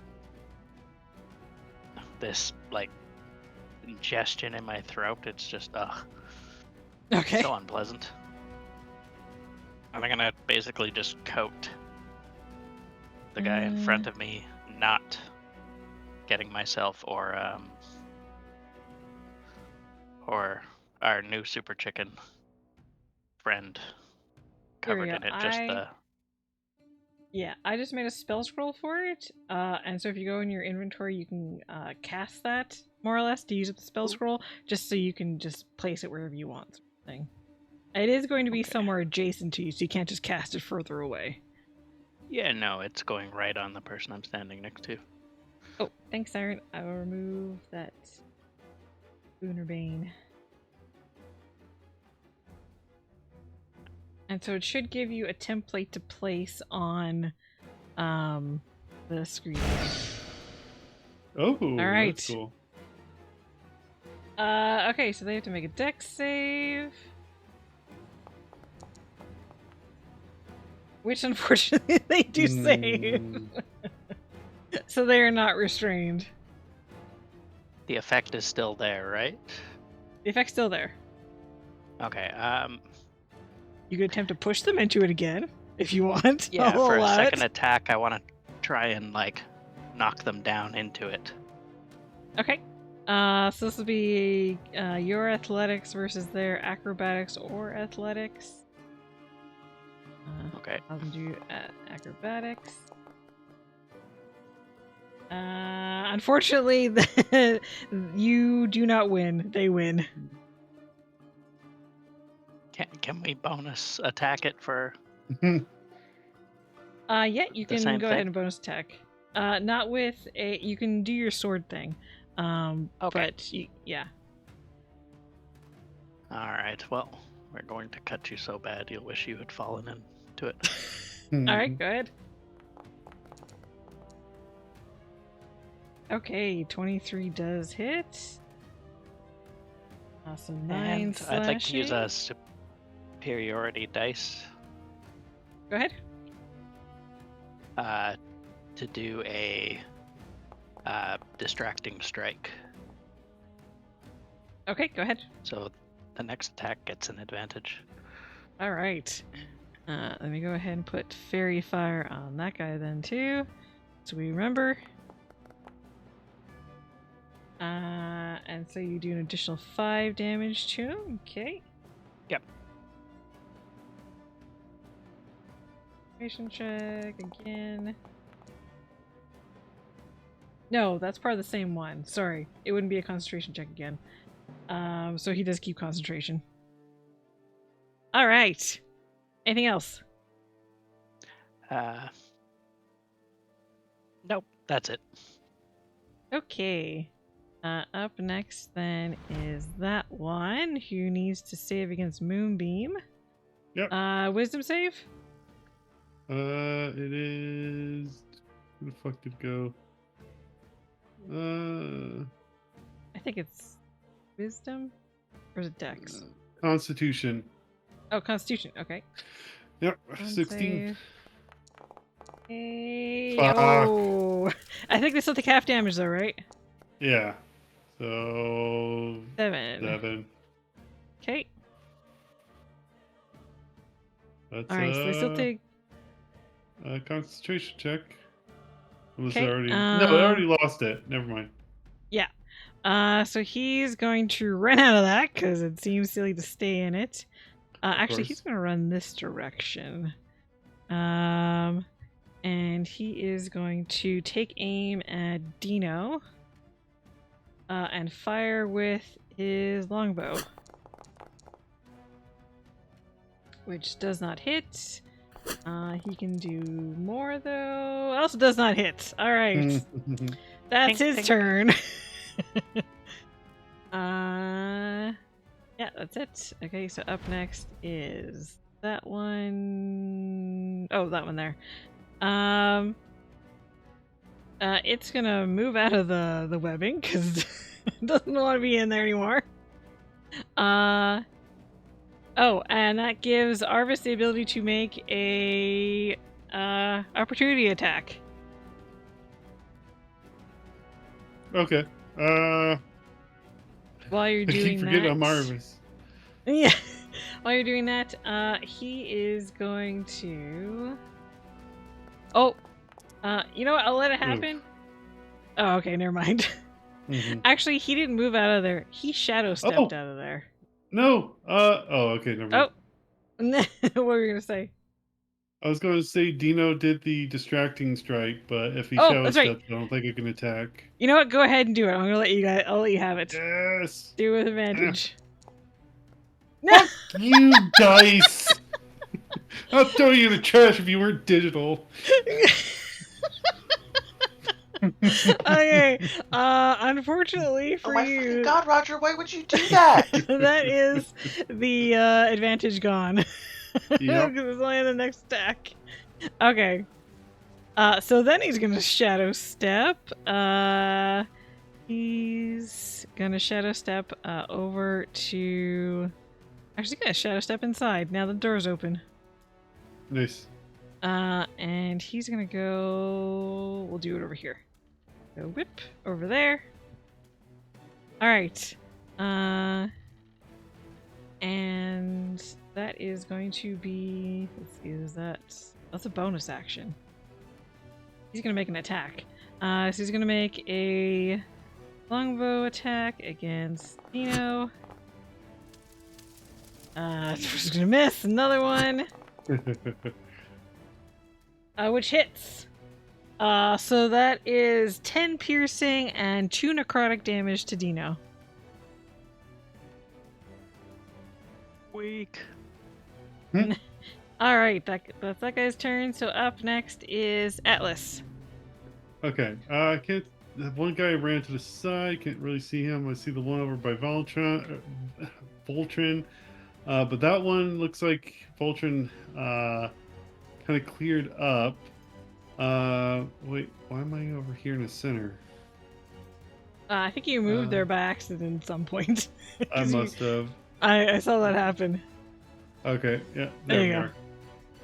Okay, so I'm going to try and look to see if I can find any more of these assholes. So I want to come out to this side and kind of like peek out the window. I guess Yeah, can I you can see this guy? one. Yeah. Okay. Can I? How far is this? I'm going to use an action and move Moonbeam over to that guy.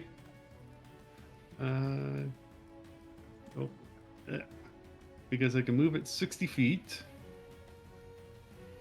There we go.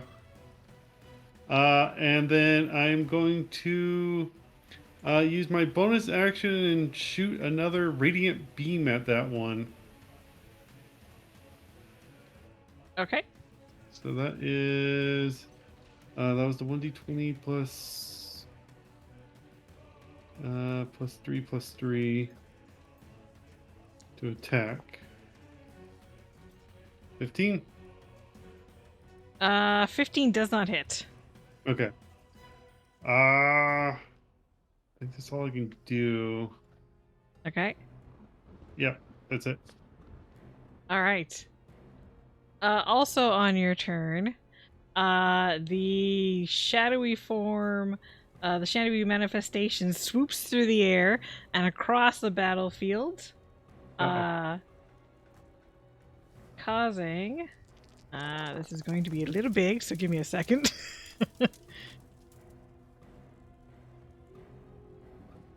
Oh shit, that didn't work. No. I lost it. Hold on. There we go. In that entire line, that is a like some shadows that tear into you. All of the people in that line need to make a Constitution saving throw. And I just realized the chat can't see what the hell's going on. Yes. There's a giant line across the battlefield right now of shadows. Okay, Arvis 24. Arlewine is in that shadow, by the way. I don't know if I'm. Yeah, Yes. but Halloween is in her lighthouse. And This- she's like, not today. Alright, so all of you only take half damage, so you only take 10 cold damage because you managed to succeed on the save.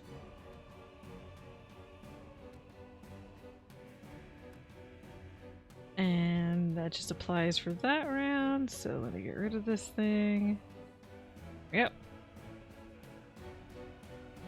Alright, so up next is gonna be this Gloom Weaver who has to make a con save.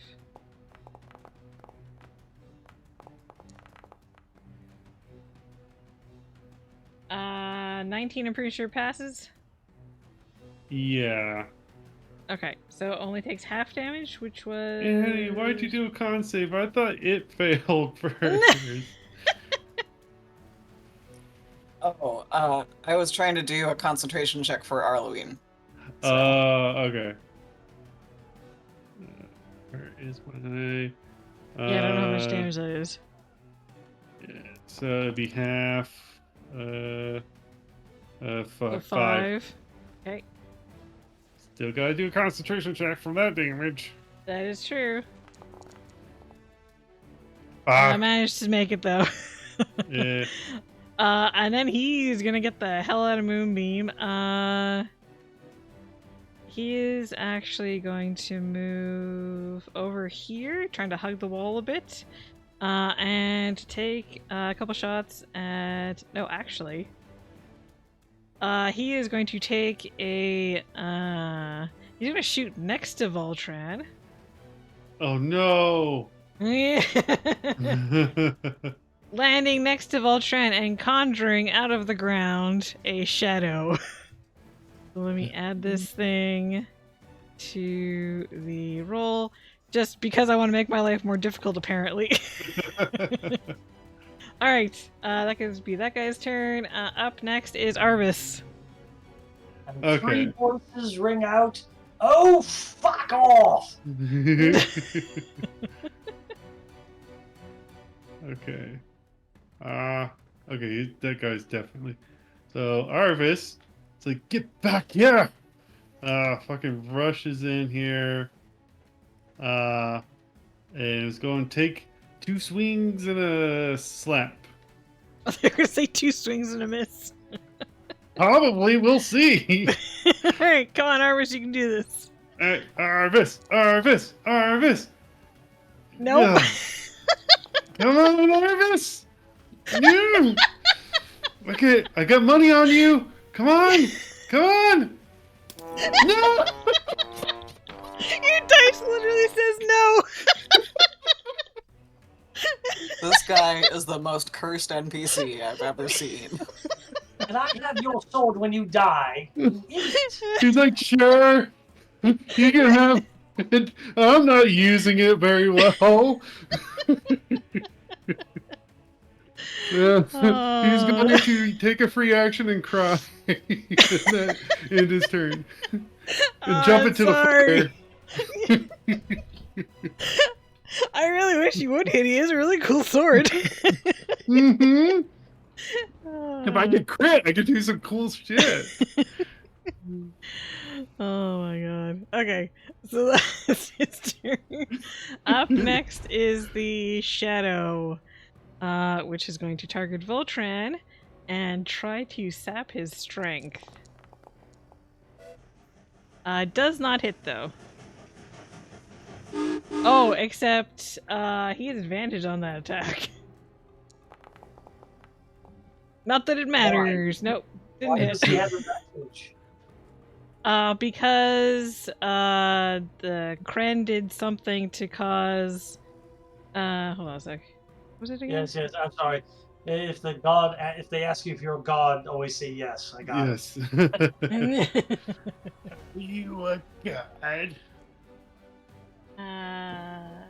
light until the end of its end of its next turn. Yeah, it would have applied. So yeah, it did like a fell sight thing where it turned its eye on you, and that's why. Okay, so that's Shadow's turn. Up next is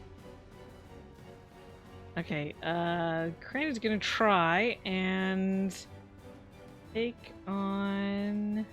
Wait, what do you do again? Sorry, so many things. Oh, first is this recharge? It does. All right. Where can it conjure that? Nope, doesn't make any sense. It's actually going to swoop down at Annie, and it's gonna try and take a bite out of her. And it does have advantage. Yeah, until the end of your next turn. Doesn't crit though, so 9 piercing damage. Okay. And also make a strength save.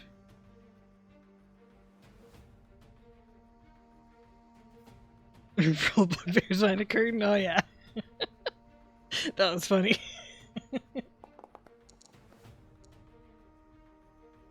You managed to make the strength save, so you're not knocked prone. Incredible. And that is its turn. So up next is Annie.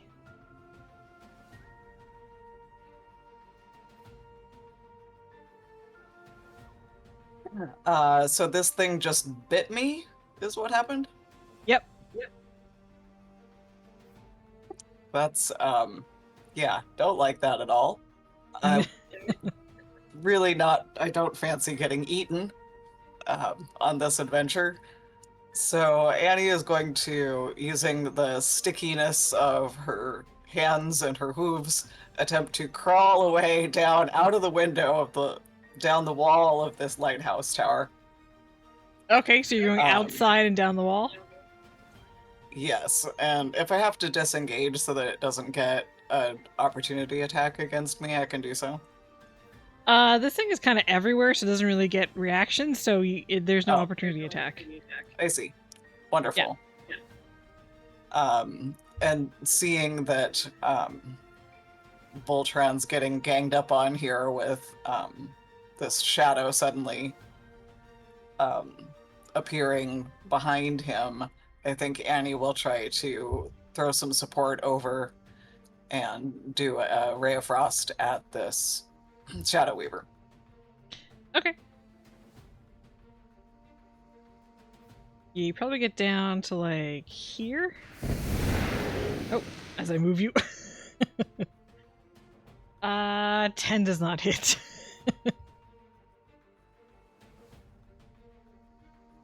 Anything else? That's unfortunate. No, that's gonna be it for me, thank you. Alright. Up next is this guy. Since you just came down... Oh, I forgot. This guy's supposed to be taking damage while they're concentrating. So this guy would have taken 2. He is going to take a shot at Annie. 21 hits. Does 5 piercing, 4 necrotic for 9 total. Okay. And then he's going to take another shot. 23 also hits. 8 piercing and 2 necrotic for 10 total. Okay, Annie's looking very, very badly. And that is going to be his turn.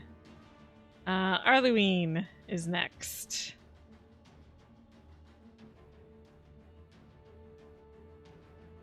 Sorry, just math real quick on hit points. Oh, if you right click on your token, yeah, you could have done like minus, like in the little box below your below your token, you can do minus something. It automatically calculates like how much damage you would, or like calculates your health, I should say. Right. So you're gonna I'm used to doing it myself. I played for so many years with like a pen and Okay. paper and an actual physical character sheet. So it's good to know you can do it that way, though. Thank you. Okay. Okay, yes. So Arlewine. Arlewine will probably seeing the battle between the Shadow Weaver in next to her fireplace and the Seahawk will do like a thumbs up, like you got this, buddy, and keep rushing outside to see who she can help.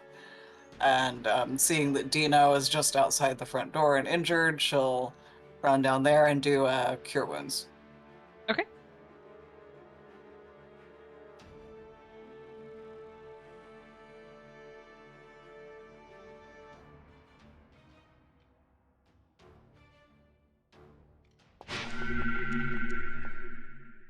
Alright, so Dino, you heal for 6 points. Ooh, Genki, arigato. Is that it for Arlewine? That's it for Arlewine. Bless her heart Alright. and her little bonnet. Yeah. Alright, up next is Voltran.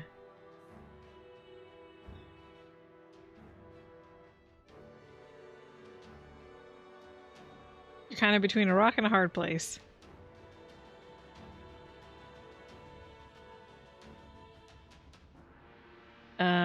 Did Red Dead fall asleep?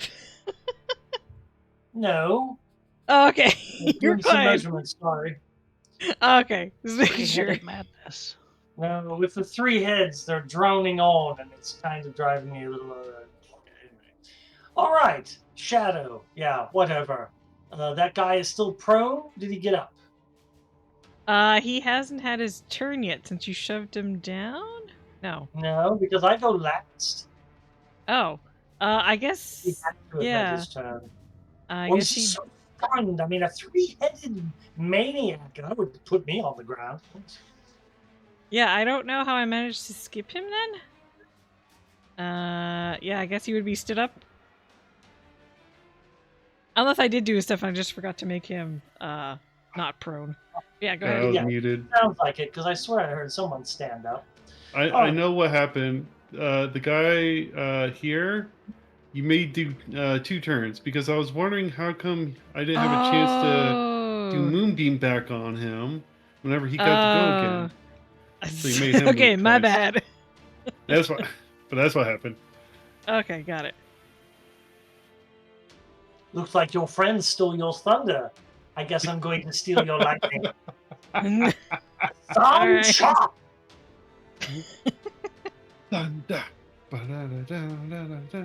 Actually, with 3 heads, we're all going. "Oomps, oomps, oomps, oomps, oomps, oomps." Oh my god. Okay, we don't need 2 of you doing it. 3 of us. That's 1 attack. Okay. And that's another attack. Alright. So, yep. That first one hits. That is 11. My phone was yelling at me it's time to feed Figment. She's no. like running around underneath my feet waiting. Okay. So yeah, Okay. that hits. And then another 8. He's looking pretty hurt. Oh, yes, he should. Alright. Anything else? Oh, no, I'm not looking forward to that thing hitting me, but not much I can do about it, so I'll stand firm. Alright. Top of the round. Then. I'm gonna roll whether you guys get a boon or a bane. Same as before, 1 is boon and 2 is bane. It is a Yes. boon! Alright, go ahead and roll your boons. Siren's cheering for bane. Oh, wow. demands food. Thanks, Siren. Atlas, your eyes change color. You can see an infravision spectrum. So your attacks ignore cover, or except for full cover, and you can see through invisibility. Adino, your main weapon gains a violent personality and hurls insults. It also gains a +1 to hit. Ritz returns. Voltran, gibbering mouths appear on your body, and you gain a bite melee attack that deals 2d12 piercing damage. It lasts for 3 rounds. That's Wait a pretty minute, powerful. Are we playing Warhammer? Am I becoming a mutant? Maybe. with Annie, it. your Oh, yes. chin. Your chin feels incredibly itchy, and you scratch it only to find that you've grown a luscious beard. All If the you best already, wizards have beards. yeah, you didn't have a beard already, so it doesn't grow longer. But you gain advantage on charisma checks and saves, and that lasts for a minute. Hello, Annie. Okay. Some of you don't have the fairy fire anymore. Actually, I think all of you don't have the fairy fire anymore, so just gonna remove that. And Atlas. Alright, so, Dino, it is your turn. What would you like to do? All right. Dino's gonna be like, Franz, how I missed you. And going to run in to here. And this guy he's standing in front of the fire. Mm. Yep, he is. Okay. So action number the first Is a shove? is going to be oil. Oh, oil. Okay. Yeah, Oh. good. So I think use oil. I'll just say you just basically pour it on him automatically, so don't worry about the attack. Okay, so Okay. he's now covered in oil. Is he close enough to catch fire right away? Not quite. You probably have to try and push him into it. All right. Action number the second is going to be shove into the fire action. Not enough to like move him out of my melee range, but just to get him to start cooking. Alright, go ahead and roll your athletics. He's gonna try and dodge that with his acrobatics. Oh, you win though. And he ends up, I'll say he ends up prone in the fire. Oh, beauty. So, where's prone? He is prone, and he is also on fire. Yes. Alright. He is so, also.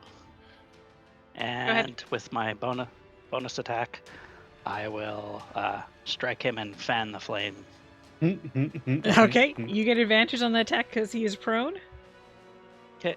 And So he takes 5 damage from the fire.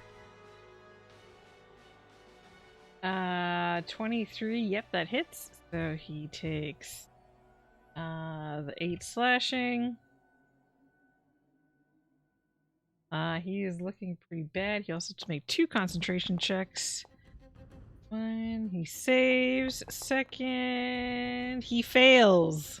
Yes. All right. There's still one that is concentrating now. So you guys can see that the manifestation is getting lighter and lighter as they're losing concentration. Okay, anything else, Dino? we could call ourselves the Dawn Patrol. And that's No. Nope.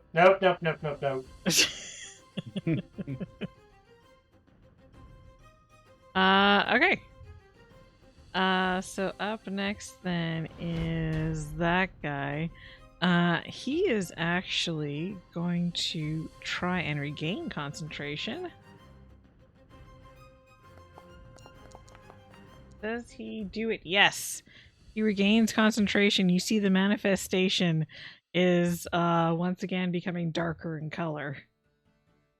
Does it take damage right now or next turn? I think it's next turn. Okay. That is going to be his turn, though. So next is... Which one's that? That one. Oh, the one on fire. All right. So he's first going to take D4 fire damage. So 3, and then plus 5 from the oil, I think it was. So 8 damage. He's looking close to death. He is going to stand up with his movement and attempt to put himself out. Actually, he will put himself out. So he is no longer on fire. But that does take his action, so that's his turn.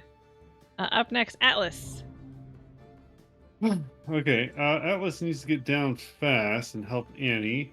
If I just jump out the window, could I land on the guy below me and cause him to do a concentration check without using my action? Glide, but I don't think unless you have heavy glider can you do the push that I did. Oh, I'm not trying to do a push. I'm jumping out the window and just trying to dive bomb on top of him. I mean, you can do an attack, on top of him if you want to do that. That'll, try and disrupt what he's doing. I mean, or you can just stick Moonbeam on him.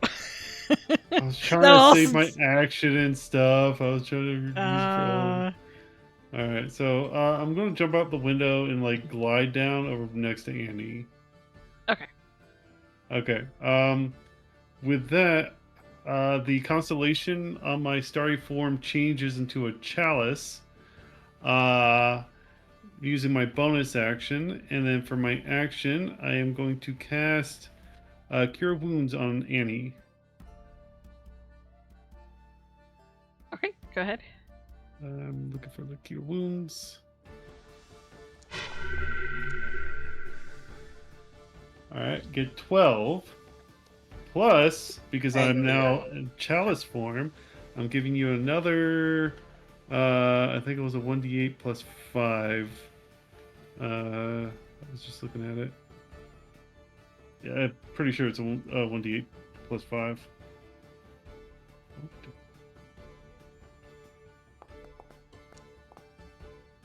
Starry form. Yeah, 1d8 plus 5. So you get an additional 13 healing. 25. Nice. That's a good heal. That's incredible. Annie turns to you, arrows sticking out of her in various places. Beard just mysteriously out of nowhere and goes, I think this is going pretty well, don't you? Yeah, I think we're doing good. Just don't look down at the blood coming out. You're good. Shit, and I think that's all I can really do this turn. I'm going to then rush over to this guy and put pressure on him. So if he tries to move, I'll attack him. And that's it. Okay. By the way, I think instead of me rolling the next, whether you guys get Boon or Bane next turn, I'm just gonna have chat decide. So, Siren, if you could do a poll, please. Okay, so up next is this guy. What can he do? He is going to shadow step the hell out of there. He is going to go up to here. And then he is going to... He's going to take a shot next to Voltran. Oh, God. Why do you hate yourself? I don't... Listen, I'm trying to play these guys accurately, alright? Alright. And this time he's going to conjure one of these boys next to Voltran and Annie. Oh, fuck. Alright, so let me go ahead and add them to the turn order. And then up next is going to be Arvis. Okay. Arvis, seeing this very deliciously almost dead guy, thinking, all right, I can't suck 2 times in a row. It's going to... You're just jinxing yourself, Roger. I know. It's going to take a swing with a longsword. Oh, sorry, Oh, Siren. All right. A 5. That Or 5 does damage. hit. Yes. Okay, so 5 damage. He's very close to death. Second Like, attack. just hanging on. All right. That also hits. He's dead. Yes. Yes. All right. I'm pretty sure I can't get to another person to bitch slap, so I want to bitch slap him into the fire. Okay, you just like smack, like golf swing his corpse into the fire, I guess. Yes. Okay, and it starts to burn as it disappears in a poof of shadow. Alright. Okay. So then he's going to run out and be like, "Thank you again for all your help. Hopefully we can save your tower." It comes out here, 30 feet, looks left and right. Oh, and he sees his next He only target gets up north. 25 feet. He only gets 25 Never feet that mind. way. Right there. You can still see him. Okay. Sees a new target and it's like, okay, I know who I'm going after next turn. And that's it. All right. Up next is the shadow and Siren after you said fish slap? Bitch slap. Oh, bitch slap. Yeah. With a Alright. fish. A red herring. The shadow's gonna try and drain Voltron. It doesn't do anything, so that's its turn. Okay. Up next is this thing. It is.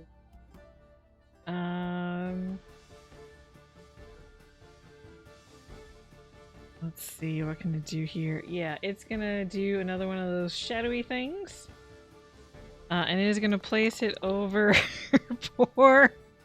our poor NPCs. Oh no. Arlewine and Arvis both need to make Constitution saves. Okay. There. You have to beat a 12. Oh dear. That's a no. Okay, both of them take 17 psychic damage. Okay. They're both holding you- hands. It's like, let's go. Let's do 5 together. 1, 2, 3. Oh, it would be so And- lovely if you could save my tower. Ah, that hurts so bad.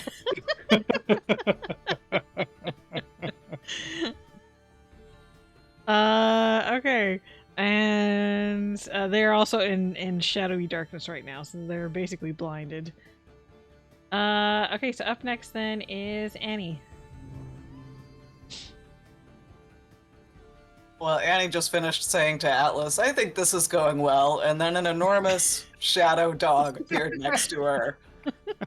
So she's going to cry a little bit inwardly, but keep a stiff upper lip and be like, I'll just go see what's back over this way.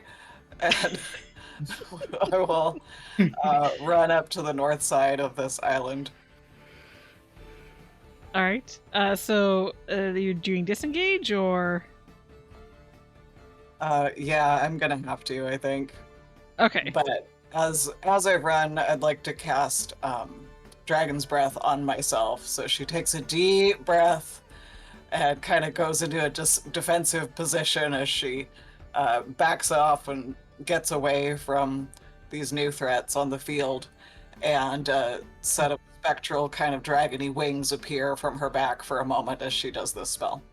Nice. That's a bonus action then? It is a bonus action. Yeah. Nice. As we sit Okay. on the ground, usually. Nice. Okay, go ahead.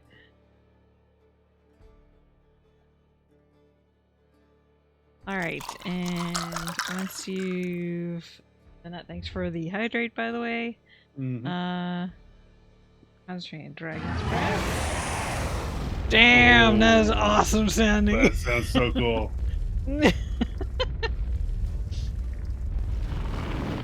It won't stop. Okay, there we go. Jesus Christ. If anyone was asleep, they're awake now. This guy. Well, you're right there, Atlas. Yep. Let's see.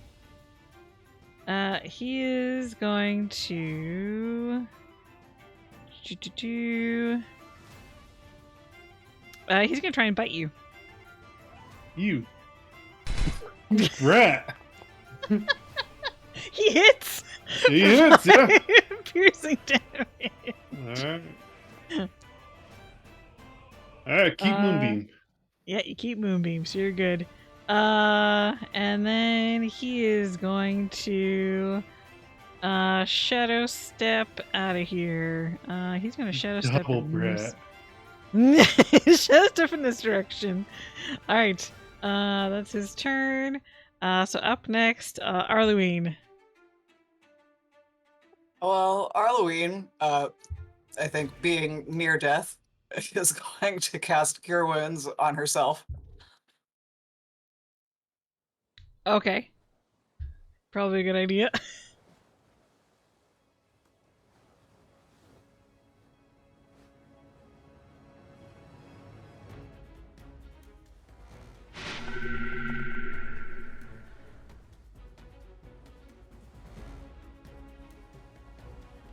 I know it's time to feed you, Figment. You're gonna have to wait, though. Oh. Anything else for Arlewine? You're gonna move out of the darkness?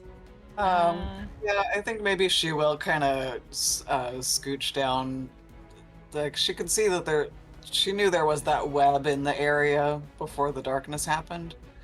Yeah. So maybe she'll try to skirt the outside edge of the tower to the south. Okay.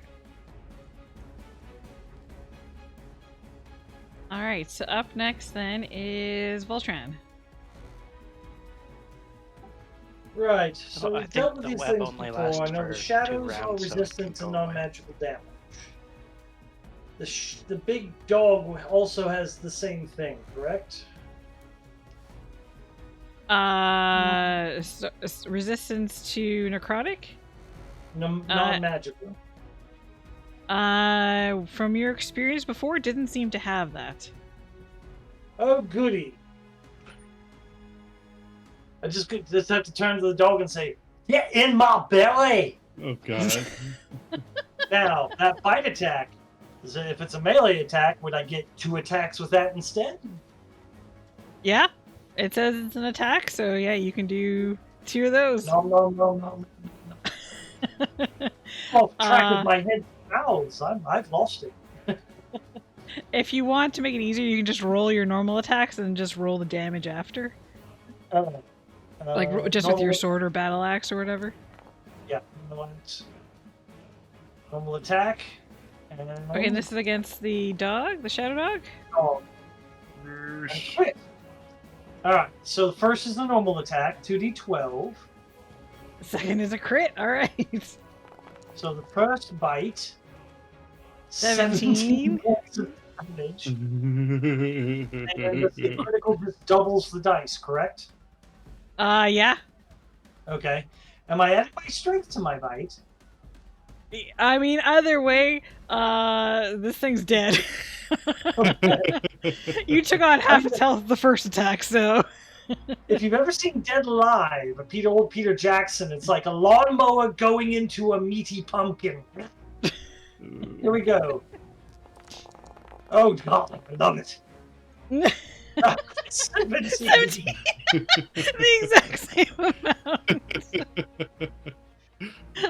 But yeah, And you munch up that dog. the scene is beyond disgusting, horrific, Chthonian even. I mean, it's Lovecraft got an idea from this. Atlas pukes. I'll just God. turn Honey, to the that's shadow. why we're on the same team. You get the job done, buddy.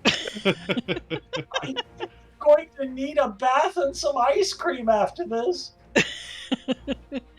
And the like, there's basically just all that's left is bits of shadow as the dog dissipates.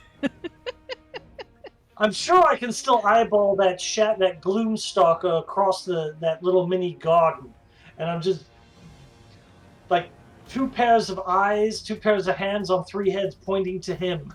I'm gonna eat you next. Ooh. Yeah, he definitely looks slightly concerned. Like, what the fuck just happened? You know, completely ignoring the shadow. It's just like I'm just 3 heads looking at him. This is ridiculous. Anything else?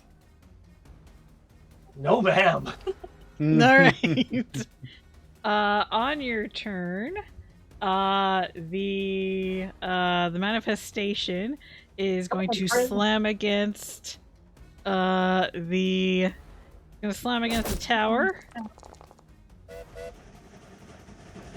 causing 16 points of damage. Jesus Christ. To the tower. And so it's just like this boof, and you can feel the ground kind of shake, and you can see another crack form in the wall of the tower, and maybe like bits of wood are like falling off onto, like not causing any harm, but they're like just raining onto your heads. How many are still concentrating? Haven't you been all attacking them? And one of them started concentrating again, so there's 2. There's no. Oh, I thought there was a ring around the ones that were obviously concentrating. The My ones bad. that are concentrating have the little symbol in the corner of their token. Oh, there's just one. There's 2. Get him. 2. There's One symbol. There's one here. Oh, and one here. Oh, there he is. He's underneath my toolbar. Get in my toolbar. All right. Up next, Dino. Hello. Do we gotta roll anything? Top of the round? Like boons or Oh, Vane. yes. Yeah, sorry everyone voted Vane. Yep. I knew chat were rats.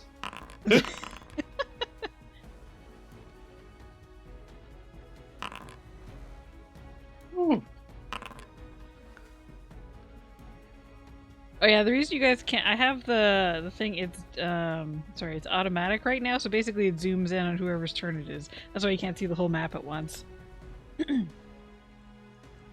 Okay, so Dino, you're distracted by a pretty sparkly butterfly that appears above your head and begins to flutter around. For your next turn, you spend all of your movement chasing it in a random direction. Then it blips out of Question? existence, leaving you disappointed. Yeah. If you choose the direction, since the tower is weak, if that direction includes a wall, can I Kool-Aid bust through the wall? It's taken some damage, but it's not like that damaged. It would be shucks. hilarious if you could otherwise. Okay, well, do as you move me do. Okay, go ahead and roll a d8 to see which direction you move in.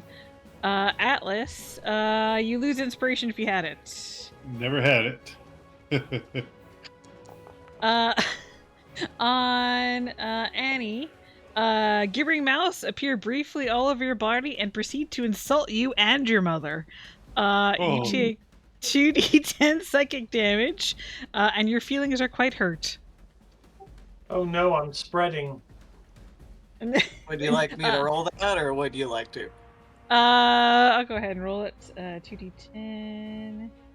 Is that take? Oh! 20! Oh dear, that was a bad time to roll high. Uh-oh. Oh, and Voltran, you also get the sparkly butterfly, and you have to move in a random direction.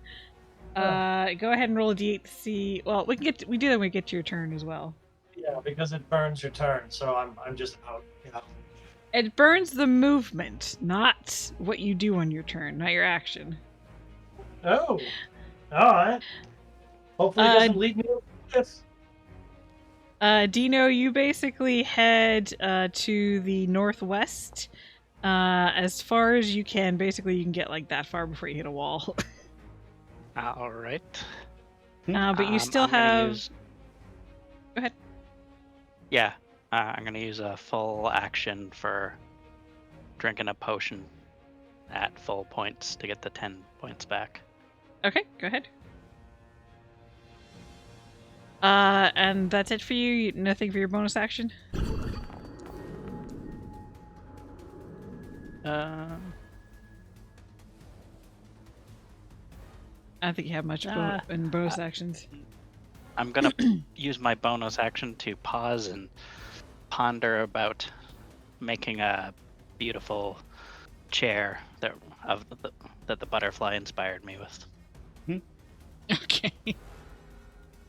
Alright. So up next is this guy. He is... I forgot these guys have spells. Oh no. He's gonna look at Annie and start casting something. Do you have any... Yes, I will counterspell him. Okay. So he doesn't cast high enough for that to be in effect. So you see him raise his hands. You can feel like the energy coming out from him, and then you just counterspell. I put And my hand up and I'm like, look, my feelings are very hurt right now. I do not have the patience for you.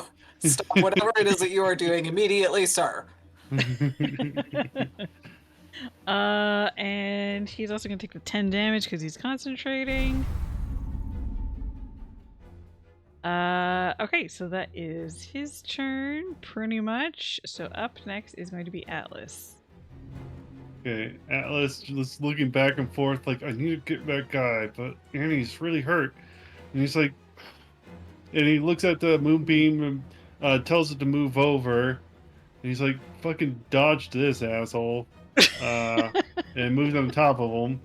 All right. And then he has to move about like 5 feet closer to get within 30 feet of Annie. And I'm bonus action casting my Healing last word? spell here. Healing word, yes. Okay.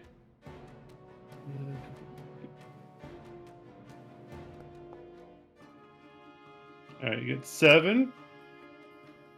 Plus the 1d8 plus 5 from my chalice.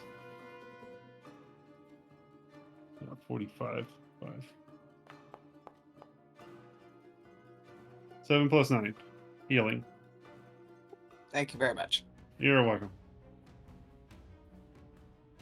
And I don't want that guy to get too far out of sight, so then I'll use up my last bit of distance to kind of move there. And that is it for Atlas. All right. Up next is this guy. He is going to. Since Voltron kind of like looked at him funny, he's gonna take a couple attacks. That one does not hit. That one hits. So that is 8 piercing, 3 necrotic for 11 damage total. And then he is going to move down over here. That's gonna be his turn. Up next is Arvis. And from the shadow, because he knows his next target was to the north, comes rushing out and be like, oh, hello. Swings. All right, go ahead. And poof. Please hit him. Please hit him, please. No.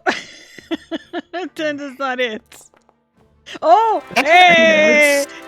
You That's made a up for fucking it. critical. Finally, with a sword of life stealing. All right. Okay, so that's an additional 3d6 on top of it, necrotic, but it's probably not going to matter. I'm rolling it anyway. Go ahead and roll. Fuck yeah!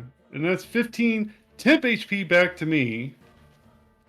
Okay, so let's see. So that's 12 slashing. And so normally he would be taking, well, he does take half damage from the necrotic, but it is enough to kill him. Yes. So as I'm coming by like the headless horseman, I slice his fucking head off. All right. And then with the last bit of my movement, I come here and I try and slap him as hard as I can. Just slap across the face. All right. Yeah. And behind you, that shadow would have disappeared.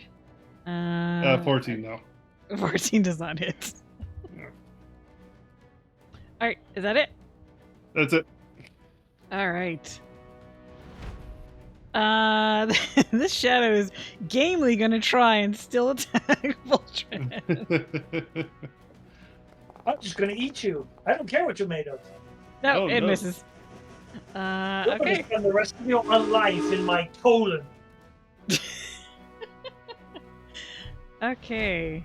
Up next is the manifestation. It is, let's see here. It's gonna swoop down Yeah. and attack Atlas. Yeah. I can see that coming. I kind of attacked everyone else already, so It misses. Yes, it does. All right. Go eat something else. And that is its turn. Oh, and I get to see, does this recharge? Does. Okay. Up next is Annie. Annie's going to come walking around the outside of the lighthouse. Still arrows sticking out of her, still with a beard. A little tear rolling down her cheek from all of the insults that the mouth said about her family. Aw. She's like, you know, sometimes I question my choices to become an adventurer, but then I get to do stuff like this and it makes it all worth it. She's gonna walk up behind the Shadow Weaver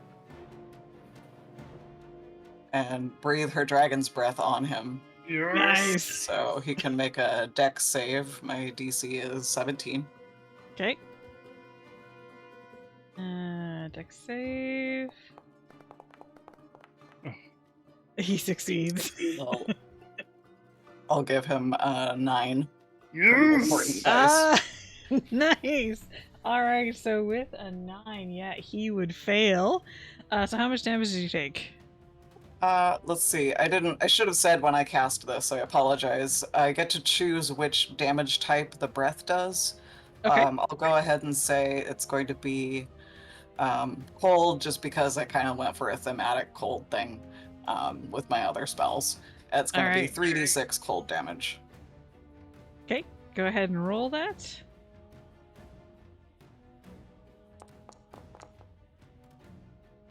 Okay, 16 cold damage. He's going to be looking pretty hurt there. Yeah, he is almost dead. Yes. And he has to make a concentration check. Yeah, he do. Oh. Which he saves. Alright, anything else, Annie? No. Well, actually, yes. It's a bonus action to do the Dragon's Breath. So for my action, I am just going to dodge. Okay. I walk up, I breathe on him, and then I'm like, please don't hit me! Take a defensive posture, holding my staff up in front of me like, ah! And that's it for me, thank you. Let me try, does this work? There you go, that's your dodge. You just weave it, bop and weave in there. Nice! Bob and weave, bob and weave. Oh, I'm getting nauseous looking at that. Whoop, whoop. All right. Up next is the skies and the moonbeam. Just make a con save. 16. Con save. He definitely fails. So 12 He takes damage. 12 radiant damage. Okay. That definitely hurt him. He has to make his con save. Come on. Yes! Yes! Yes! All right. He So loses excited. concentration. I can tell. All right. He's gonna get the hell out of Moonbeam. He's Yes, gonna come this way. Run, come here. And he is going to I don't want to conjure any more shit. Yeah, thank you. No, I want more. Gimme. So he's going to turn towards Atlas since he keeps casting Moonbeam on him, and he's gonna try and hold person you. Oh, you prick. Give me a wisdom save. Alright. It's so loud. Yes! Oh my god. That is a hell of a wisdom save. 25 definitely works. You hold no one! Alright, that is his turn. Yes, I believe it was hold these nuts. You lost it, didn't you? Arlewine. Yeah, that's me. Arlene's going to, with her little lace bonnet, come trundling around the edge of her lighthouse and be like, oh dear, everyone seems to be so hurt. She'll skirt around the edge of the moonbeam. Oh, that's dangerous, don't want to step in there. And she'll do a mass healing word, which has a range of 60 feet. Okay. I'll say there's windows on the bottom of the lighthouse and you can see Dino through the windows. Lovely. Thank you very much. That's very generous of you. You're welcome. Dino appreciates. Alright, so everyone within, I think, 60 feet of her, she can give back 7 hit points too.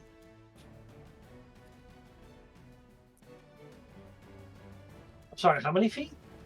60 feet. I think that's pretty much the group. There's 4 of us, Arlewine, and yeah. Okay. Did she include herself? She is badly injured. Oh, she would include herself for sure. Yeah, I'll Okay. give her some HP back.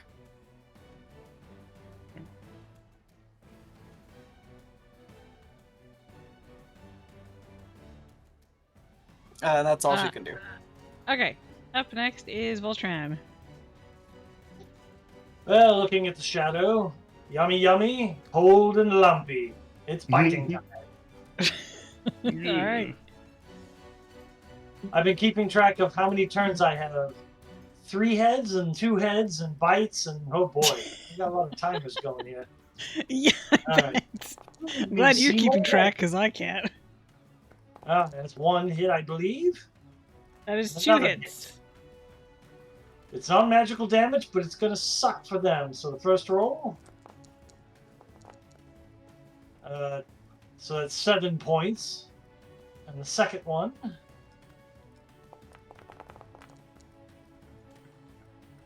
Is 5 points. So that's 13. That's 12 points total. Okay. It is so close to death.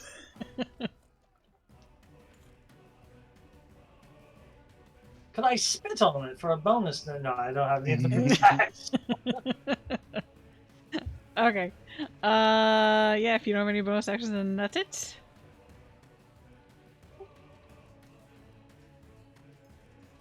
Oh, I do have okay. second wind. I'll blow my second wind. Okay, go ahead. Ooh, nice.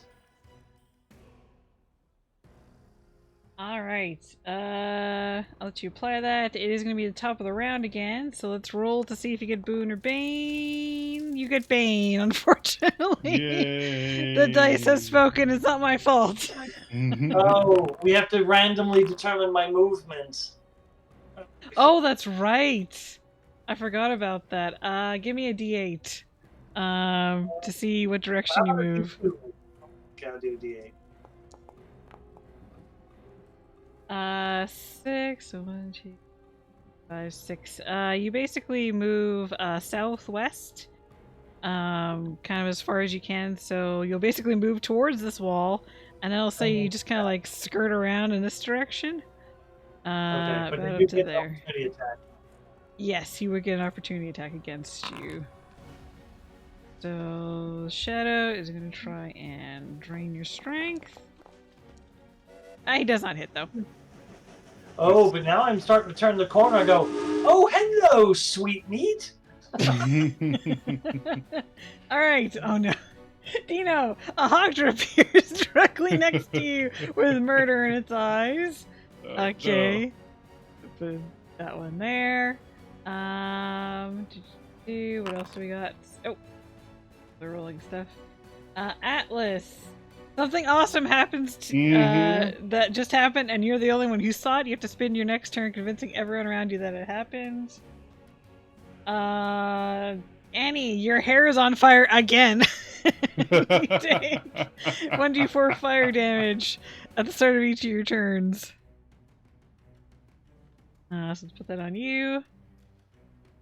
And Voltran. With a strange blooping sound, you were teleported into an unoccupied space of the GM's choice up to 30 feet away. Let's see. Oh, hello, meat. And then all of a sudden, bloop, as you appear inside the lighthouse. Okay, so that is wait, are we missing someone? No, that's everyone. Okay. Alright, so Dino, you're up. You have a honker next to you. Oh, which isn't on the initiative. I'll add that while you go ahead and do your stuff.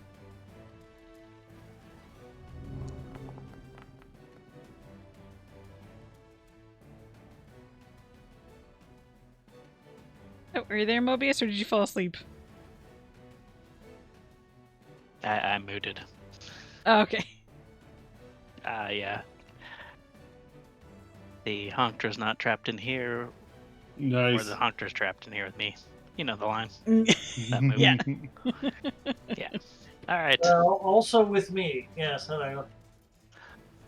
Oh, hi, Voltron. All right, here we go. Swing the first. Oh, All right, Goose go is ahead. on the menu. Oh, nice. That does not hit. Go ahead and swing again. Swing the second. That does hit. So 4 Okay. slashing damage. I'm gonna use my second dice for a distracting attack. Okay. Alright, So go a ahead D8. and roll how much damage.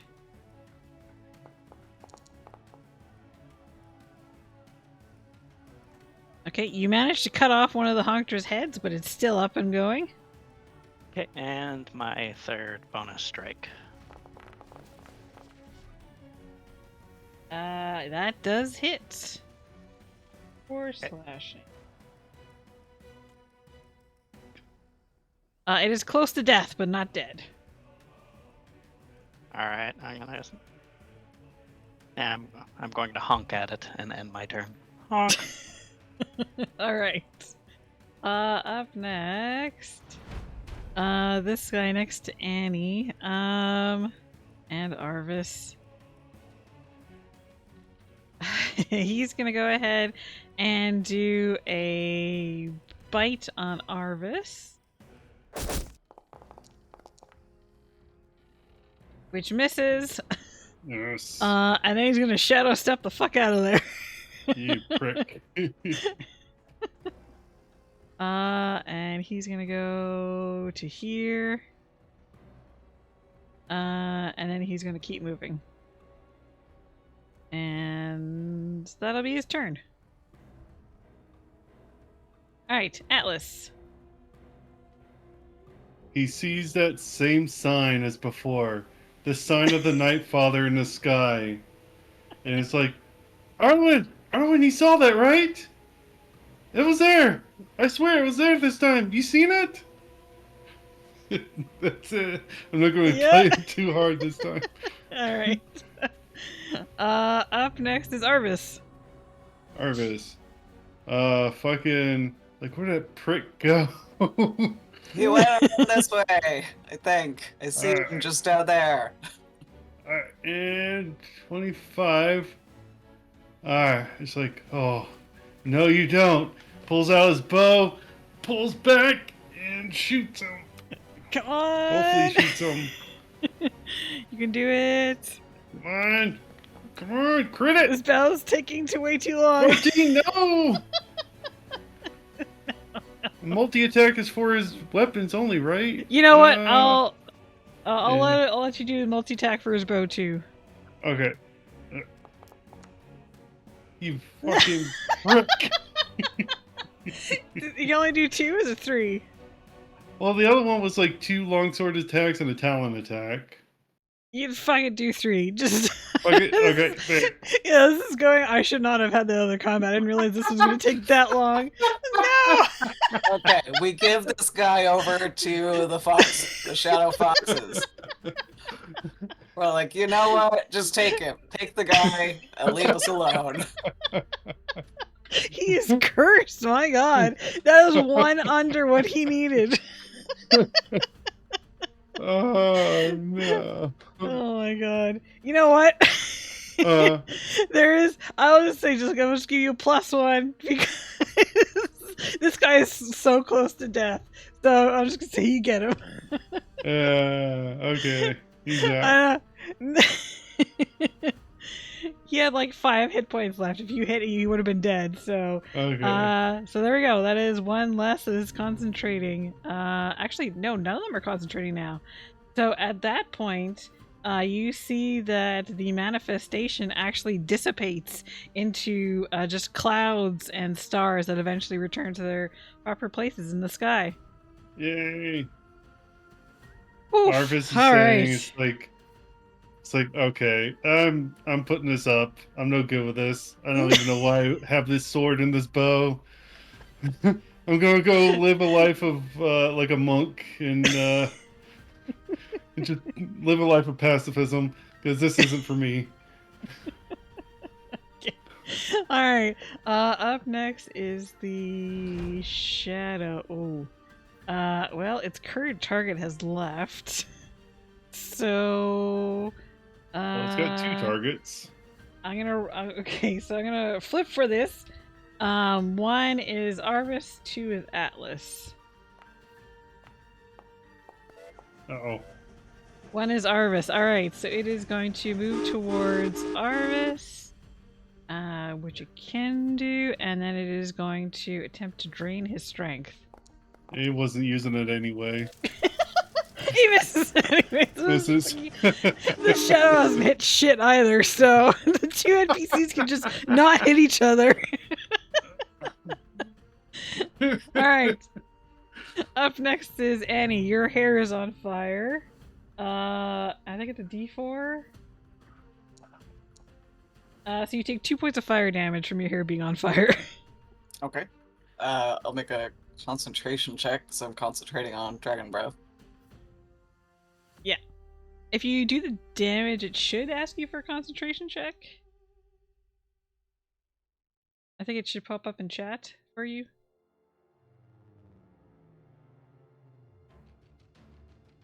Yeah, there it is. You're fine. Annie is actually used to casting spells and concentrating on spells while she's on fire because she's an adventurer. So she's like, oh, this again. I spend so much money going to get new haircuts. And she'll walk up next to Arvis and breathe this cold dragon's breath on this shadow. All right. And it can make a dex save, DC 17. Okay.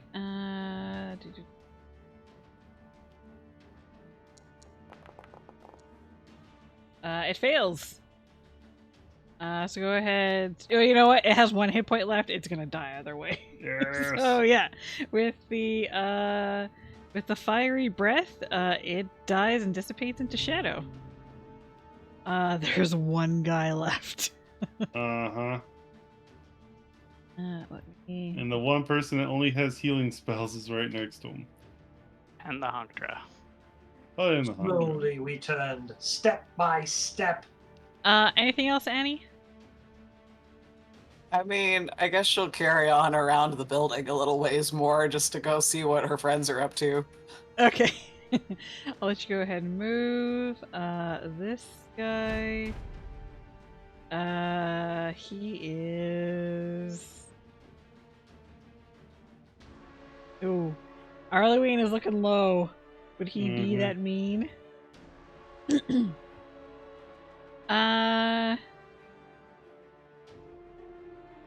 No, I think I'll go for Atlas instead. Unless you want me to go for Arlewine. No, go for Atlas.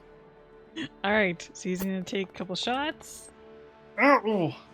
Oh, okay, so that is 10 piercing, 1 necrotic for 11 total. Okay. And he's gonna take a second shot. That doesn't hit. Why are you shooting me? You didn't see that sign up there?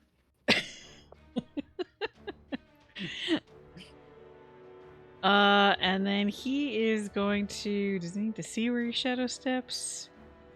No, he doesn't need to see. So he's gonna shadow step over to this side just to be a dick. Uh-huh. Did you do concentration check, Atlas? Oh, right, yeah. Still got it. All right. Up next is Arlewine. Arlene's just gonna sigh, smooth out her dress, and be like, "This is all very, very unsettling. I might think twice about helping someone in the future. Well, maybe not." Oh. She'll toddle over to Atlas and cast a Cure Wounds. All right. Atlas is like, you should really heal yourself too. I'm fine, dear. Yes, I have many clones in the basement. I beg your pardon. I'm sorry, what? You get 7 points of healing. Thank you. All right. I was gonna speed things up. So up next is Voltran. Right. Do your thing. So I go 20 feet around the corner. Hello. 10 feet this way. And there's going to be a very nasty munching sound around the corner from everyone who can't see this. Vulture come around the corner and just blood everywhere. So, roll 1. Roll 2. All right. First one hits. Second one misses. Go ahead and roll your damage. Okay, 13.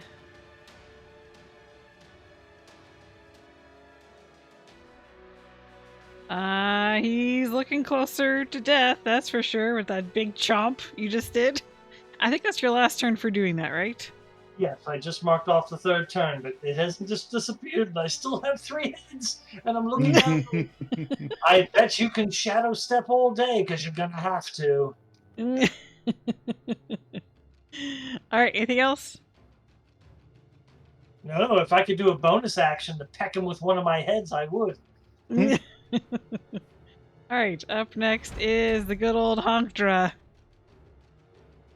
Who's gonna eye Dino with its beetle eye, and it's gonna try an attack with a beak. Which hits! You take 3 piercing damage.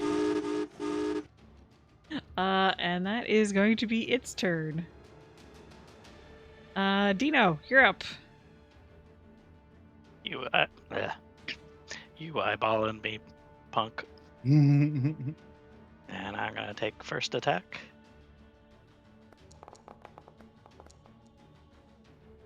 Okay, that hits.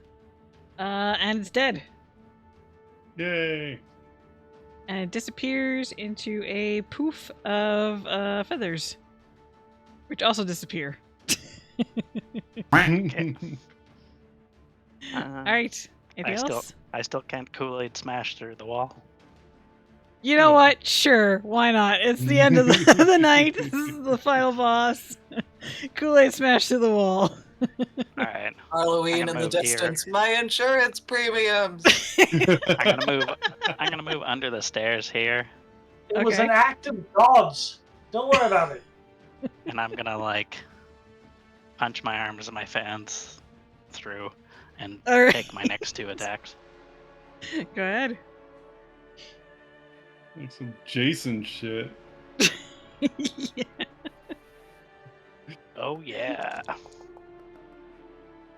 All right, 17 hits. He's not quite dead yet. He's getting there.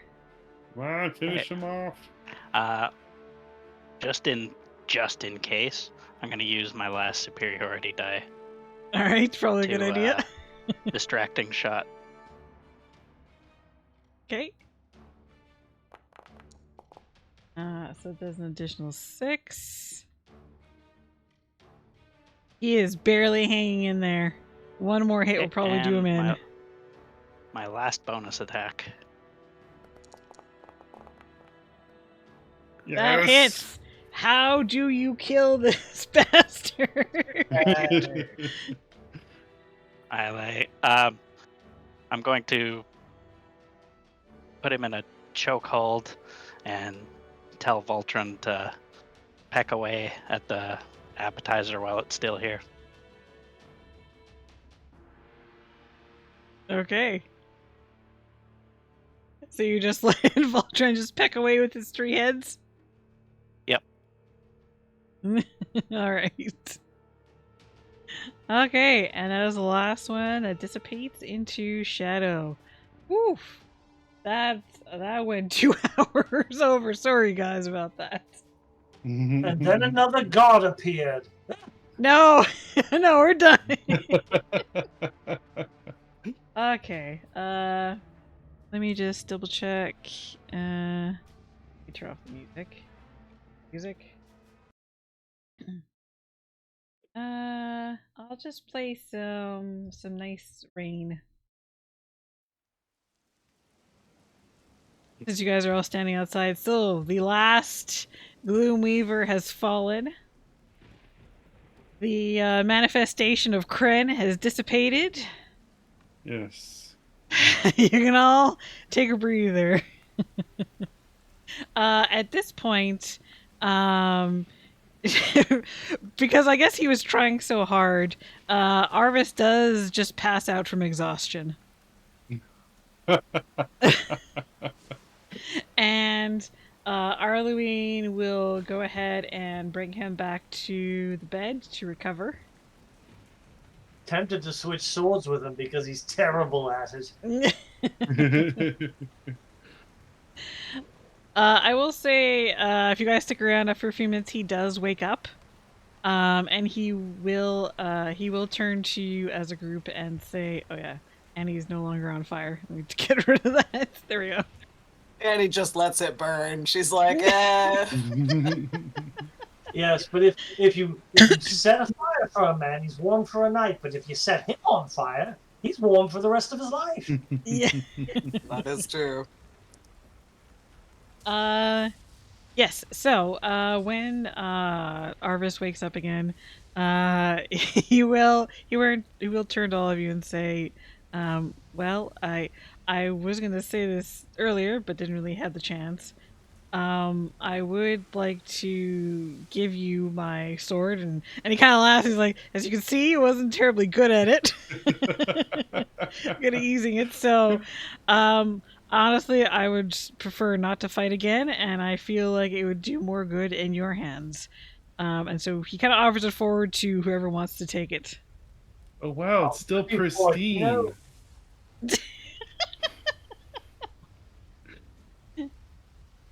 So who wants to have it? I was gonna flip Dino for it. It's a long sword, right? It's a long sword, yeah. So either one of us can use it well. Yeah. Heads or tails?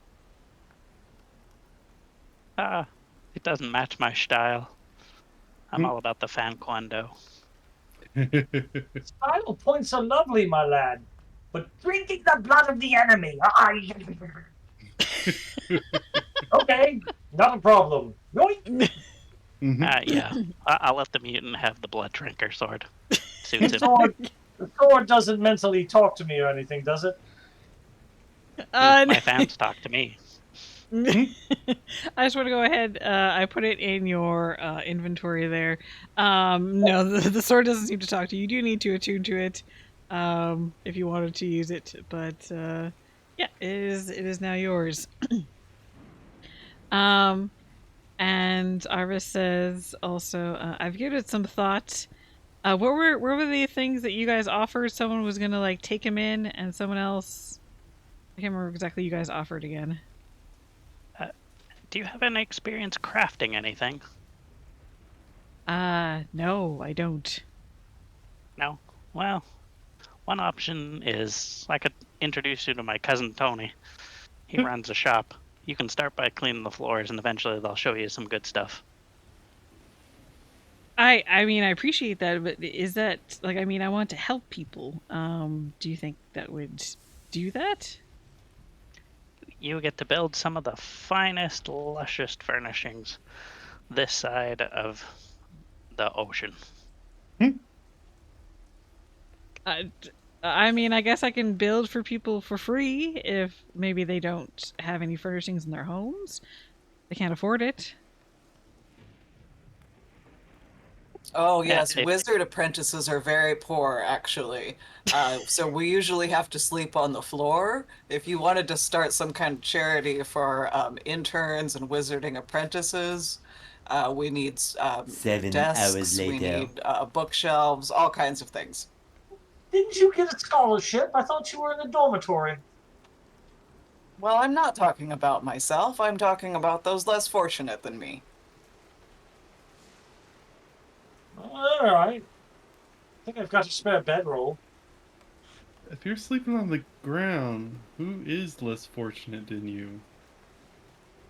The earthworms, they're People under the ground. sleeping out in the woods without I need to get back to work on my thesis, and I'm very tired, and I have a beard now. It's a very lovely beard, although you're bald, though. Well, the hair burned off again, but you know how it is. Right. Iris will say, well, I mean that would be helping some people, so that doesn't sound like a bad idea. I think I could take you up on that.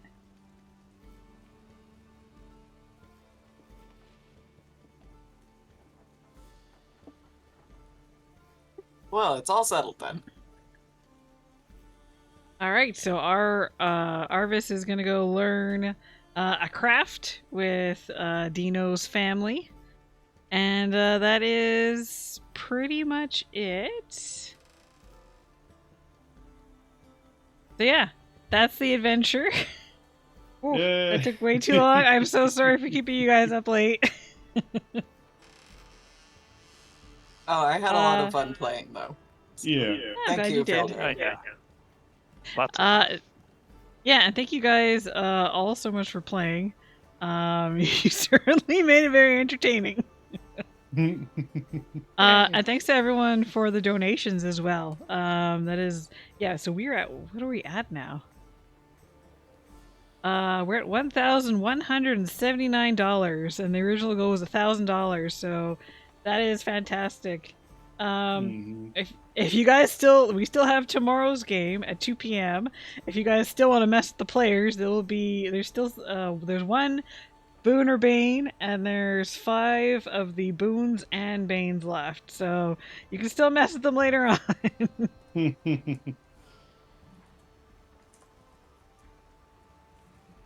So yeah, did you guys have any questions before you head off?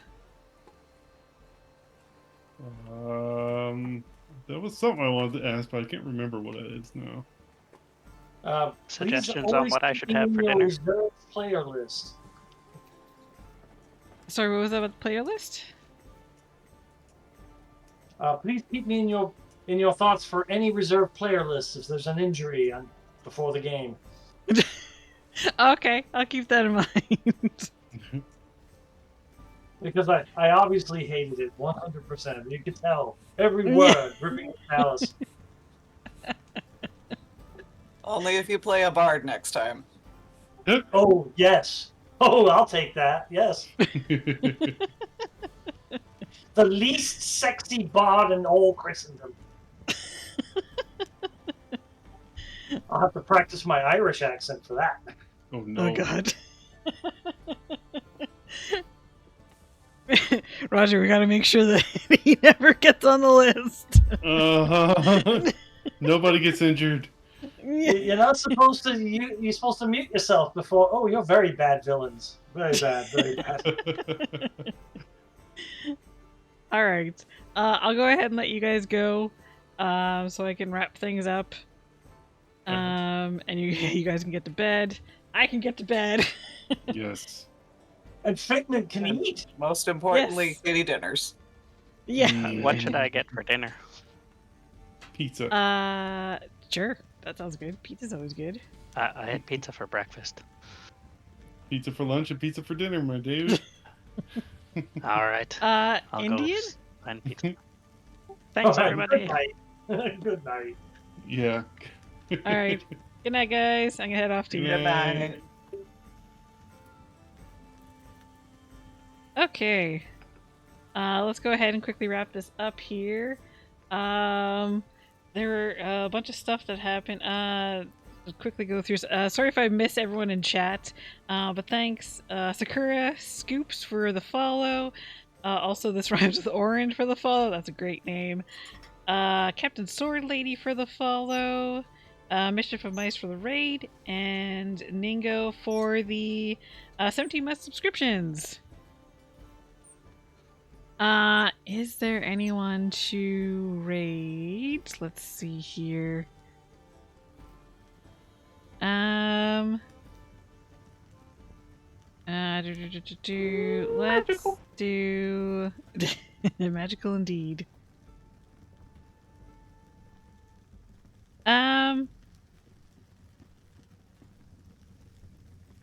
Let's go and do Maydoodle. I haven't done her in a while. I think it's been a while. Oh, and there's an ad. Looks like she's playing some Final Fantasy VII. Fireball! Alright. Yeah, so thank you guys so much for watching. We'll be back at 2 p.m. Central tomorrow. I don't know whatever time that is in your guys' time zone. And which will be the Saturday game, and that will be the last day for the Extra Life streams. So if you want to get in on that, please come by. And also after that stream, which I'm gonna try and make sure it doesn't go super long like this one. After that stream, we're gonna be doing the draws for the gift cards. So if you want to check that out at the end, stop on in. So let's go ahead and do this raid. So thank you guys all so much for watching. Thanks again for all the donations, for like all talking in chat and voting on the boons and the banes, and really helping to keep things entertaining. Yeah, and hopefully I'll see at least some of you tomorrow. So take care, everyone.